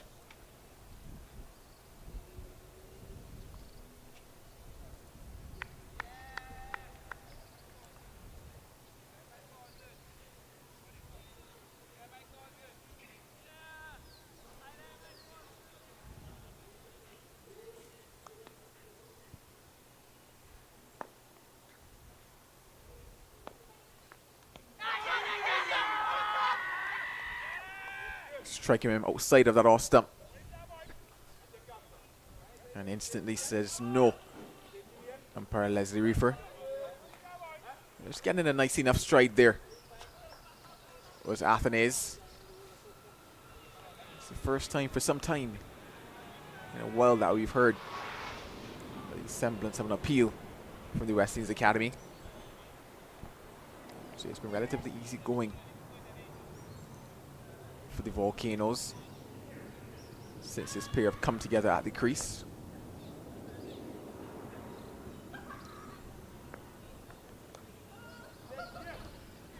Might consider two. They sprint back for it quite nicely.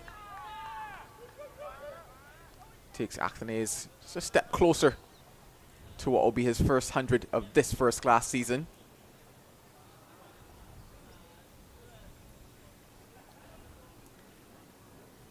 Partnership is 82 from 217 balls. They lead by some 152 runs.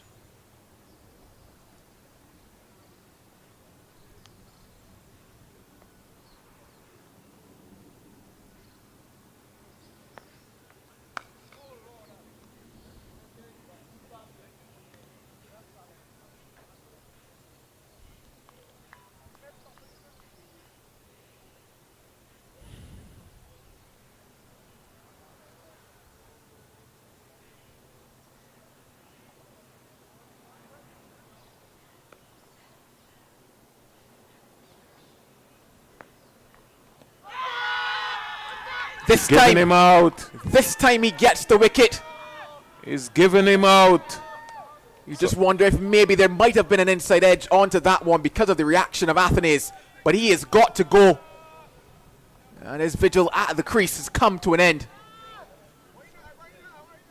Yeah, you just wonder. I heard two noises on that one, and then you saw the reaction of Athenaeus. So the breakthrough finally comes. Athenaeus goes. Leg before to Ned. I'd like to see if I can give to maybe just get that a little closer. I think it hit the pad straight away, Joel. I might be wrong with my naked eyes. There we go. The reaction of Athenaeus gave the impression that there was something else on it. But did it indeed take something? I think it hit the pad straight away. It was. He maybe might have been saying that it maybe might have been going down, or maybe height.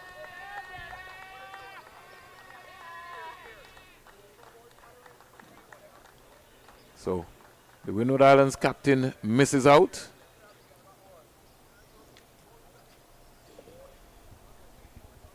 Yeah, it looks to be an inside edge onto that one. You just saw instantly how Athenaeus collapsed onto the ground. But he's got to go. He's done a fantastic job for his side, but he would know that there was probably a hunter with his name on it here today. And the highest partnership of the game, Joel, being broken. 88 of 218 deliveries.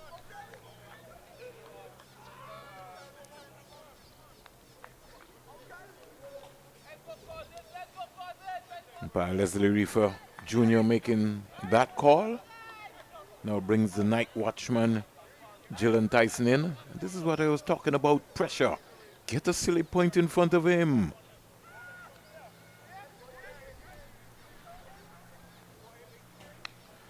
Well, Gillen Tyson is at the crease now. And it's one of those ticklish moments. There's just a couple minutes left in the day's play. Maybe a chance to pick up maybe one more. Get a silly point in front of him.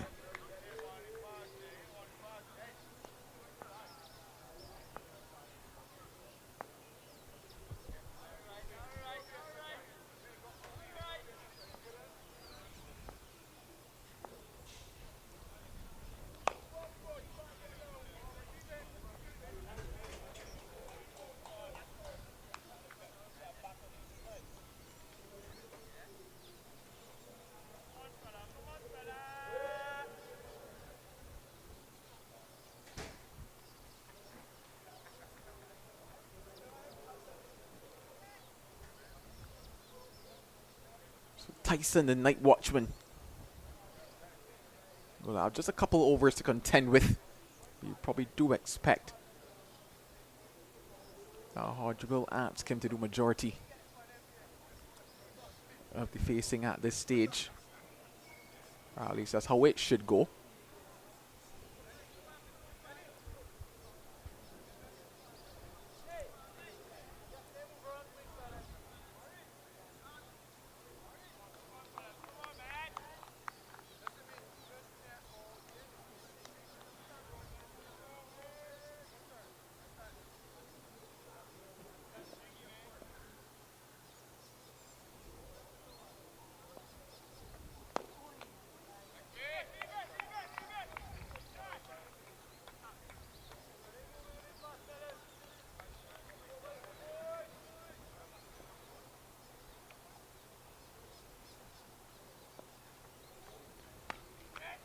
Gets it through the offside, Hodge. Finds a space and finds the boundary. 150 up for the Windward Island Volcanoes. 152 for 4. He's probably played that shot maybe about 30 times in this innings. And it's finally produced the result that he's been hoping for. I think this will be the first boundary that's been hit off of Joshua Bishop's spell.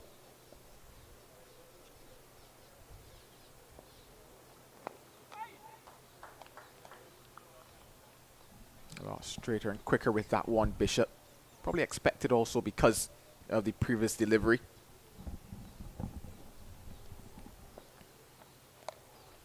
Sweeps that one.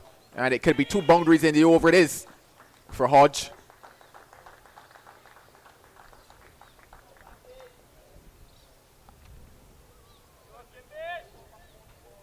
Just going down the leg side on that angle and helping it around the corner and on its way.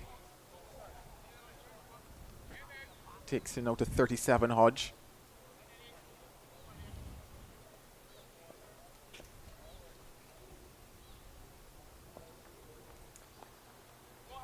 Could be some more here.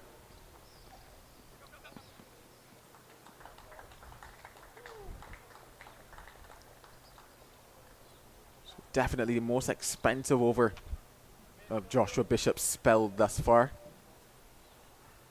Some 10 runs coming in it.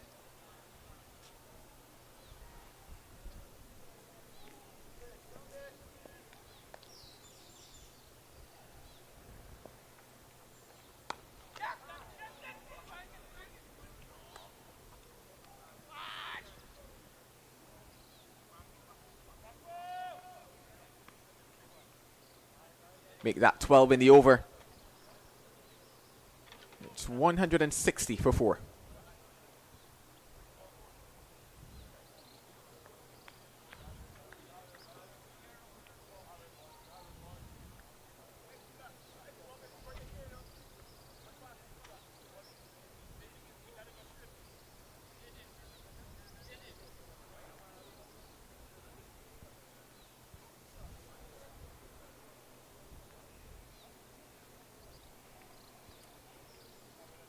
Minutes left in the day's play. And the way the spinners are bowling, you might probably tell yourself you might get in maybe another 3 overs before the close of play.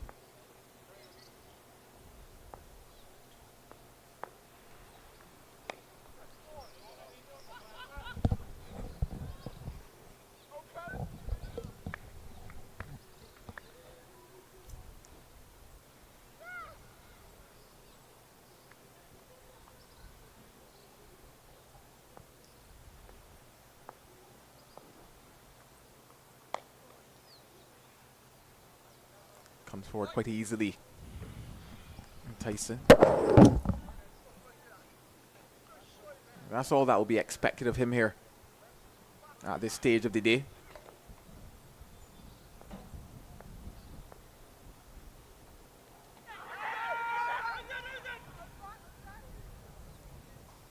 Well, there was a noise as that one was going through, but nothing on it, says umpire Reefer.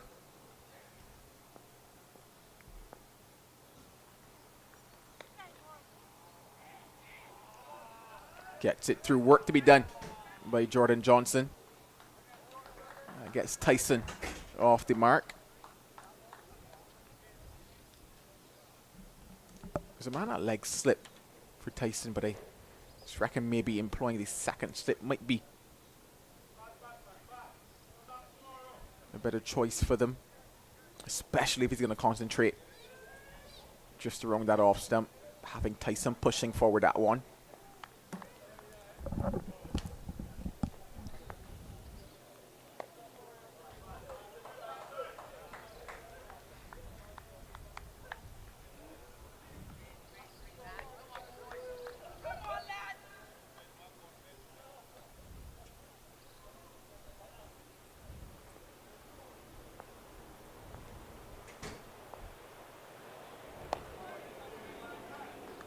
He gets himself through that one, Tyson.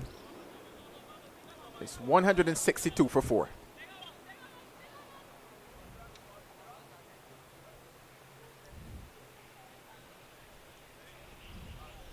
Now 5:30. Maybe still another 8 minutes to go, Joel. Projected close of play according to the match referee this morning. That's what he said. 12 overs to go.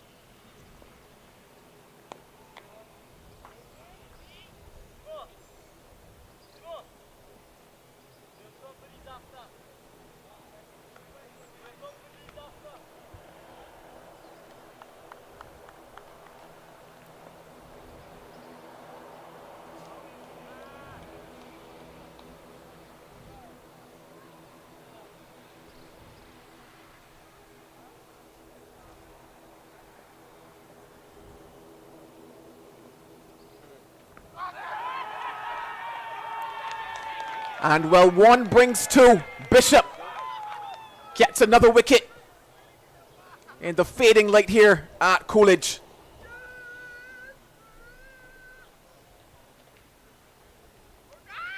Well, both set batters, no back in the hut.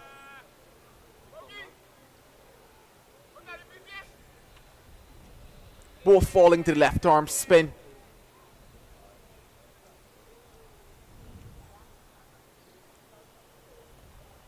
My initial thought for that one was probably sliding down the leg side. Umpire Duguid says no. Hitting some part of the leg stump.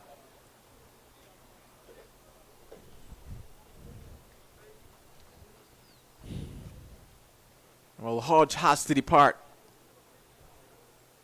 Those two wickets at the close of play, those two set batters.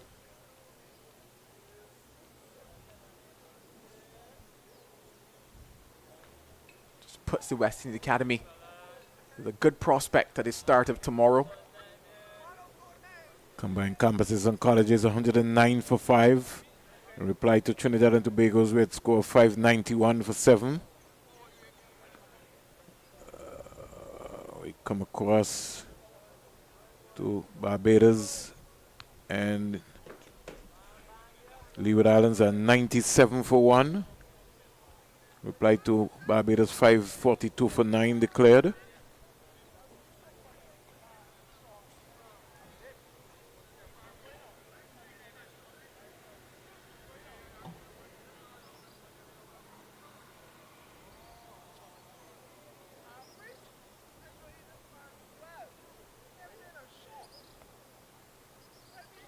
Jamaica 122 for 7 in reply to Guyana Happy Eagles 424.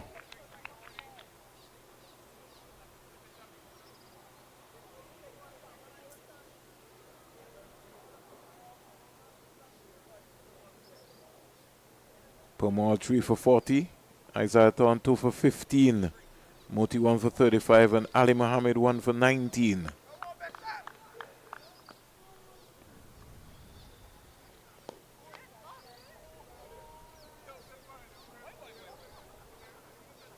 Sunil Ambrose now at the crease.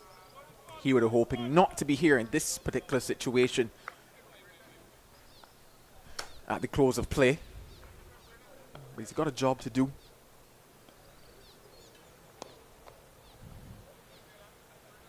And that job is to make sure that he's there when the sun rises tomorrow on day number 3 of this round number 6 encounter. Looks a little ungainly playing that forward defensive shot. Sonny Lambris. Wonder if he's maybe slightly sore.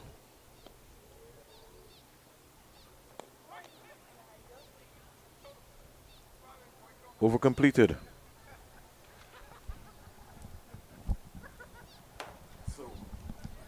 56 overs bowled.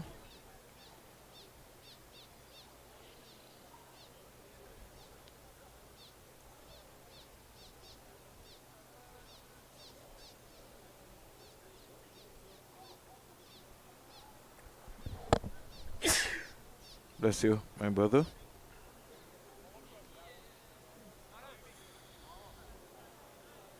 Fading light here at the Coolidge Cricket Ground.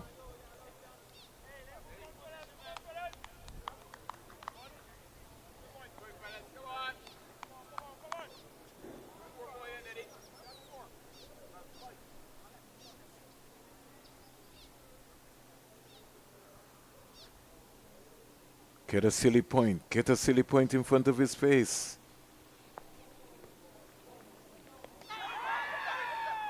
Get a silly point.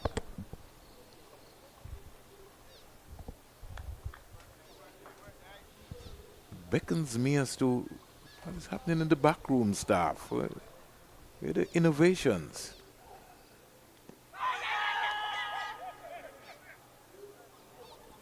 That one definitely sliding down the leg side. Carlin Bowen tuck it, giving it away, especially in terms of how far down the leg side he had to skip before making that appeal. But one more would certainly brighten the smiles of the West Indies Academy.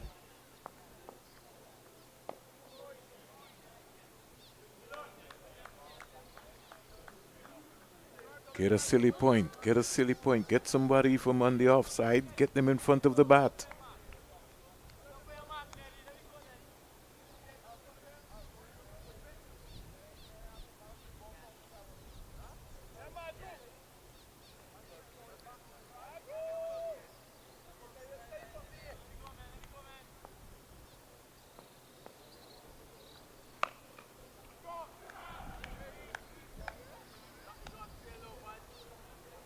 I think we have a game on our hands here.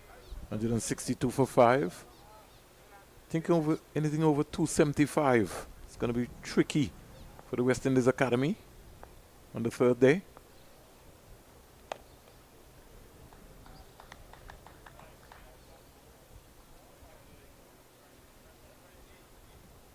Windward Islands have equaled their first innings score. In fact, the highest score of the game so far. They were bowled for 162 in their first innings of 48.3 overs. They're now 162 for 5 in 56.5 overs.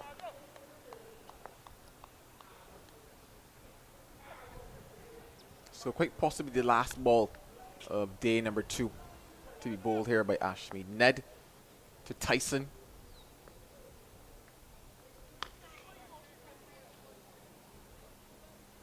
He survives it.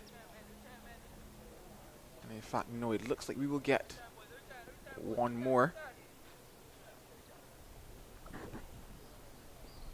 Told you what the umpire told me, you know. As match referee, he said projected close of play should be 5:38. According to my watch, it's now 5:39. So I don't know what they're trying to achieve here, but they look like they certainly want to try to get in the 10 overs that are remaining here. So we'll just have to sit in our chairs or stand and see what happens. Get a silly point in front, especially even for Ambrose. He's on naught. Tyson is on 2.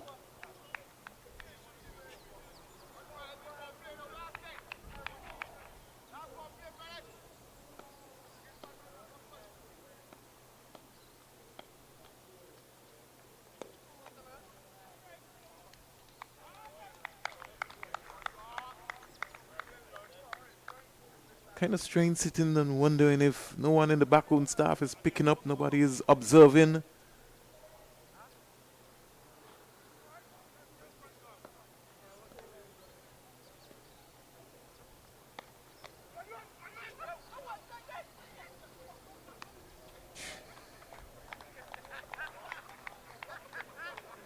Tyson seemed surprised that he had to run, Joel. That's the interesting thing about the night watchman debate. And the thing about the night watchman is that he's Yes. there to face the majority of the deliveries. So the expectation must be that he's the one to be on strike. I'm not too sure about that, Joel. I think when you send your night watchman is because you're trying to keep your best batsman out. So you as the established batter, you'll be looking to try to get as much balls as possible and restrict the night watchman from facing too many deliveries, because you really certainly don't want to lose a wicket. Yeah, but which wicket would you rather prefer to lose? Your set batter or your night watchman? Well, both can go.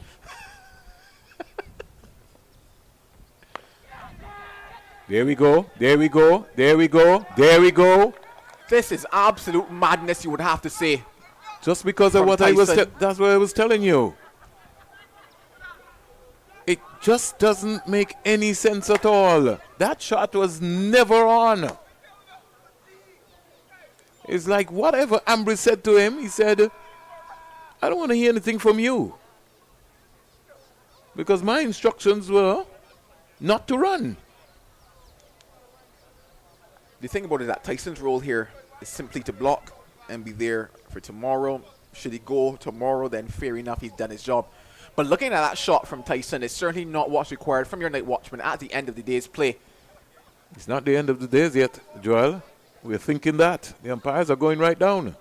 Yeah, but even then, certainly in terms of the role that he's been asked to play, That's why cannot be the shot. if that Benjamin is coming out now, then we really did need to send Tyson. But no, you needed to send Tyson, but that's not the shot Tyson should have played. Oh, okay. And that's where the error has occurred. So it's Okay. not necessarily a flaw in terms of who they sent. It's a flaw in terms of what the person they sent did Okay. in this particular instance. Because at no stage should that be the shot that was played here in the dying embers of what is day number 2. And as such, I solely and wholeheartedly lay the blame on the batter in this particular instance. All right, Joel. Because he's been defending, and out of the blue came a shot looking for runs at the end of the day's play, which to my mind does not make any sense. Well, the thing about it, Joel, is that you have never been in a night watchman's role. Facts. So the night watchman role, like Jill and Tyson, that is what is going to happen when the pressure mounts. And it pressure. He didn't deal well with the pressure. Irresponsible shot. Got 5 wickets, but he'll get marked at the end of the day by Coach Peters and manager Sebastian. And now the Windward Island Volcanoes, they've thrown the game wide open. 163 for 6, a lead of 167. One will go on to say that they maybe had too hard done decisions by the umpires, but that's cricket. That is no excuse to what has been happening here.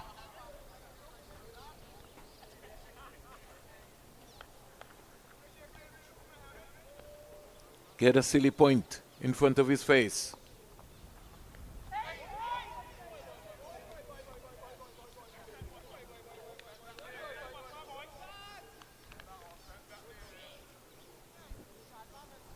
Another conversation. Nervous times here for the Windward Island Volcanoes. Ambrose calls on Benjamin. Maybe just giving him some assurance.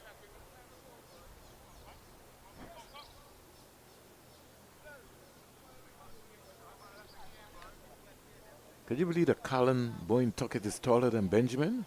Joel? To be fair, I can't believe it because I can see it. So it's not too hard to believe.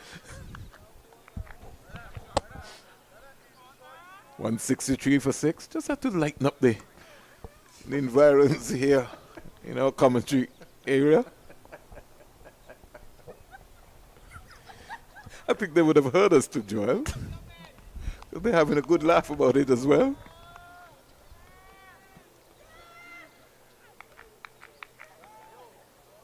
Never did believe that we'd find somebody taller than Callum Boyne Tuckett. Both are wicket keepers as well. I think at some stage through the stump mics I heard somebody say, "Come tall man." So I think that's where the joke might stem from.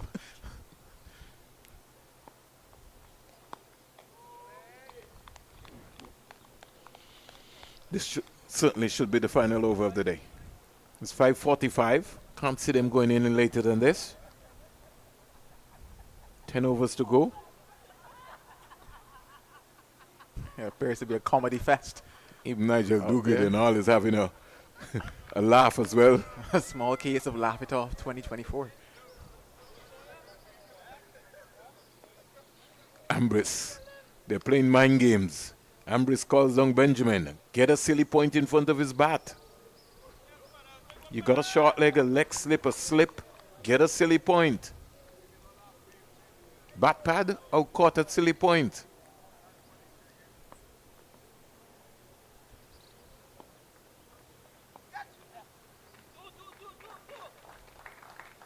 So he survives, Benjamin.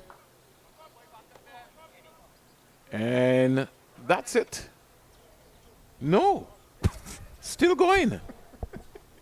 Unreal.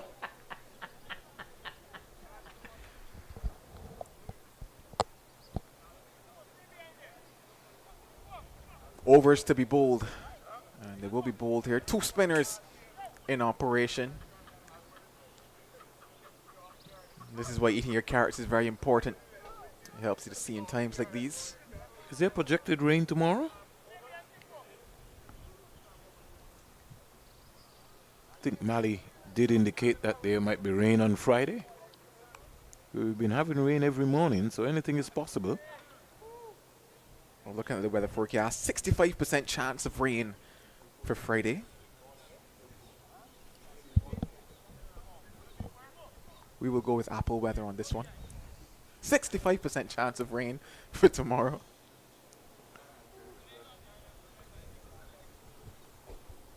I think Joel Mannings has got an Android phone. Oh no, please don't do that to me.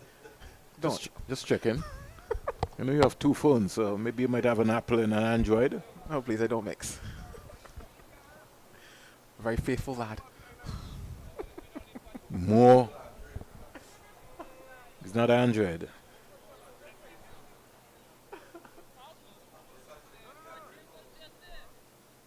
More changes taking place, conversations taking place. Think they're trying to make sure that this is the final over. Put somebody in front of his bat.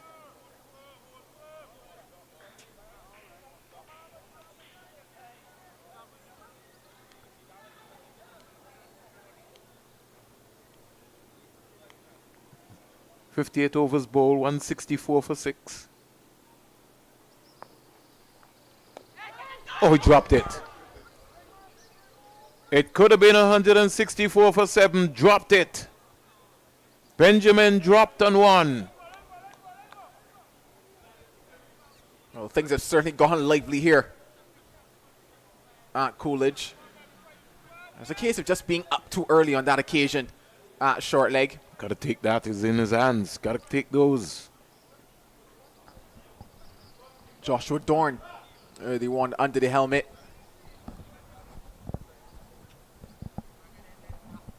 You can't be chirping, chopping, chatting, and don't take your catches. You have to take your catches.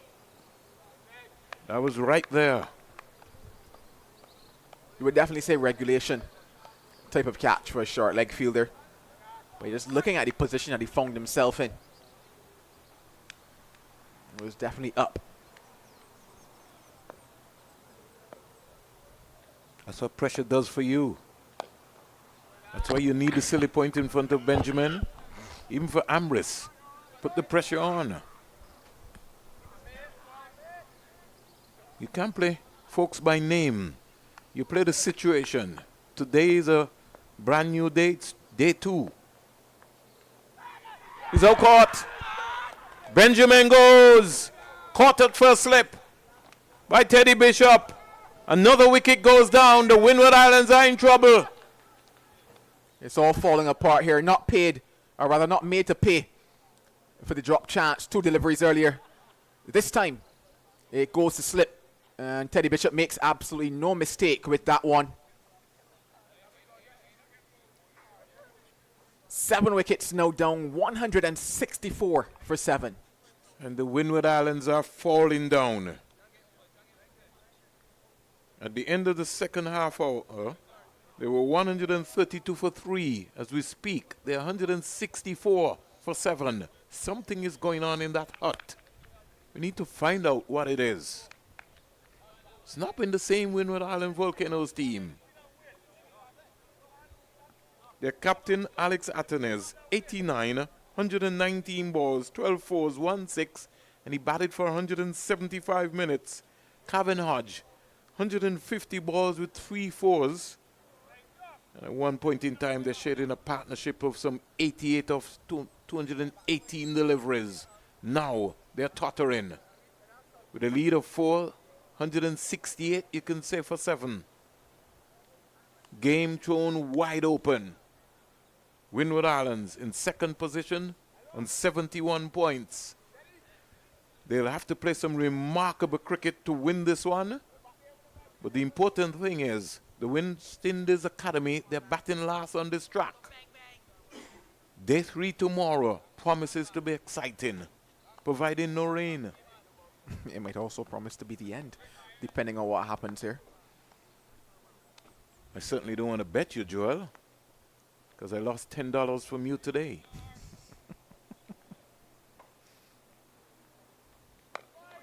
Springer, big stride out, comes quietly forward. Ned 2 for 32. He's toiled all day. He's gone 30 wickets so far, Ned. Good positive shot there, up to mid-off. Can't score. Over comes to an end. Is that it? It's a song that way. I'm hearing, let it be turn, let it be turn. No, they're still going. Yeah, if it were the Academy boys, it certainly would get around quickly. 5:52. Is that a situation in the game whereby nobody in the Windward Islands camp expected this to be their position, especially on the back of what was a fantastic partnership between Hodge and Athenaeus, of course. When you look back at those dismissals that they received, you would say hard done for both of them. But that's in the past. Since then, the Academy have seized the moment. And they talk about the fact that they might be looking for one more. They've gotten 3 more since then.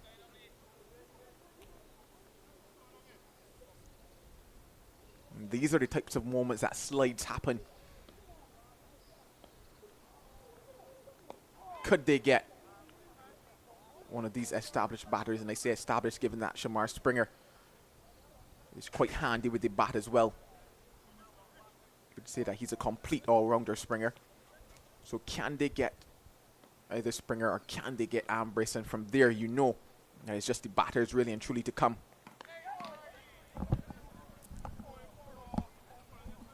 In a situation like this, your Sonny Ambrose, what's your approach, Joel?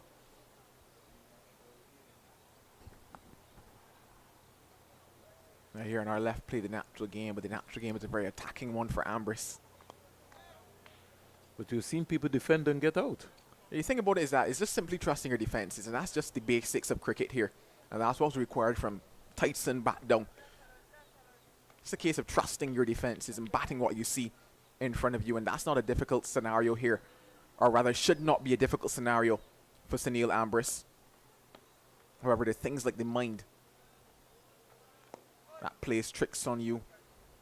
Makes you feel as if there's a bit more pressure than there actually is in the situation. And that's when you see false strokes coming out, lapses in judgment. It's been a gripping game.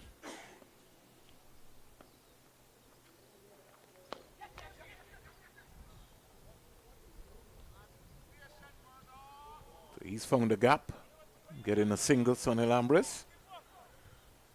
Shamar Springer is quite capable.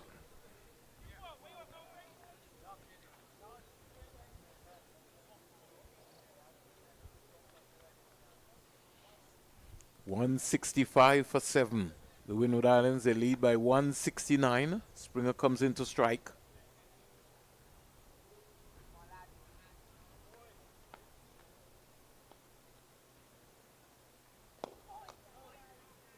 Played up to mid-on. And finally, no, they're still going. They're having a conversation. You're begging for the end, Vernon. Is the light meter going to come out now? Standby umpire is coming out too. Water break? No, that's it. Has to be it, Joel. Had to be that, Joel. We couldn't be here still. 60 overs bowled. 165 for 7.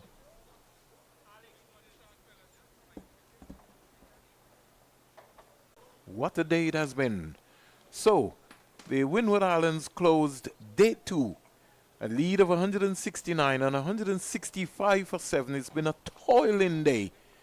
And the only half century to be scored in the game has been by the Windward Islands captain Alex Athenes. 89, 119 balls, 12 fours, 1 6, 117 minutes.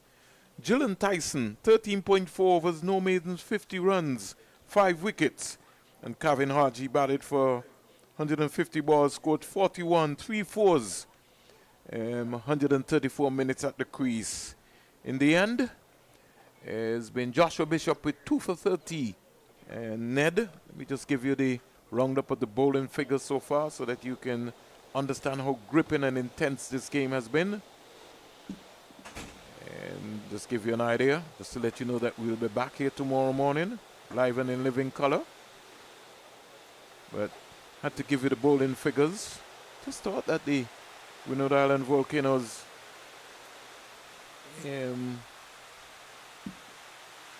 look at the bowling figures as the groundsmen bring on the covers.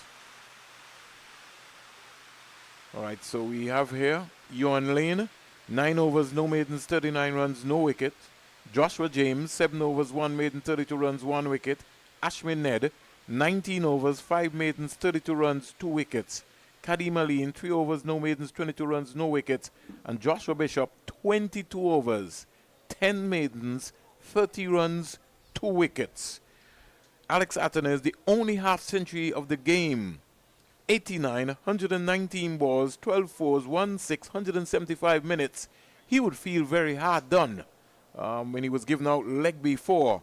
Kevin Hodge would also feel very hard done when he was given out on 41, 150 balls, 3 fours, 134 minutes at the crease. Those are the two main batters for the Windward Island Volcanoes. Summarized scores in the game so far. Windward Island Volcanoes 162 all out of 48.3 overs. West Indies Academy 158 all out in 39.4 overs.